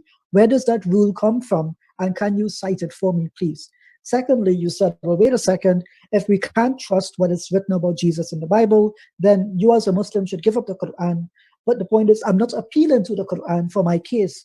independent of the Quran, using Greco-Roman literary standards, using textual criticism, source criticism, I fully understand and agree that Christ Jesus is not God, and we have not a single statement of his which is reliable and can be attested to, which demonstrates that Christ is God. Now, I put the question to you, at what point does Christ receive Latreo? This is almost as James D.G. Dunn, who recently passed, when he mentioned the early worship of Christians, he specifies that Latreo is specific to the Father. Now, my further point is, if you say, well, you as a Muslim have to depend on the Quran for this case, not once have I referenced the Quran in this case, and there is no point at which you can show to me the Quran refers to the Kaina Diatheke. Not one point does it do that. It never says Kitab al-Muqaddas. It never says any of those terms, therefore, or Majmu al-Qutub. Never refers to that in that sense. Now, Sam, you earlier argued, and you actually agree with me, even though you might shake your head, no, maybe, but you agreed with me that there is no one group of Christians. In the same way, there is no one group of Jews or Muslims. Now, when the Quran refers to the people of the book, you automatically assume it refers to people like you. But at no point did any companion of the Prophet Muhammad, peace be upon him, or the Prophet himself ever derive fiqh rulings from the writings of the Jews and the Christians in his day. Every point I've established. William, how much time do I have left, if you mind me asking? William. You have 2 minutes left. I'm sorry, I was muted. 2 minutes. Sorry. So I think I've made a case and I've made my point. One does not need to be a secular individual or an atheist to apply the principles of historiography. That is what we must do, and it's a standard methodology within scholarship. Brother Ibn Anwar, you have 2 minutes. Ibn Anwar. I think he died. Ibn Anwar. Yeah, no, I'm here. Sorry, I was looking at James Dunn's book. Thank you, Sam. But I do not accept your framework that I have to only look at the Quran and the Sunnah. I am not a Salafi, and neither is Ijaz. Traditional Muslims, proper Sunni Muslims, we accept Quran, Sunnah, Qiyas, and Ijma'. And within that, we have al-ulama warathatul anbiya, that the scholars are the inheritors of the prophets. So I gave you an example, a historical example of al-Hallaj, and he did say historically, ana al-haq. And according to the understanding of our ulama, that did not make him blasphemous, because even with those words, that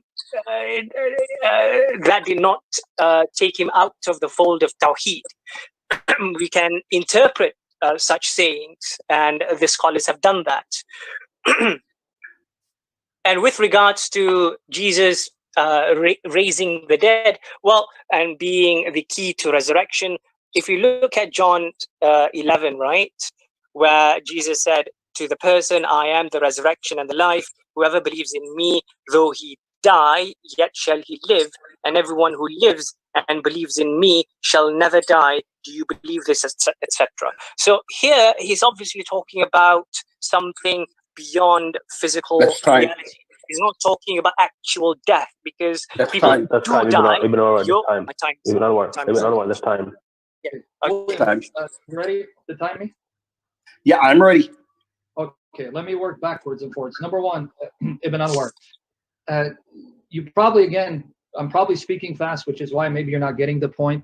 It's irrelevant to the discussion what later Muslim scholars say, because you still believe that Muslim scholars cannot contradict the Quran and Hadith. And it's ironic, you keep mentioning Ibn Hallaj when you admit he was killed for that claim.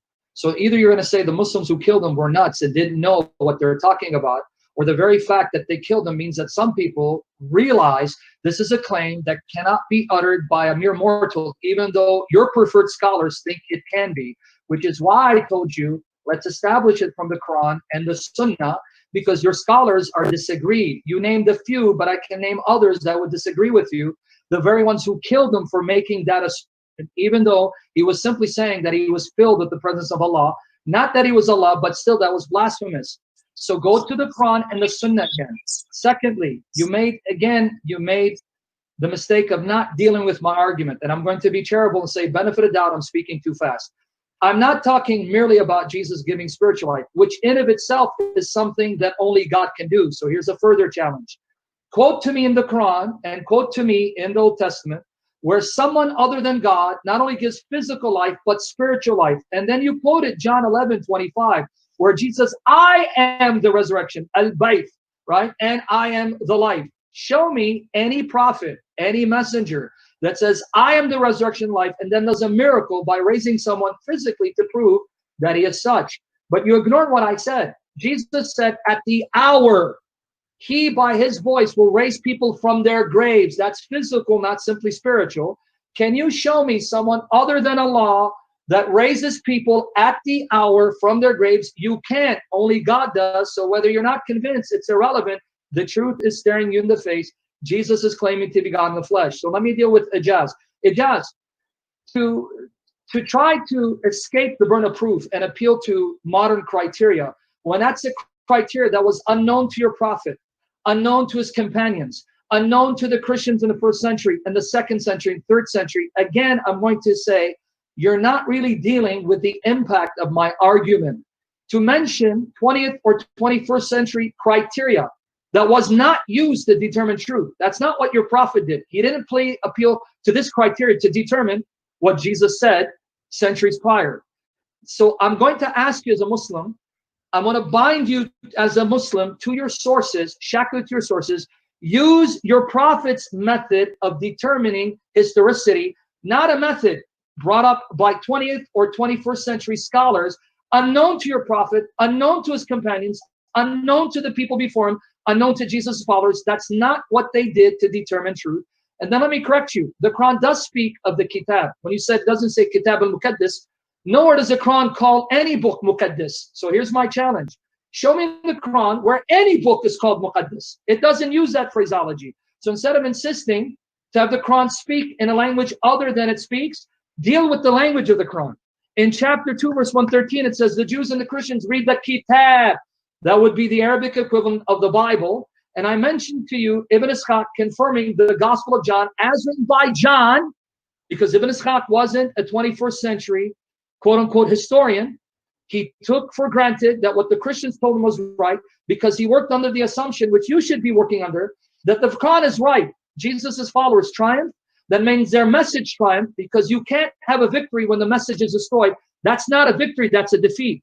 And since the Gospels are the only Gospels that have been preserved, that means they have your God's blessing, and we can use them to judge whether Jesus claimed to be God. And I think my time is up. Is my time up?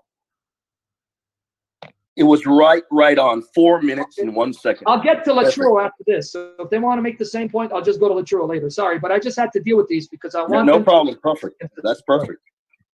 Yeah. So can I respond very quickly? Okay, yeah, go ahead, Ibn Anwar. So let me just get the time. You may begin when ready. Thank you. Right. Sam, it's Mansur al-Hallaj, not Ibn al-Hallaj. So Mansur al-Hallaj did make that claim, Ana al-Haq, but there is disagreement as to why actually he was crucified.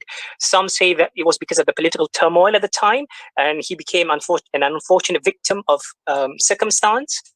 Others say that he was crucified specifically because of his utterance. So there is a disagreement on why exactly he was actually crucified. But according to the major scholars that I have referred to, I've mentioned them, Ibn Ata'illah, for example, who is not just any Tom, Dick or Harry, is one of our premier scholars, one of the premier scholars at Al-Azhar in Aqidah, excuse me, who also debated Ibn Taymiyyah at one point. So they have said that despite his utterance, that did not take him out of Islam. He said that in a state of fana. That's one possibility. And that would not make him a deity. Now, you cited a text in John chapter 5, verse number 28, and you repeated it several times. Do not be amazed at this, for a time is coming when all who are in their graves will hear his voice and come out, those who have done good, etc., etc. The text doesn't say that Jesus is going to order them to come out, and because of his command, of his instruction, he's going to come out. That is your interpretation. The text doesn't say that. The text says that they're going to hear his voice, and that's it. You're interpreting that voice as if it's a command for them to come out to the graves, and now they're going to come out because he gave them the ability to come out. That's your interpretation. The text doesn't actually say that. Ijaz, go ahead. Yep. Okay, so I have about 1 minute and 12 seconds. Thank you, Brother Ibn Anwar. So, Get Sam, ready you to said modern criteria method was unknown to the first Muslims. You referred to the Prophet, peace be upon him, and his companions. I want to point out Quran 16, verse 125 tells us ability here ahsan, to argue in the best way. Argue, not quarrel. So argue means using logic. How do we know that? In Quran Surah 10, I think it's verse 100, it mentions that the best of people generally are those who use reason, and those are defiled who do not use reason. So this is in fact a method entrenched within the Quran, and I have to shackle you to the New Testament. So you cannot escape the problem of Jesus' lack of deity. So I'll point out some things that you mentioned. You said, well, wait a second, Jesus' message won, therefore, the Christians are right. Small problem there. Jesus' message, according to the understanding of Muslims, it's the ijma, it's the consensus, that the Muslims are the ones referred to in that verse. You know and I know that Muslims believe the followers of Jesus were Muslim, and we believe that we are the spiritual inheritors of the message which Christ Jesus conveyed. So we as Muslims have no problem with that. You, the Christian, find yourself in a difficult position, because I've noticed you've moved the discussion to the Quran, and you are unable to establish Christ's deity from the New Testament. So again, Sam, if you have any shred of credibility, and you do have some, you need to establish the reliability of the New Testament text and its ability to convey the message. And I will hold you to what the early church father says. So here is what Dale C. Allison Jr. mentioned in his book, The Historical Christ and Theological Jesus. He says, even more clear-eyed was Origen, who in the 3rd century anticipated modern criticism by candidly observing that at many points the 4 Gospels do not agree. He inferred that their truths cannot reside in the material letter. The evangelists sometimes altered things which from the eye of history occurred one otherwise. They could speak of something that happened in one place as if it happened in another, or what happened at a certain time as if it happened at another time. And they were in the spiritual truth. Okay, let me just finish. Can I finish the sentence? One sentence. The spiritual truth was often preserved, one might say, in the spiritual falsehood. And I will post a reference in the chat if that's okay. Thank you. Can you start your time? Start 4 minutes, 11 seconds. Okay. You ready, William? I am ready whenever you begin talking. Okay, go ahead. Ibn Anwar, please, let's not nitpick. Just like I mistakenly called Ijaz Ibn Ijaz, I know his name is not Ibn Halaj. The fact that you made an issue out of it, it's getting pretty petty. But now let me read to you, and you don't accept him, but that proves my point. It proves the point. You can appeal to any scholar you want, even Atiyah, who's much later, that's still not more authoritative than the Quran and the Sunnah. And you failed miserably to prove your point from the Quran and Sunnah, and I don't blame you, because you know you can't. But here, I'm going to read Abu Amina Bilal Phillips in the Foundation of Islamic Studies. The statement of Al-Halaj, saying, An al-Haq, I am the embodiment of truth. As Allah said, describing himself, Wahul Haq, he describes himself as being Al-Haq. For any Muslim to say An al-Haq, he is basically saying, I'm Allah. Bam!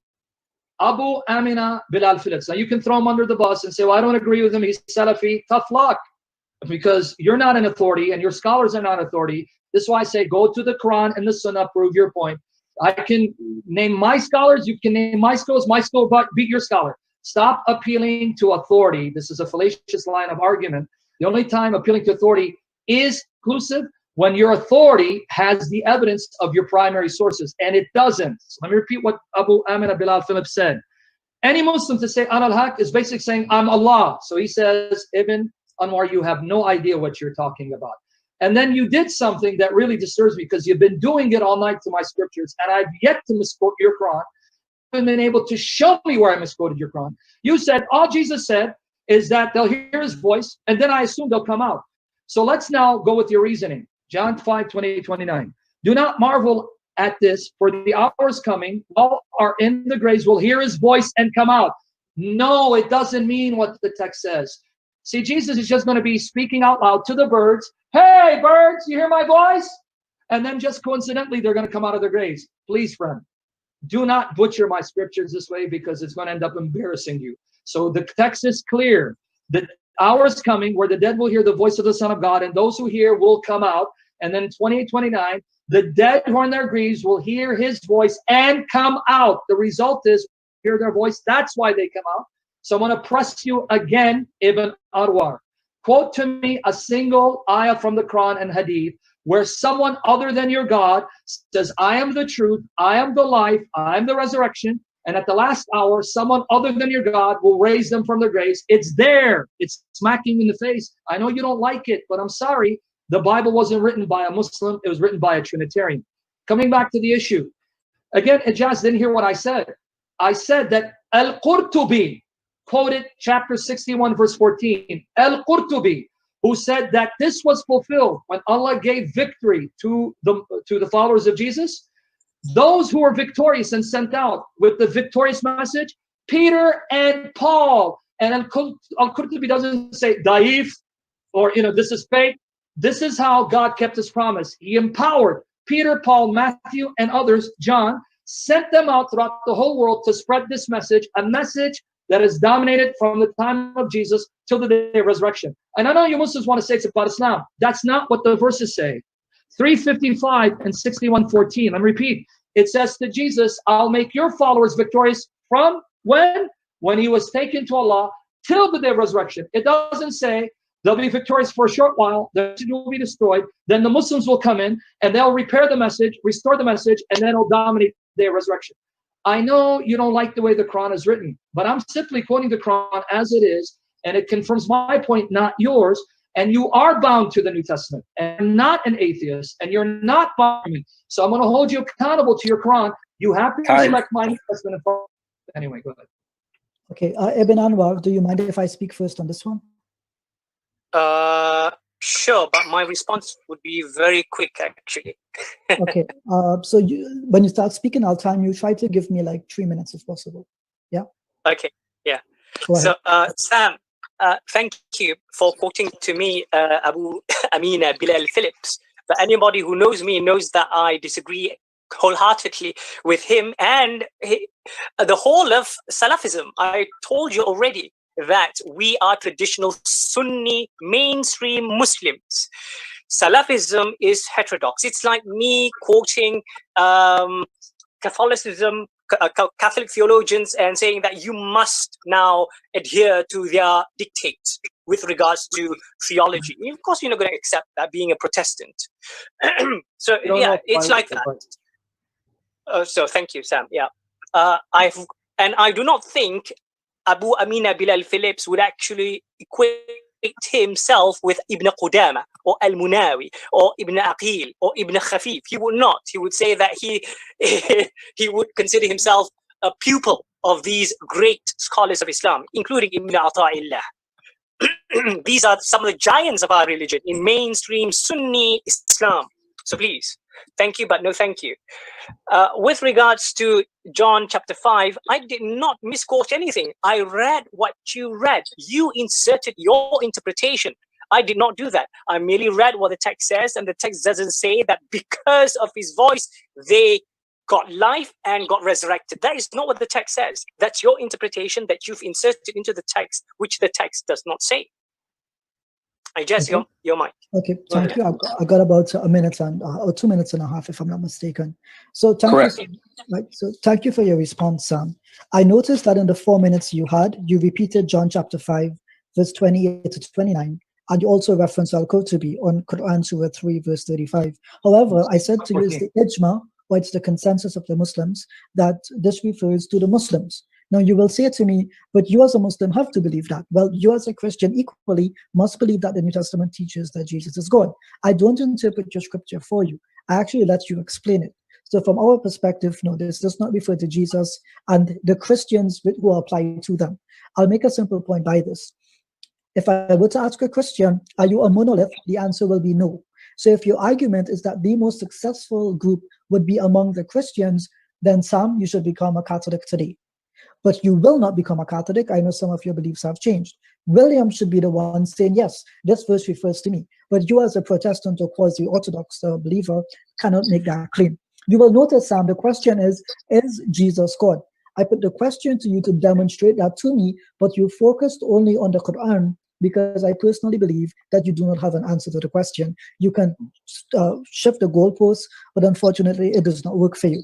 Now, John chapter 5, verses 1 to 5, demonstrate for me that this work is not from God and that it actually has errors. So I want to point out in verse 1, after this, there was a festival of Jews, and Jesus went up to Jerusalem. Problem, the definite article before the word festival is missing. I think it's just letter eta, if I'm not mistaken. And so did he go to the festival, which would be Passover, or any random festival? Already the question of the historicity of this passage comes into question. You know as well, when it mentions in verses 3 and 5, the angels move in the water, a later addition. So the question then becomes, if this work is authentic, and we have all of these emendations which contradict history.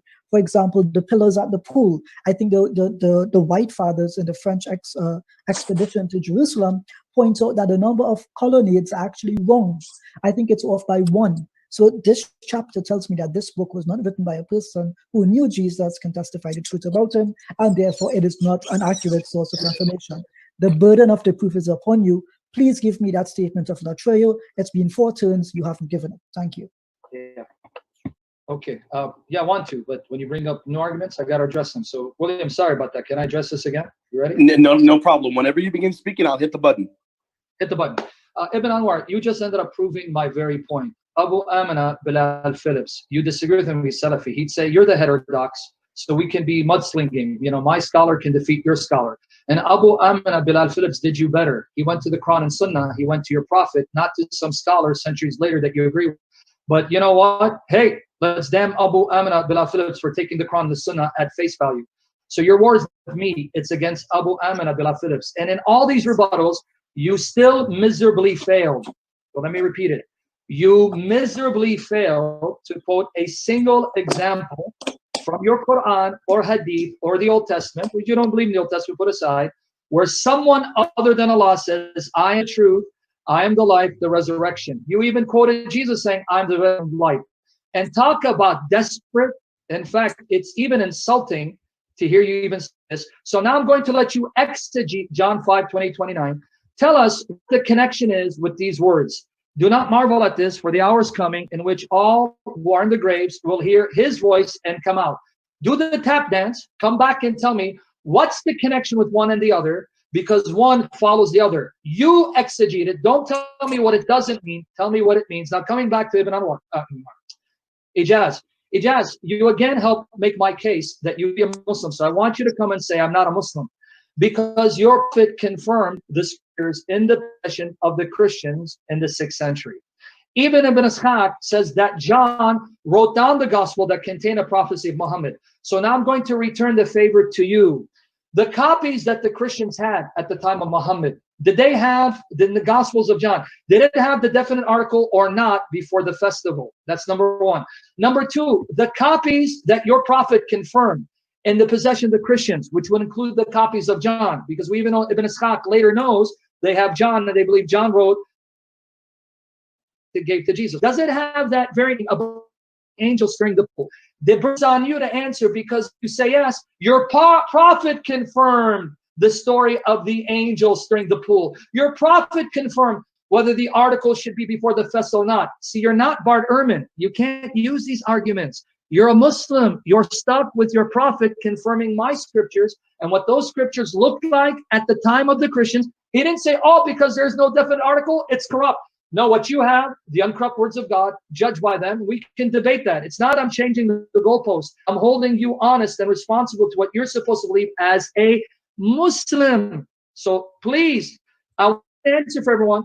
Name the copies of John in the 6th century, 7th century, and tell us which of those copies had the article, didn't have the article, and how many of them didn't have the story of the angel stirring the pool, and whether those copies were in the possession of the Christians in Arabia, because whatever they had, Muhammad said, true, uncorrupt, judged by them, and we can talk about that. So again, don't argue like an agnostic or an atheist. You're not. And to correct you, Qurtubi did say the followers of Jesus that Allah gave the victory to, and it's not about ijma and consensus. Peter and Paul, because he knew historically the only followers of Jesus that were sent out that dominated were folks like Peter and Paul. But then Peter and Paul were uppermost. Where does it say, then their message would be destroyed, lost, only parts of it would remain until Muhammad revived it? It's not there. I'm just going by the Quran and the Hadith. If you don't want me to go by the Quran, because you reject the Quran, say it. I don't believe on it's a fraud. I won't use these arguments. Then we'll be consistent. But no, the evidence is against you. You're stuck with my New Testament, and Jesus claims to be God. And I'll go to Latruo and other passages, not just John 5. But John 5 has been too hot to handle. None of you have been able to refute it. Glory to Jesus Christ. Perfect with the time. Great with the time. All right, Ibn Anwar, do you mind if I go first?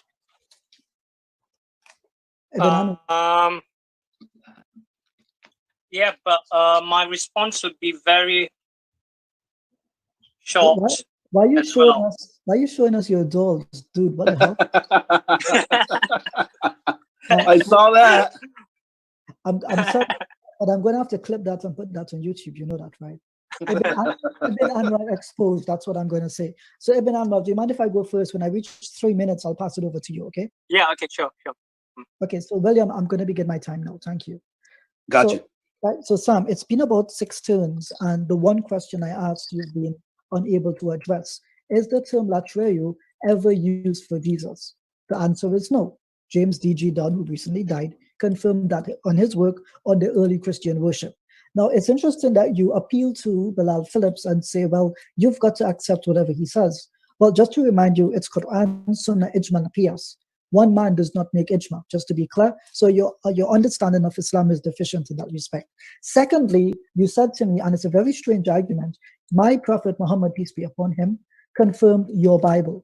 Here's the question I put to you, because I know you have the answer. Do you have a single manuscript of the New Testament circulating in Arabia extant to the time of the Prophet Muhammad, peace be upon him, from the terminus post-square of 610 to the terminus antequem of 632? We do not have that. So you're appealing to the Christians at that time and say, well, whatever they had, we also had. I want to point out in Dr. Brent Nongbu's book, what's his book's name? God's Library. He points out that from the 2nd to the 9th century CE, in Oxyrhynchus and villages along the Nile, that they actually copied more non-canonical and deuterocanonical works more than the New Testament writings. So it stands to reason, therefore, it's a false assumption to believe or assert that the Christians in Arabia had the same data that you appeal to. It's quite clear from the manuscript testimony from God's Library, the book by Dr. Brent Nongbu, the deuterocanonical and just the general books outside of the canon were copied and used more by Christians in that area. Lastly, it's very strange that you say Qurtubi says Peter and Paul. Here's the question I put to you. Does Qurtubi say the Christians of his day, the Roman Catholics, which were the major religion at his point, does he say they are upon the right path? That is the religion we should follow? No. The Prophet Muhammad, peace be upon him, recites from the Quran, Qul huwallahu ahad, Allahu samad, lam yalid wa lam yulad.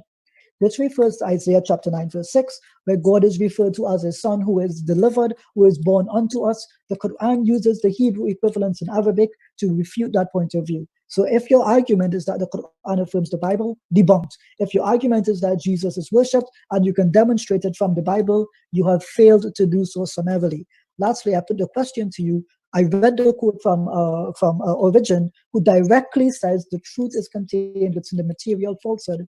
And I pointed out to you that John chapter 1, verses 1 to 5, including the healing of the blind man, are later additions, which James White also agrees with. So you stand against the majority of Christian scholarship because you do not want to concede the point that you have zero evidence that Christ was worshipped as the one true God from the scripture itself. What's your name again, Ibn Anwar? You may go 1 minute. Yeah, thank you. So Sam, I don't know why you insist that I or Ijaz, who belong to mainstream Sunni Islam, adhere to the words of Abu Amina Bilal Phillips, who actually anathematized me and anyone else that belong to mainstream Sunni Islam who believe in things like tawassul or istighatha. Bilal Phillips specifically made takfir, or said that anyone who calls upon the Prophet Muhammad commits shirk. Excuse me. We are Sunni Muslims who believe that it's okay to say Ya Muhammad, which Bilal Phillips says it can be tantamount to shirk and is haram. No, we do not accept the fatwa of the Salafis when it comes to theological matters like these. Okay, we would follow our scholars, and in our tradition there is something called al-aslu fil ashya al-ibaha. This is a very known maxim in. Oh, my time is up. That's time. Yeah. Okay. Yeah. Sam, before you continue, are you gonna let can William give it a go or something, or is it? Yeah, I'll after he goes here, I'll go right after this one. Okay, because I kind of feel like we've left you out of it. Sam speaking. No, don't worry. After he goes here, I'll go. Sam, you're on mute. I don't know who muted you. He's saying something. Let me see. Somebody muted him. Unmute. No, he's muted. Yeah, Sam, you need to unmute yourself. Yeah, there you go. Okay. Hold on. I think one sec. Sam, click it now. I think I clicked it and I remuted him. Okay. Sorry, let me make it. Can you hear me now? Yeah. Yes. Okay. Yeah. Yep. Let me listen. What I do, because they bring up origin, all that. Let me just make some fun, because I do want to answer literal. Don't say I don't have an answer. I'm just trying to deal with all the new. So William, let me do one round, and then I want you to take the next round, talk about the church fathers and origin and all the references. Okay. Definitely. Let me just do a final round. Okay. Start. You ready? Start. Let's go. All right. Again, neither Ijaz or Ibn Anwar heard me correct, and I'll say it's my fault I'm speaking fast, or if they did, they're misrepresenting me because they don't have reputation. I didn't say you had to subscribe to the opinion of Abu Amina Bilal Phillips. You're misrepresenting. I said the very fact there are Muslims who disagree with you, and the very fact there are Muslims who condemn you and you condemn them, is all the more proof. I don't care about your scholar. My scholar can beat your scholar. Go back to the Quran and the Sunnah, which you have yet to do. This is now what times sees you have yet to quote a single verse from the Quran, yet to quote a single verse from your Hadith, where someone other than Allah says He is the truth, He is the resurrection, He is the light, and someone other than Allah will raise the dead from their graves. You have yet to do that. So by that, you admit you have no refutation. Coming back to Ijaz, again, Ijaz, when you tell me that Qurtubi think the Christians at that time were true believers, that's irrelevant to his exegesis of 61:14. When he interprets 61:14 and he knows this is supposedly addressed to Jesus in the 1st century and promising Jesus, his followers will be victorious, Al-Qurtubi has no choice but to look at the history to see who are those followers that were made victorious, and he has no choice because there are no other followers. Because all the documents that prevailed and disseminated throughout the world say it's Paul and Peter and John and Matthew. But he didn't reason out the implication, and he's avoiding the implication like you are. If they were the true followers and they were victorious, that means their message was true. And if their message is true, then God preserved it. Well, the message he preserved is the writings of the New Testament. And that's why it's still spreading like wildfire all over the world, which is why you're arguing tooth and nail against its veracity and against its statements, because you know this message exposes Islam and proves Jesus is God in the flesh. Now, let me correct again your challenge to me. I don't know if you're referring to the Arabic versions of the Gospels not being extant in the 7th century. Even if you believe that, then that means you're not a Sunni, because according to Sahih Bukhari, volume 1, number 3, we know there was a Gospel in Arabic written by Waraq bin Nawfal. So do you reject that? Well, I wouldn't blame you to reject it, because it comes over 100 years after the death of your prophet. Since you're a Sunni, you are going to have to agree with your tradition. There were Gospels in Arabic, because Waraq bin Nawfal wrote the Gospel in Arabic, and he would write it in Hebrew, which some say it meant Syriac. So are you going against your sources? Just because we don't have any extant manuscript evidence doesn't mean none existed. But more than that, you don't need it to be in Arabic for the Gospels and the New Testament writings to be in circulation, because they could be in all the different languages. Even at the time of Muhammad, the Christians would have been reading Syriac. Syriac would have been the language they read. So I'm going to issue my challenge to you again. The copies of John in all the languages in the 7th century, especially to the Arabs, it doesn't have to be Arabic, in Syriac, in Coptic, you name it, did it contain the definite article before the festival, and didn't have the angel stirring the waters? In other words, the 7th century copies of John, did it have it? If it did, you're stuck with it. You have to admit it. You have to accept it, because your prophet said those are the uncorrupt words of God. Let me give you the verses real quickly to show you he was confirming those scriptures that existed at that time, not some scriptures that didn't exist that we're just going to make up out of our imagination. Chapter 2 of the Quran, verses 40 to 44. Chapter 2 of the Quran, verses 89 to 91. Chapter 2 of the Quran, verse 97. Chapter 2 of the Quran, verse 101. Chapter 2, verse 113. Chapter 2, verse 121. Chapter 3, verses 3 and 4. Chapter 3, verses 113 and 114. Chapter 4, verse 47. Chapter 5, verses 43 and 48. Chapter 10, verse 37, verse 94. Chapter 12, verse 111. Chapter 46, verse 12 and verse 30. Game over. My Bible's uncorrupt, and you're bound to it. And Jesus is right. Okay. Thank you. So, Ijaz, can I respond very quickly? So, hold on. Sam. One second. Yeah. Go. Okay, thank you. So, Sam, again, I don't. It's very difficult for me to comprehend that you're having such difficulty understanding either Ijaz or I telling you that we are not shackled by only the Quran and the Sunnah. In traditional Sunni mainstream Islam, our sources are Quran, Sunnah, Qiyas, Ijma' and Qiyas. Do you understand that? These are the four main sources. Now, we are not obligated to follow the solitary position of this or that scholar, especially if that scholar comes from a heterodox school. Can you understand that much? In our traditional Sunni Islam, we have something called al-aslu fil ashya al-ibaha. This is the maxim that is subscribed to by the jumhur of the ulama in Sunni Islam. That is, the original status of anything is al-ibaha, permissibility.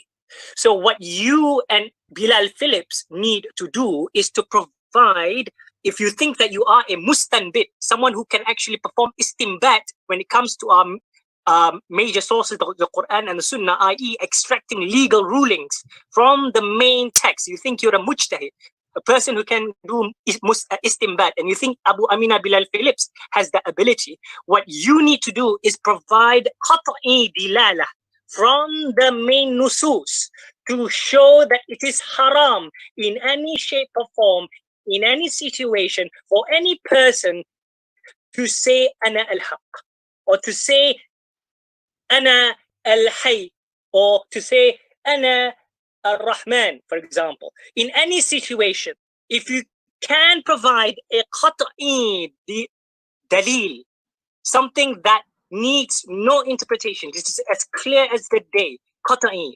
I know you don't understand that terminology. So if you can provide evidence like that, then you would have something, but you do not. But then, Anwar, do you mind if I jump in? Yeah, thank you. I guess your mind. Very strange that the Christian is arguing what our sources of our deen are. Very strange. Only Muslims can do that. So, Sam, I put that challenge to you. Now, it's interesting that you say, well, wait a second, there was a gospel by Waraka, and therefore we must accept that one. That hadith that you quoted, did the Prophet say that we have to accept it? No. Hold on. Your argument is that whatever existed in the 7th century, wherever it is in the world, and it was the New Testament, therefore the Quran affirms it. At no point does the Quran affirm the New Testament or the Old Testament. In fact, it does the direct opposite in Quran Surah 2, verses 75 to 79, Surah 6, verse 91. These point to the corruption of the previous scriptures, which we reject in total.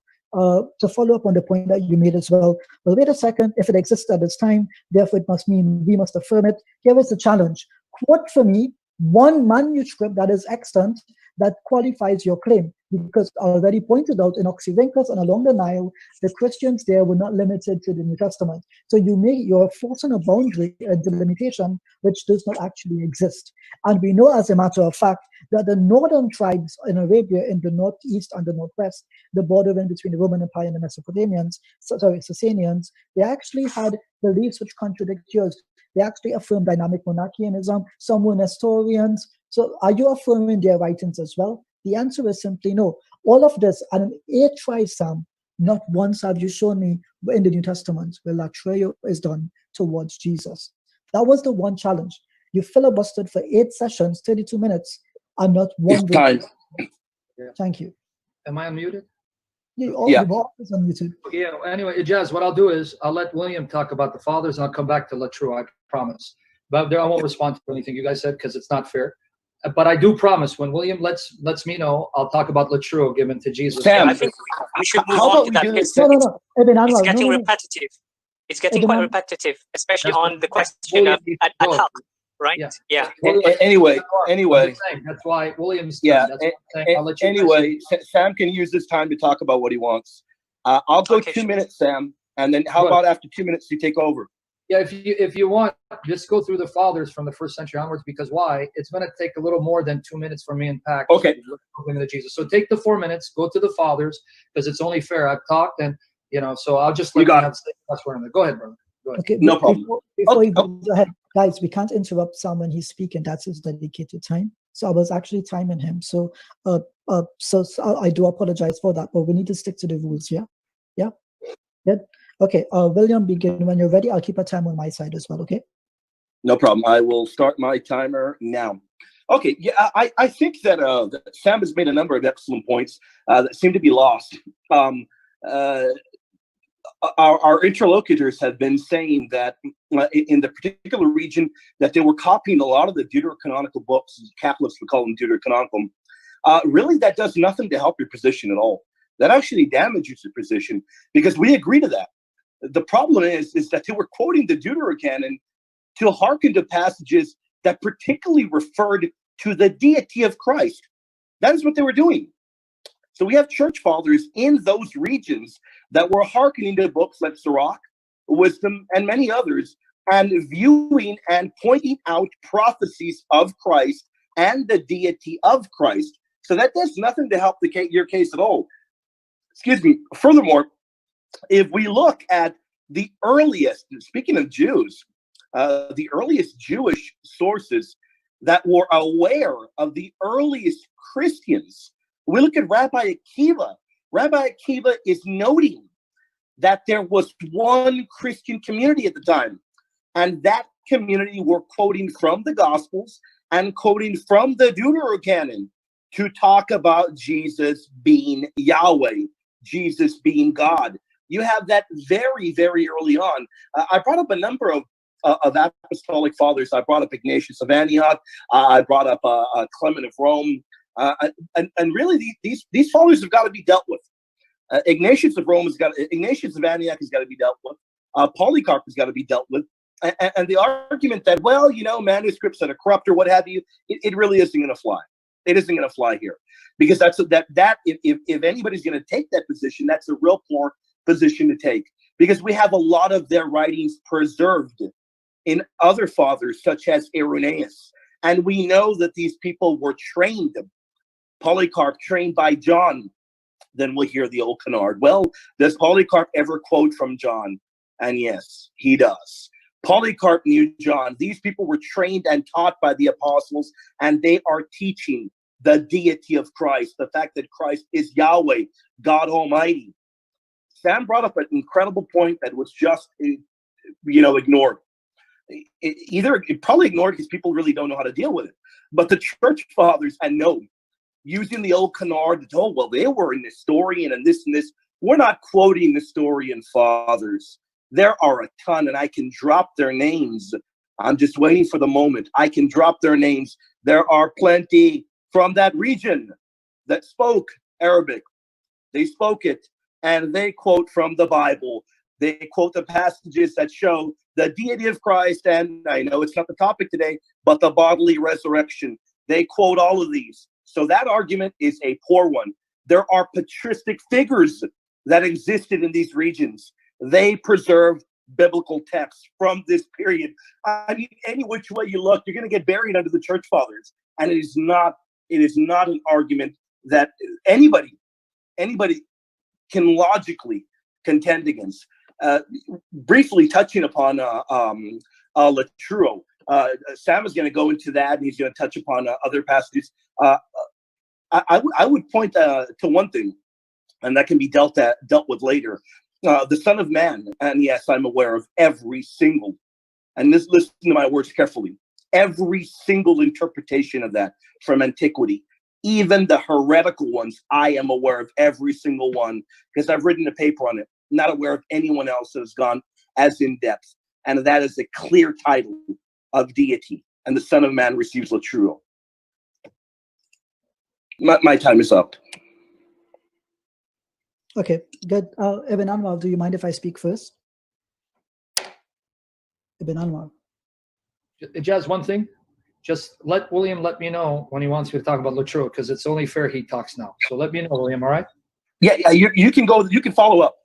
You had 4 minutes, so I want you to take the full time. When you're ready for me to do the Latro, because you took 4 minutes, so that's fine. So go ahead. I just want all the people know I'm stepping back because it's only fair he speaks. I've been speaking, and when he tells me to do Latro, I'll do it. I promise.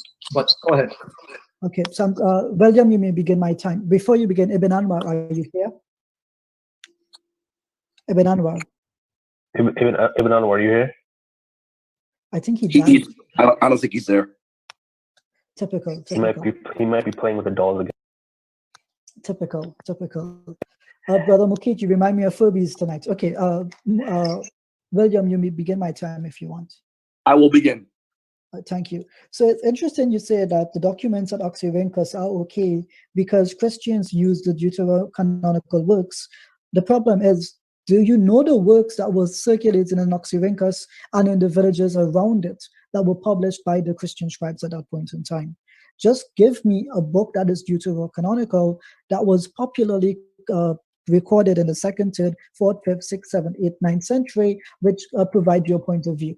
So the point stands that, guess what? There are works which they rejected, you as a Christian will reject. All I need you to do is give me a list of 3 of the works that were specifically uncovered. I'm going to give you a reference. It's in Dr. Brent Nongbu's book. He actually has a chart on page 248, and he actually quite clearly states non-New Testament manuscripts, they always outnumbered the Christian manuscripts. That includes the New Testament. So the point stands. I thank you, Ibn Anwar. So the point stands thereby that you've made an error in reasoning. If it is that you can identify the works which were deuterocanonical, that they were copying in those cities, you may have a point. So just give me a few and let's see, and provide a quote and citation for it. You said Ignatius and the other fathers agreed that Christ was God. Now, it's funny that Origen says the spiritual truth was preserved in the material falsehood. That's even more peculiar because when you reference Ignatius, Corpus Ignatium is actually from the 9th century CE. And in the link I've put into the chat, and in the link that I've sent you via email, it's in manuscripts of the early Christian fathers. At the very last paragraph, it says, consequently, the editing of Justin texts is almost entirely a matter of conjectural emendation, which is necessary in places, but has certainly been employed too freely by some editors. So what stands here? We know that the writings of the early church fathers were amended and edited at will, and there were many, the quote used, conjectural emendations. This is the work by Cyril C. Richardson. So therefore the point stands, I'm actually correct on that. Now what is peculiar is that none of you seem to give evidence that Christ was God. Your evidence seems to be, well, Christians thought he was God, therefore he was God. How is that not circular reasoning? I want to point out as well, a Hindu tells me that Krishna is God. Oh, I guess that's it then. I got to be like you and Sam and become a Hindu. No, the point is we do not take that statement as a testament to belief. All Sam has to do, and you too as well, William, you have to provide the earliest writings that testify that Christ is God, which is extant to us today, and then we can work backwards. Scholars always use as a foundational principle, they identify their sources, try to reconstruct them, give us a terminus postquem and a terminus antequem. Simple terms, simple ideas. None of you have seemed to be able to give us evidence that Christ was God. Your only argument is either Christians say he's God, therefore he's God, or the Bible, as I interpret it, says he's God, therefore he's God. None of those are good enough. Ibn Anwar, it's your turn, please. If you have something to say. No, I'm waiting for comments regarding Latreo. Okay, so I'll just wrap up here pretty quickly. Sam is pretty strange because he says, well, wait a second, you have all these verses in the Quran which affirm his scripture. Just do me one favor, Sam, one favor. If the Quran affirms the New Testament, just show me one place at which the Prophet Muhammad, peace be upon him, or his companions used as a form of dalil or evidence the New Testament. Nowhere. And if it was extant to his time, then you would be able to demonstrate this for me. It seems to be the case that you are unable to do so. I'm very interested in what you come up with, Latreo. It took you, what, 10 sessions, 40 minutes? Let's see what you have. I give up the rest of my time so Sam can provide the evidence. Let me reply to you first, and then in the following round, I'm gonna hand it over to Sam. Whenever you're ready, I can go ahead and begin. Okay, when you start speaking, I'll time. Okay, let me grab. Give me 1 second, so I can have it visible to me as well. Okay, give me 1 second. No problem. Take your time. There's no rush here. Okay, I am ready now. Okay, a number of points were made. You said that you emailed me. And I looked over what you emailed me. It doesn't make any difference. We need to stop pretending that when something says that there has been an emendation, that means that is akin to a corruption. We need to be serious for a moment here. Anybody that has taken any introductory course to textual transmission or the history of it will tell you that is not what an emendation means. It doesn't mean, well, you know what, we can't know what is said here. I have before me the critical edition of Justin Martyr in the Greek, and I'm looking at the passages that Sam and myself have quoted. I'm looking at them, and there are no, remember what I'm saying, there are gaps in Justin Martyr. The English will even show that. The critical edition will show where there are issues in the text. Each and every one that Sam and myself have quoted does not have anything dubious about them. I've quoted it over and over, and I've quoted where it says that Otto, let me read it again. Otto has properly restored the reading of this manuscript. What does that mean? Well, let me try to summarize it. That means that in this particular area where we're reading about Christ being Almighty God, that means that according to the manuscript history that we have, this is the best reading. And I've offered to go over it in the Greek. So this act of smoke and mirrors, of trying to say, well, look at this. Oh, well, there are emendations. It doesn't fly with people like us. Maybe another group of guys. It doesn't fly with us. This is not a fancy argument. This is smoke and mirrors. There's nothing behind it. We can go over the Greek of Justin. The original Greek is clear, is what he says about Christ being Almighty God. Then we hear more about Ignatius of Antioch. And well, you know what? The oldest comes to this date. Good. Well, I'll take the advice of Lightfoot over you any day. And Lightfoot says we can trust what is said here. I'll take his advice over your advice pretty much any day. I think one of the top compilers of Ignatius in the whole universe, I think his word might hold a little bit of more weight than yours. Even Ehrman would disagree with you there. Even Price, even though Price denies the historicity of Jesus, even he would disagree with you on this point. By the way, I know him personally. I know for a fact he would. These are poor arguments. And you know why they have to be resorted to? Because when I quote apostolic fathers, Ignatius of Antioch, Clement of Rome, Justin Martyr, rather than the text being dealt with, we've got, well, there's corruption. Well, look at the date. Well, look at this. We've got to be realistic. For people whose Islamic faith comes hundreds upon hundreds of years after the time of Christ, this is ridiculous. The arguments are not serious. Deal with what the apostolic fathers say. If there are gaps in the text, by the way, when I quote Ignatius, I'm using the shorter recension. I've studied them all. The longer, the shorter, the middle. I'm aware of them all. I'm using the shorter one, the one that there's less doubt for. So when I'm dealing with a text, how about you engage with it rather than trying to muddy the waters? But if that's the best that you can do, then I confess I'm not surprised. Because tonight and any night, you're not going to be able to deal with the Bible or the early fathers. And I'm going to give the next time period to my friend Sam so he can touch upon the true. You have 6 seconds. Yeah, that's fine. I appreciate that. Okay, Ibn Anwar, do you mind if I go first? Did you die again? Why are you always missing in action? All right, can anyone else hear me? Go ahead, Ijaz. Go ahead, Ijaz. Okay, William, you begin timing me. Thank you. So it's peculiar you say that an emendation does not mean corruption, but the definition of corruption is where the initial author does not actually have his words as he wanted them in the text. So it's determined by authorial intent.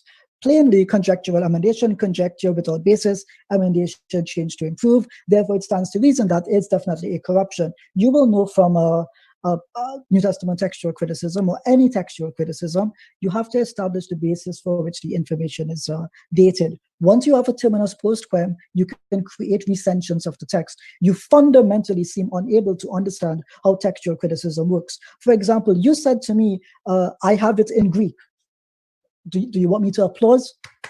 You have something in Greek, whoop-de-doo. That proves your point. It doesn't. You say, according to the manuscript reading, this is the best version. Again, you don't seem to understand, as James E. Snap Jr., Sam's friend, says in his discussion with Bob the Builder, well, guess what?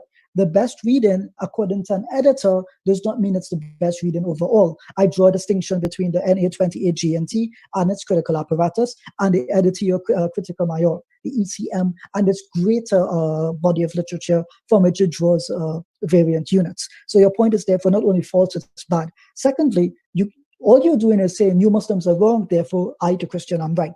That is simply a denial. I hope you noticed that you said you trust what Lightfoot says and we can trust what he says. However, the link I put in the chat and which I sent to you said that consequently, the editing of Justin's text is almost entirely a matter of conjectural emendation, which is necessary in places, but has certainly been employed too freely by some editors. That one statement alone says to us that they have inserted words into the text too freely. That is called corruption. So you need to identify at least the arguments that you're trying to appeal to. You also said something of, let me see here. Islam came hundreds of years later. Unfortunately for you, my God is eternal, and therefore he can send any message from any time as he so pleases. I do not understand why you think that God is limited in when and how he reveals something. Lastly, you said, one quotes an Ignatius, I'm quoting the shorter recension. Yeah, from the 9th century CE.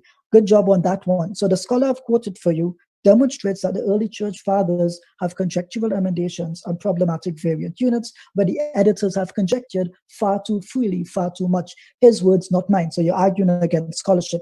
Lastly, you said, I know Robert Price. I know Bart Ehrman. Guess what? Appeal to authority, absolutely useless. I know them both as well. In fact, Sam Shamoun here mocked me for doing an interview with that same guy, Robert Price. So you're not the only one who knows these guys. Lastly, I want to point out something that you said. You said, all you're doing is asking, when is the earliest? Well, guess what?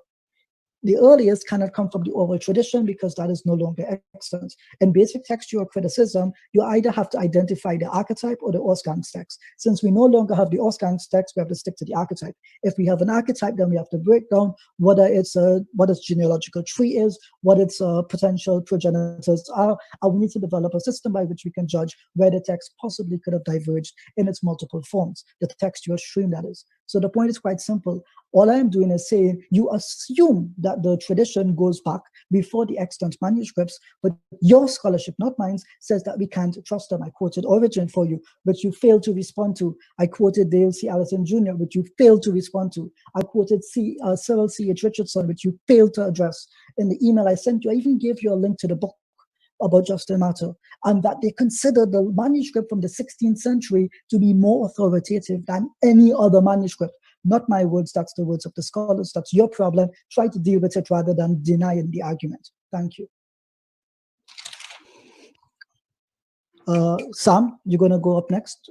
Sam, does William want me to, or does William want to? Yeah, go ahead, brother. If you want to briefly touch upon all that he said and deal with Latrell, go ahead. Okay, yeah, no. One sec. Before you begin, it's getting quite late for me, and my medication I need to kick in. So potentially, you want to make the final round? We can go until 2 a.m., but that's maximum. Okay, when is 2 a.m. for you? In 15 minutes? How long is that for you? Around 18 minutes, yeah.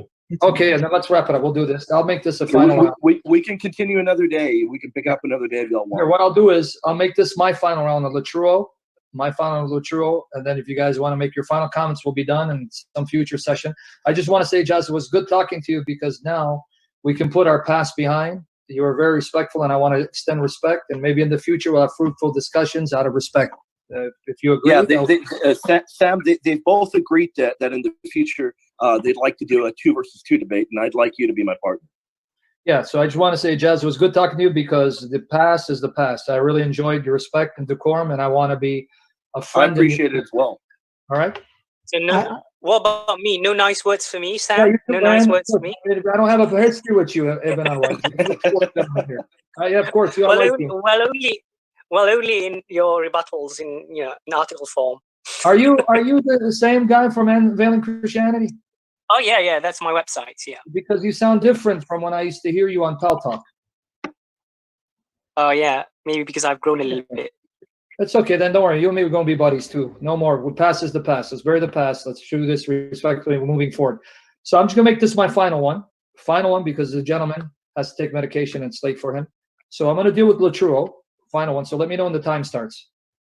Guys, can I suggest something? Ijaz, can I suggest something? Can we use the final rounds for 5 minutes? Okay.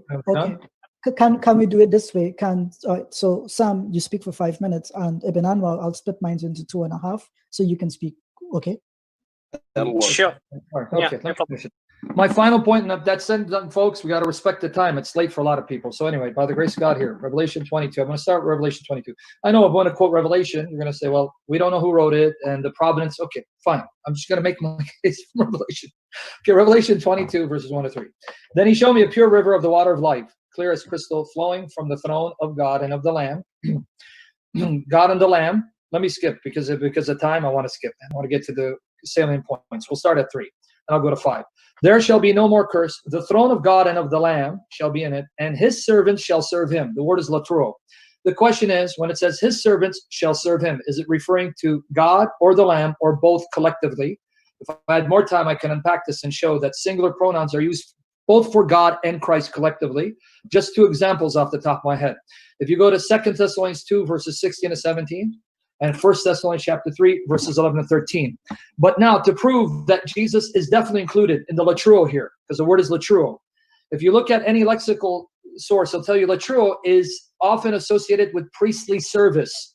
It's the sacred service rendered by priests in the temple. So here, to prove that Jesus is one of those divine persons, not gods, that receives latruo, remember, don't take my word for it. Look at the lexical source. Latruo is used in reference to the sacred service in the temple by the priest.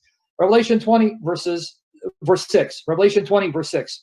Blessed and holy is he who takes part in the first resurrection. Over these, the second death has no power, but they shall be priests of God and of Christ. God and Christ together have priests serving him. What kind of service they give? Sacrificial, temple service, which is latruo. So God and Christ have priests that give them service, and they shall reign with them 1,000 years. Further proof that Jesus is included in the pronoun, that he is the object of latruo. It says, his servants will serve him. They shall see his face, and his name shall be on their forehead. So notice, whoever this is who's being served has servants, and they will see his face, and his name will be on their forehead. Revelation 14, verse 1. Then I looked, the Lamb was standing on Mount Zion, with him 144,000, having his Father's name written on their foreheads. So now we know the Father, his name will be written on it. But also in Revelation 3:12, it says they'll have the name of his God and the temple of his God, and there'll be a pillar in his God, and they'll have his new name on their forehead. So Jesus is included.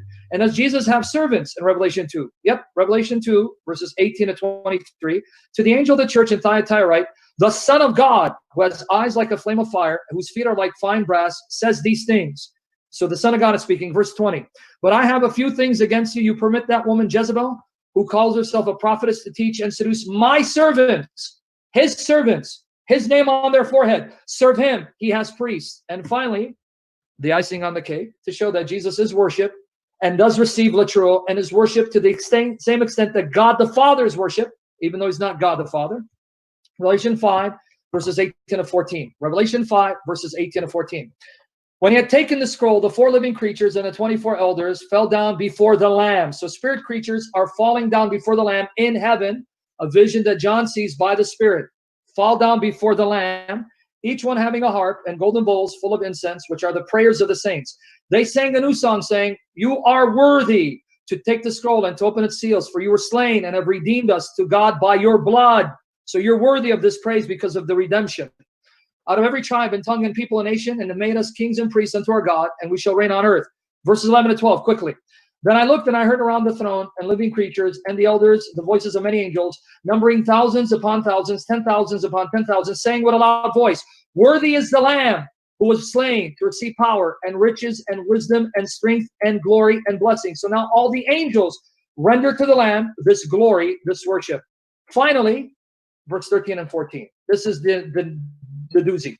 Verse 13 and 14. Then I heard every creature which is in heaven, on earth, and under the earth, and in the sea, and all that are in them. John exhausts the language. Every created thing in the entire creation, saying, to him who sits on the throne and to the Lamb. So the Lamb is distinguished from every creature and is receiving the same worship that God the Father receives from every creature, showing he's uncreated and equal in glory and dignity to the Father. Be blessing and honor and glory and power forever and ever, and for the same extent. And finally, verse 14, the four living creatures said, Amen. And the 24 elders fell down and worshipped him who lives forever and ever. So Jesus with the Father is worshipped by every creature to the same degree, for the same extent. Jesus, like the Father, has his name on his servants. He has servants. Jesus, like the Father, has priests. And what do priests do? They offer latruo. So God and the Lamb have priests offering latruo, and that's Revelation. But again, who wrote Revelation? What's its provenance? We don't know. I know that will be the argument. Christ is risen, risen indeed. I'm done. Thank you. That's 5 minutes, 10 seconds. I'm not arguing with you, but just to clarify, you started off with Revelation chapter 22, verses 1 to 3. Is that correct? Sure. Okay. You said that the word latreo was mentioned there. Do you remember? Yes, verse 3. In verse 3. Verse 3. So Revelation. Okay, it is latreo. It's right there. Yeah, it is. Just give me 1 sec. Should I mute myself? No, you could see, because I might have to ask you a follow-up question. So you said Revelation 22, yeah? Yes. If you read verse 3, his servants will serve him. Latruo. Yeah, it's for worship. Yeah, it's latruo susin. It's right there. Latruo susin. Yeah. The verb is used there, but okay, it's not my time. If you want to engage me, I'm going to show you conclusively Jesus is his in the pronoun, but not to the exclusion of the Father. That's already said. Yeah, there is a reason why you want to try to make that clear, because I think you're familiar with the commentaries that actually disagree with one another as to who actually the reference is actually in reference to. It might be the Father, it might be the Son. So there is. So are you asking me the question to respond? I can respond. Sure, yes. No. Sam, just 1 second. No. Let Ijaz respond. Okay, good. And then I'll. Okay, should I mute myself, or are you going to ask me questions? I'm still asking you a question. You said you said verse 1 has the word latreo? No, verse 3. It's right there. Verse 3. The Greek is right here. K-pan. I got to read it. Oh, yeah. I said latreo. Okay, it's right there. Katanathema. Uk istai eti ke. O thronos to theou ke or kai to arniu en aute astai. So there it is. The Greek is right there. So do you have a question? I just mute myself and you can make your presentation. Okay, yeah, just give me 1 sec. Verse 3.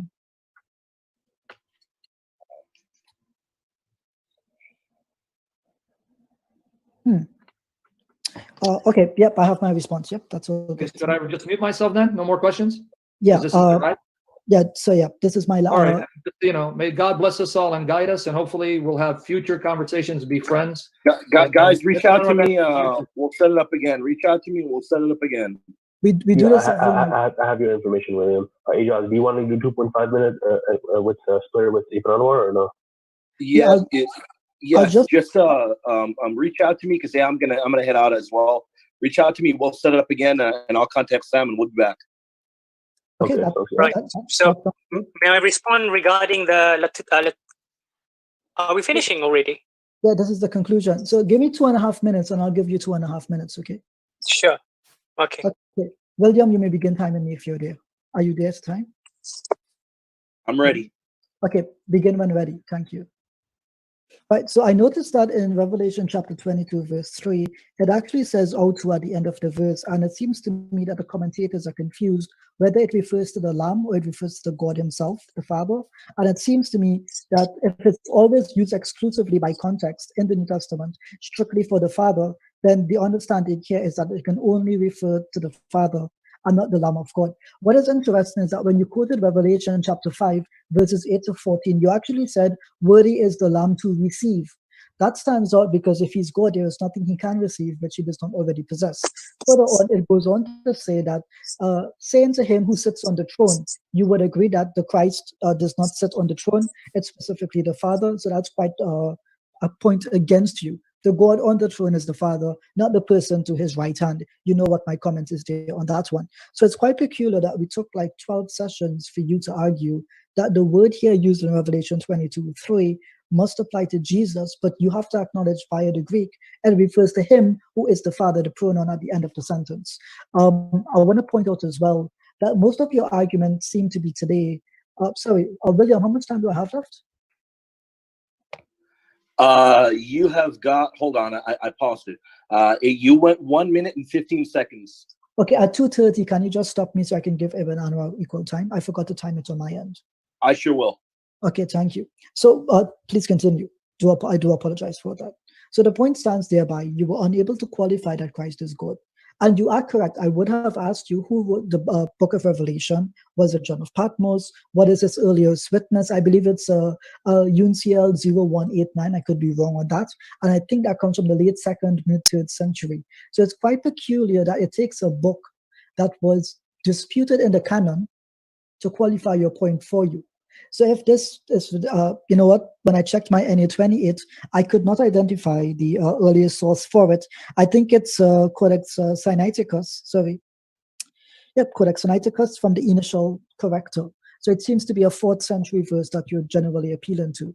If the church fathers quoted it, I would have liked to see that. So long and short is, Sam, thank you for coming out tonight, but I don't think you demonstrated that Christ is God. My suggestion is we continue this discussion tomorrow, God willing, if you and William are willing to do it again. Ibn Anwar, please take the rest of my time. I do apologize. Let me just pause your time and just say, how about we aim for maybe Wednesday, because tomorrow I've got some stuff to do. Yeah, maybe let's shoot for sometime next week, because I'm going to be busy this week. So maybe next Monday. Yeah, let's do it next week, and we will we'll go in depth. We'll dedicate at least 2.5 hours to just the deity alone. Okay, yeah. I like that. What we will do as well, I will speak to the guys at EF Dawa, and I'll try to stream it on EF Dawa as well, God willing. All right, so please resume the time, William. Brother Ibn Anwar has to speak. Brother Ibn Anwar. I will resume it now. Right. So thank you, Sam, for your contributions. Now, there's a reason why Sam focused specifically on Revelation, and in fact, only on Revelation. Why? Because although the verb in question occurs several times throughout the New Testament, it occurs once in Matthew, 3 times in Luke, several times in Acts, in Romans, in Philippians. Yeah, Paul uses it as well. And in Hebrews, I think it occurs about 5, 6 times. In not a single one of those instances is it ever used of Jesus. It is always used for the Father. The word occurs only 2 times in Revelation. Excuse me. It's never used for Jesus. It's very interesting. Now, Sam earlier cited Jesus saying that they should honor the Father as they should honor Jesus as how they would honor the Father. Now, if that were the case, then we should at least find 1 or 2 instances in the Gospels or in the epistles of Paul or in Hebrews even, where 1 or 2 Christians would actually have had given the plural to Jesus, but we do not see that ever. And in fact, James Dunn, the late James Dunn, says in his "Did the First Christians Worship Jesus?"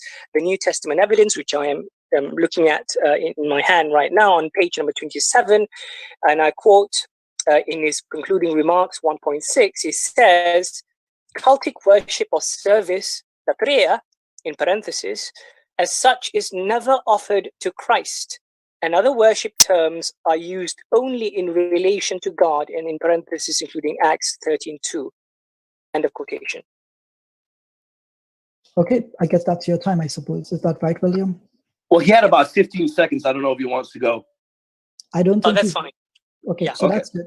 All right, so Sam, so God willing, you have my email address. You emailed me recently. We'll follow up on this. William, thank you for coming out. Sam, thank you for a good chat. God willing, we can continue. Thank you, buddy. God bless us all. Let's get it done for next week, guys. Reach out to me. Sam and myself.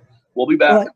There's just one problem. I don't want everyone in the room to know, but the owners of the room, Brother Mustafa, Brother Mukit, I actually do have an infection right now, so my strength is not the best. My medication makes things fuzzy for me. So I'm not going to be at my best, but I'll still try to join in and contribute. You don't have corona. Listen, just wait till you're better. There's no rush. We can do it weeks from now. Nobody's rushing, so don't worry about it. Whenever you're ready. I want the conversations to continue. I thank you for your kindness, but I wanted to continue whether I'm here or not. Yeah. Okay. Hopefully you'll be here by the grace of God. He give you healing and guide you and guide us all. So likewise. All right. Guys. I'm Take care, guys. You got it, guys. I will. I'll tentatively just Take say care, take care, buddy. We'll agree to the debate, and we'll get in touch with me. God willing. Have a good William, night. take care, bro. William, I'm gonna check out. So take care. Take care, brother. All right, buddy. All right. Thanks, everybody, for coming.